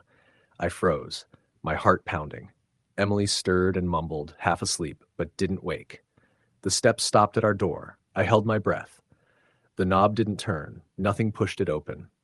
After what felt like forever, the steps started again, moving away, fading into silence. I told myself it was my imagination. Old houses make noise, I thought. I didn't tell Emily, but the house had ways of making itself known. During the days, Emily would hear faint voices when she was home alone. At first, she thought it was the neighbors, until she realized the words weren't clear, more like murmuring in another room. She told me about it hesitantly, not wanting to sound crazy. I laughed it off, but inside I felt the same unease. In the basement, we found a narrow door hidden behind shelves. It opened to a small, low-ceilinged room with stone walls. In the center sat an old wooden chair facing the wall. Nothing else. Just the chair. Neither of us liked the feeling of the room, and we avoided it after that. But sometimes, when the house was quiet, I swore I heard the scrape of wood moving against stone from beneath the floorboards. At night, things escalated. The footsteps became more frequent. We would lock the bedroom door and still hear them pausing outside. Emily woke screaming one night, saying she felt a hand grip her ankle and pull. Red marks bloomed on her skin where she swore fingers had been. Another night, I woke to someone whispering my name. It was so close, right against my ear. I shot up, heart racing, but Emily was sound asleep beside me. The room was empty. The house started to wear us down. Emily grew pale, exhausted, always on edge. She said she'd see figures reflected in the darkened TV screen standing behind her. Once, folding laundry, she felt a breath on her neck and dropped everything, running outside until I came home. Then came the worst night. We were in bed, the room dim with moonlight. Around midnight, the footsteps began again, but heavier this time. Slow, dragging steps moving down the hall. Emily clutched my hand, her nails digging into my skin. The steps stopped outside our door. The knob rattled. Then it turned. The door creaked open, though I knew I had locked it. The hallway beyond was pitch black, darker than it should have been. Slowly, something leaned into view. It was tall, its body thin and crooked, its face obscured by shadow, but its eyes glowed faintly, sickly yellow, staring right at us. Emily screamed, the sound ripping through the silence. The figure dissolved into the darkness, vanishing in an instant. That was the breaking point. We grabbed bags and left that night, staying with friends until we could find another place. We didn't sell the house right away. We couldn't, but we never slept there again. Even now, years later, when I drive past, I feel its pull. The house still stands. Its windows like watching eyes, its porch sagging deeper. Sometimes I think I see someone standing in the upstairs window, staring out. I never told Emily that the last time I checked the basement, the chair wasn't facing the wall anymore. It was turned toward the door as if something had been waiting for us to come back. and I know it still is. Story, the end. The first time I saw the house, it was a gray morning in late October, and the air had that damp chill that seemed to settle in your bones. I was 27 then, newly married, with a little money saved, and the idea that owning a home meant I had finally gotten somewhere in life. My wife, Marissa, had found the listing. It was one of those old two-story farmhouses that seemed frozen in time. Chipped white paint, wraparound porch, wide front yard that stretched into overgrown woods. The price was strangely low for the amount of land it came with. I should have questioned it more, but instead I let myself believe we had stumbled onto a rare opportunity. The realtor explained that the house had been vacant for nearly 8 years. The last family who lived there had moved abruptly, leaving behind some furniture, old curtains, and according to the neighbors, a whole lot of unanswered questions. She brushed it off with the usual realtor's smile. People leave in a hurry all the time, she said. Circumstances change, jobs relocate, families divorce. I told myself it didn't matter. Marissa was already picturing Thanksgiving dinners in the big dining room, children running around in the backyard someday, and the comfort of a place that was truly ours. We signed the papers within a month. Moving in was a strange experience. The house smelled of dust and something else, something faint, metallic, that I couldn't place. The walls carried the faint outlines of old picture frames, and the hardwood floors groaned as though the house resented our presence. In the master bedroom, we found a closet with a heavy latch on the inside, the kind you would use if you wanted to keep something out. Or maybe in. Marissa said it was probably just a quirky addition from the last owners. I laughed, but a part of me couldn't shake the way that latch felt too deliberate. The first few nights were uneventful. We unpacked, argued over where to place furniture, ordered greasy takeout, and pretended we weren't exhausted from the process of moving. But slowly, little things began to happen. Things that could almost be explained away, but not quite. It started with sounds. At night, after we turned off the lights, I'd hear what I thought were footsteps upstairs, even though both of us were in bed. Sometimes it was a slow creaking, as if someone were walking carefully down the hall. Other times it was quick, like a child running. Marissa told me it was just the house settling, that old wood groans and pops when temperatures change. I wanted to believe that, but I couldn't ignore how rhythmic those sounds were, too much like deliberate movement. Then came the objects. One evening, I left my keys on the kitchen counter before going upstairs. In the morning, they were on the dining table. Another time, Marissa's hairbrush disappeared from the bathroom. We searched the whole house before finding it 2 days later in the attic, sitting in the middle of the dusty floor. Neither of us had been up there. Marissa swore I was playing some stupid prank, but I could see in her eyes she was unsettled. The attic itself was unnerving. The ceiling slanted low, the wooden beams splintered and cracked, and there were trunks left behind by the previous family. Old photo albums, yellowed clothes, children's toys from decades past. One trunk was locked, but I noticed it rattled slightly when moved, as though something inside shifted. I didn't press it further. It felt wrong to pry, like whatever was in there wasn't meant to be disturbed. The real turning point happened one night in November. It was raining hard, wind rattling against the windows, branches scraping the siding. Around 2 in the morning, I woke up to the sound of the latch in the closet clicking. I lay frozen in bed, staring at the dark outline of the door across the room. Marissa was asleep beside me, her breathing slow and steady. The sound came again. Click.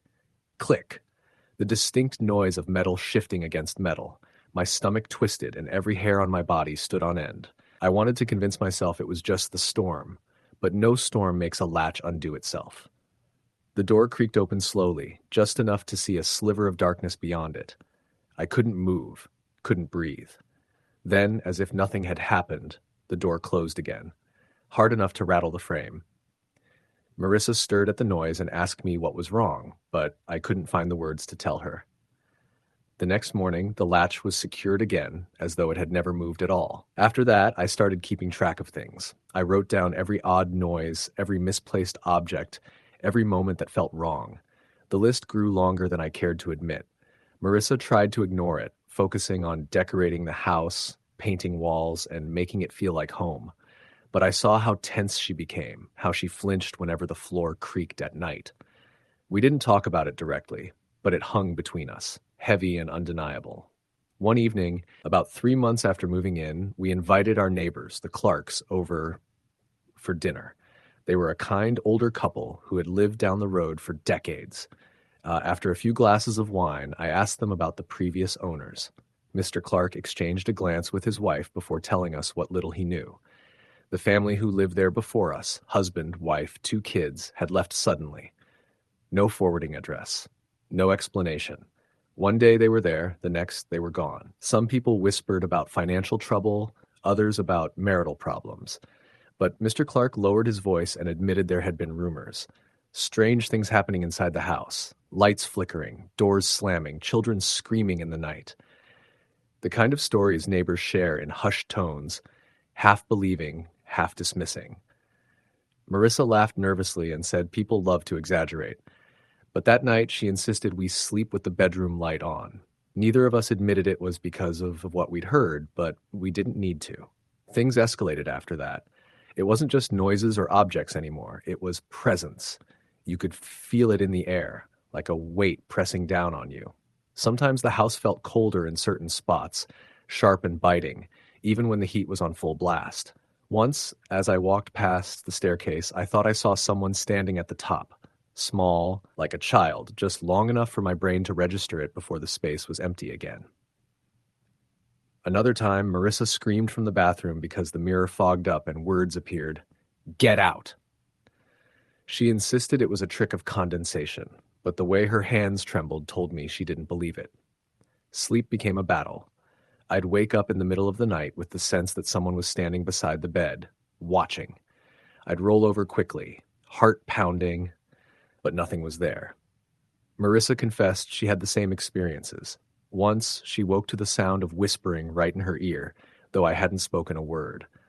Another night, I felt something tugging at the sheets, pulling them slowly off the bed. When I grabbed them back, the force yanked harder, like invisible hands fighting against me. I shouted, and suddenly the bed was still, the room silent except for Marissa's panic breathing. By spring, we were frayed. Our conversations were clipped, our nerves raw. I started avoiding the house during the day, spending longer hours at work just to delay going home. Marissa began visiting her sister more often, claiming she missed her, though I knew she just wanted to escape. We were living in fear, but neither of us wanted to admit defeat. Moving again felt impossible financially and emotionally. One night in April, everything came to a breaking point. We had gone to bed after another tense evening, rain tapping against the windows. Around 3 a.m., I woke up to a loud crash downstairs. It sounded like the dining table had been flipped. I grabbed a flashlight and, against every instinct, went to investigate. The air was freezing as I descended the stairs, each step groaning under my weight. In the dining room, the table was upright, but every chair had been pushed away violently, as though something had scattered them. My skin prickled as I scanned the room with the flashlight beam. Then I heard it, a faint laugh, high-pitched, childlike, coming from the shadows of the hallway. I froze. The beam trembled in my hand as I turned toward the sound. Nothing there, just darkness. I whispered Marissa's name, but she didn't answer. The laugh came again, closer this time, and then the flashlight flickered and died. I stood in absolute blackness, the kind that makes you feel blind, vulnerable, exposed. And then I felt it, small, cold fingers brushing against my hand. I jerked back, stumbling into a chair, heart hammering so violently I thought I might pass out. I ran upstairs, slammed the bedroom door shut, and locked it. Marissa was sitting upright in bed, pale as a ghost, saying she had just heard someone whisper her name. That night, neither of us slept. By morning, we had made the decision to leave. We packed essentials, shoved clothes into bags, and didn't care about the rest. We drove away without looking back, our breaths shallow, our bodies tense. We stayed with Marissa's sister for weeks, too shaken to even discuss going back. Eventually, we returned with a moving truck during daylight with friends to help. The house looked ordinary in the sun, quiet and harmless. But as I walked through one last time, I heard it. Soft footsteps upstairs, the faint sound of a door creaking shut. I didn't check. I didn't want to know. We loaded what we could and left for good.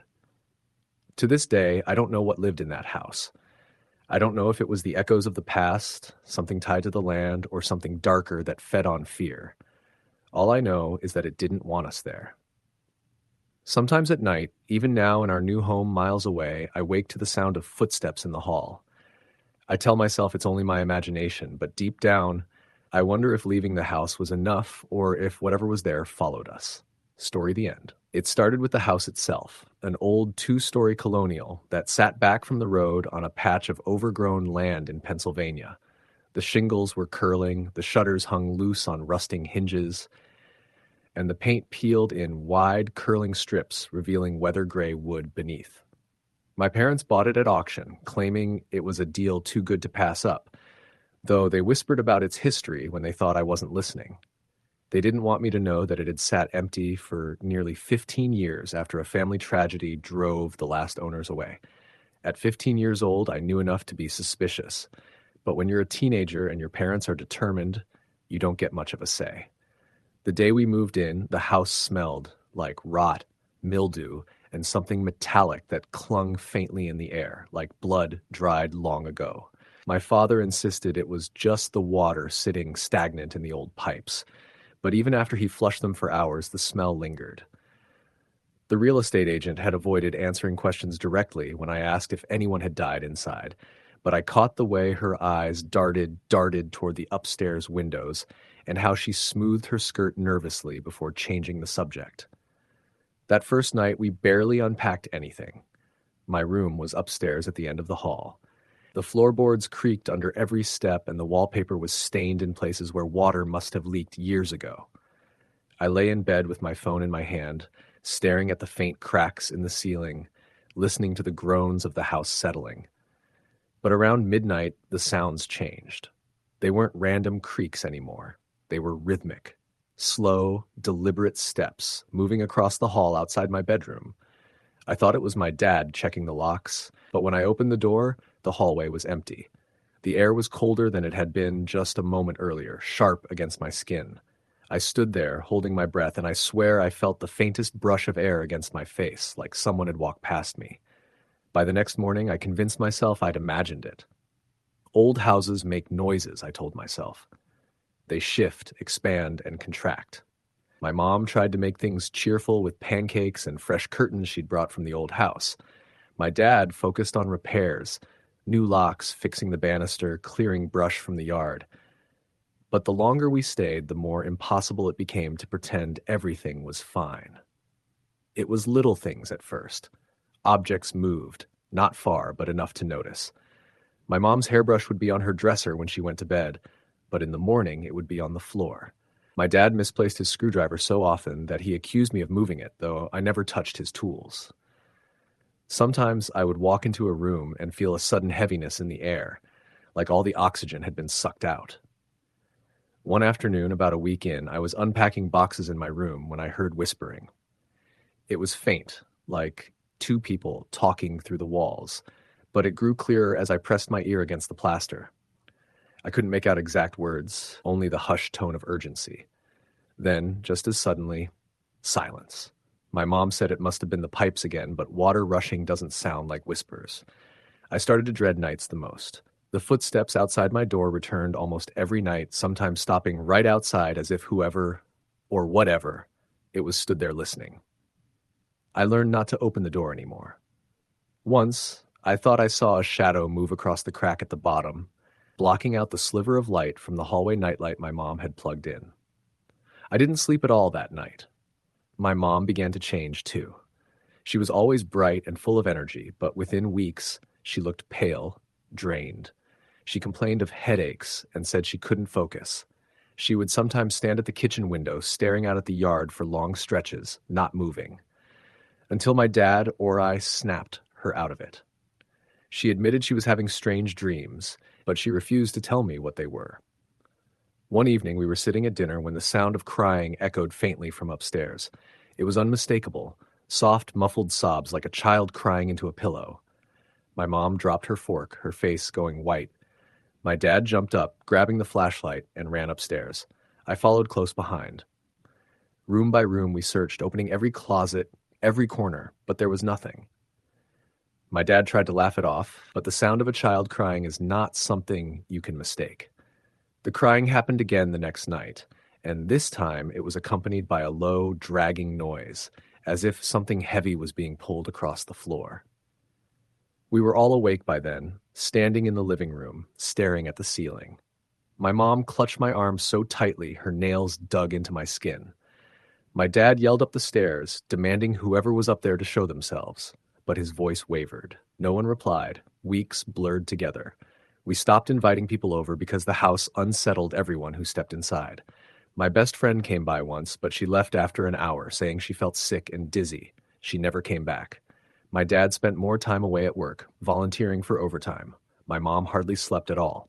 And me, I started to see things. At first, it was glimpses. A figure in the corner of my eye, gone when I turned. A face at the upstairs window when I came home from school, though no one was in the house. But one night, it was more than a glimpse. I woke up to the sound of breathing. Not mine, not the slow rise and fall of sleep, but short, shallow breaths near my bed. My body froze as I forced myself to turn my head. There was someone crouched at the foot of my bed. I couldn't make out details, only the outline of a figure darker than the shadows around it. It didn't move, but I could hear the breathing, ragged and wet. I shut my eyes, my heart hammering in my chest, and prayed I was imagining it. When I opened them again, the figure was gone, but the corner of my blanket had been tugged to the floor. After that, things escalated. Doors slammed on their own. Lights flickered constantly despite new bulbs. Sometimes the air grew so cold we could see our breath inside the house, even though the thermostat read normal.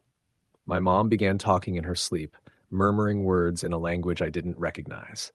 One morning, she woke up with scratches across her arms, thin and red, like fingernail marks. She swore she hadn't done it to herself. My dad still refused to admit something was wrong, but I caught him one night sitting at the kitchen table with his head in his hands, whispering, "What did we do?" He never explained what he meant. The breaking point came in late October, about 2 months after we moved in. A storm rattled the windows, wind howling through the trees. The power went out, and we lit candles. Around midnight, the crying started again, but louder this time, angrier. It wasn't just sobbing. It was wailing. The dragging noise followed, then footsteps pounding down the hallway upstairs. Then, all at once, every door upstairs slammed shut. We jumped to our feet, huddled together in the living room. The sound of running erupted above us, back and forth, as if dozens of feet were racing through the halls. The ceiling groaned, dust falling onto us. My mom screamed. My dad tried to shout over it, demanding they stop, but his voice was drowned out.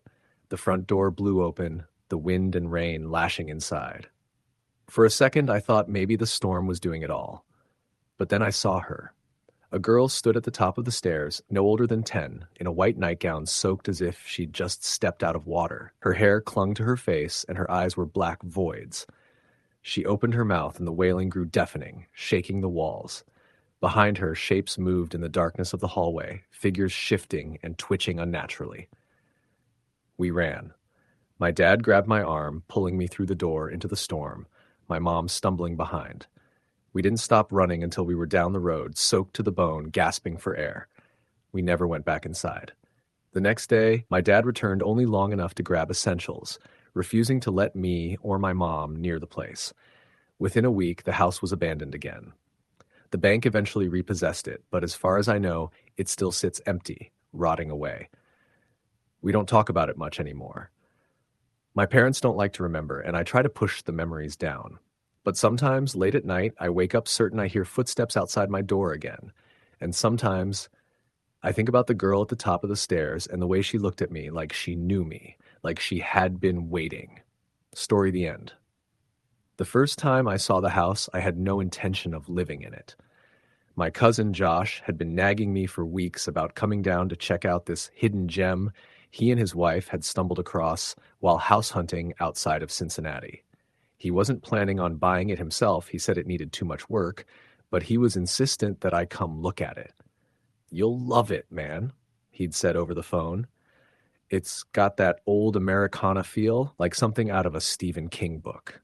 Creepy, yeah, but it has history. I know you're into that kind of thing." He wasn't wrong. I'd always had a fascination with places that carried stories in their walls.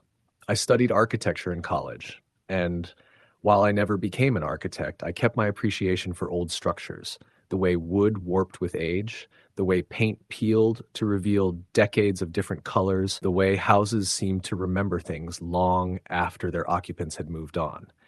But appreciating those places from the outside and actually living in one were two very different things. Still, I went, mostly because I hadn't seen Josh in a while and I figured a road trip would do me some good. The house was about an hour outside the city, tucked off a back road that wound through stretches of farmland and small clusters of woods. By the time I pulled into the gravel driveway, the late afternoon sun was spilling gold light across the uneven porch and broken shutters. The place looked like every haunted house cliché rolled into one. 3 stories tall, with a sharp, gabled roof, dark windows that reflected nothing, and wood siding that had grayed almost to silver from years of neglect. The weeds in the yard came up to my knees. Josh was already there, leaning against his truck with his arms crossed, grinning like a kid who just dared me to go ring the doorbell of the scariest house on the block. "Well," he said as I got out of my car, "tell me this doesn't look like something straight out of a horror movie." "It definitely does," I said, eyeing the sagging gutters and cracked steps. "And you're right. I like it," from a distance. He laughed and clapped me on the back. "Wait until you see inside." The front door stuck when he tried to push it open, and it groaned like a living thing when it finally gave way. The air inside was heavy with dust and a faint smell of mold. Sunlight cut through the broken blinds in streaks, illuminating floating particles in the air. The floorboards creaked beneath our feet as if complaining about being disturbed. The place was furnished, which I hadn't expected. Old couches sat beneath white sheets, a dining table still had chairs tucked under it, and there were framed photographs on the walls, though most were too faded to make out clearly. "It's like they just left," I said, brushing my fingers across a side table that left a clean streak in the dust. "Who lived here?" Josh shrugged. "From what the realtor said, it's been empty for a long time. Last people moved out in the early 90s. Before that, I don't know. The place goes way back. Late 1800s, I think. Nobody ever seemed to stay long." As we walked from room to room, I couldn't shake the feeling that we weren't alone. The silence in the house wasn't empty. It was watchful. Every time I glanced down a hallway or into a doorway, I half expected to see someone standing there. It was subtle, but enough to put me on edge. Josh, on the other hand, seemed completely unfazed. He joked about how perfect it would be for a Halloween party, how the upstairs bedrooms looked like they belonged in a gothic novel, how the basement probably had some kind of secret tunnel.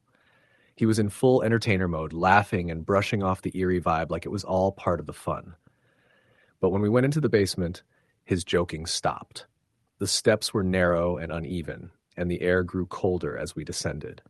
The single light bulb at the bottom buzzed faintly, flickering before it steadied. The basement was mostly empty, but in the far corner was a cluster of old furniture. A rocking chair, a tall dresser, and what looked like a child's bed frame. The rocking chair faced the wall, and I had the sudden, irrational thought that if we turned it around, someone would be sitting in it. "Creepy as hell down here," Josh muttered. His voice was quieter now, less sure of itself. He pointed at the wall behind the furniture. "Look." There were scratches on the concrete. Deep, uneven gouges, like something sharp had been dragged across it repeatedly. Some were high up, others near the floor. I reached out and touched them, feeling the roughness beneath my fingertips. They didn't look like tool marks. They looked desperate. "Animals," I said, though I didn't believe it. The marks were too erratic, too human in their chaos. "Yeah," Josh agreed quickly, too quickly. "Animals." We didn't stay in the basement long. Back upstairs, he went back to joking, but it felt forced now. He cut the tour short, and we stood on the porch as the sun dipped below the tree line. He told me he wasn't going to buy the place. It needed too much work, the foundation wasn't sound, and honestly, his wife hated it. But I could tell he'd wanted me to see it for a reason beyond curiosity. Maybe he'd felt something there too, and wanted confirmation without admitting it. I drove home that night thinking about the house. I dreamed about it, too. Dreams of wandering its hallways and hearing footsteps behind me, of standing in the basement while the rocking chair creaked on its own, of voices whispering my name through the vents.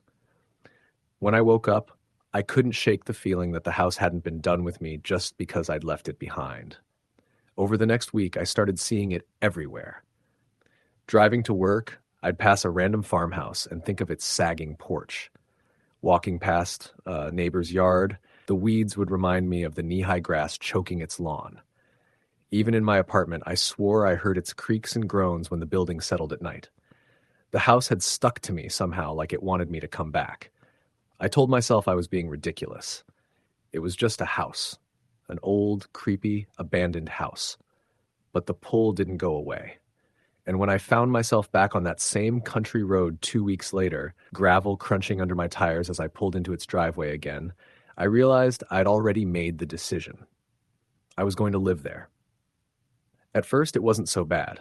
I bought it cheap, too cheap, really, but I wasn't going to question it, and started the slow process of cleaning and fixing it up. The electricity still worked, though the wiring was old. The plumbing was functional, though rusty at first. Every night I'd go to bed exhausted, and for the first week, I barely noticed the things that didn't add up. The doors that I swore I'd shut that were open in the morning. The faint sound of footsteps upstairs when I knew I was alone. The way the basement light was always on, no matter how many times I switched it off. It wasn't until the second week that the house began to make itself known. It started small, a whisper that brushed against my ear when I walked through the hallway.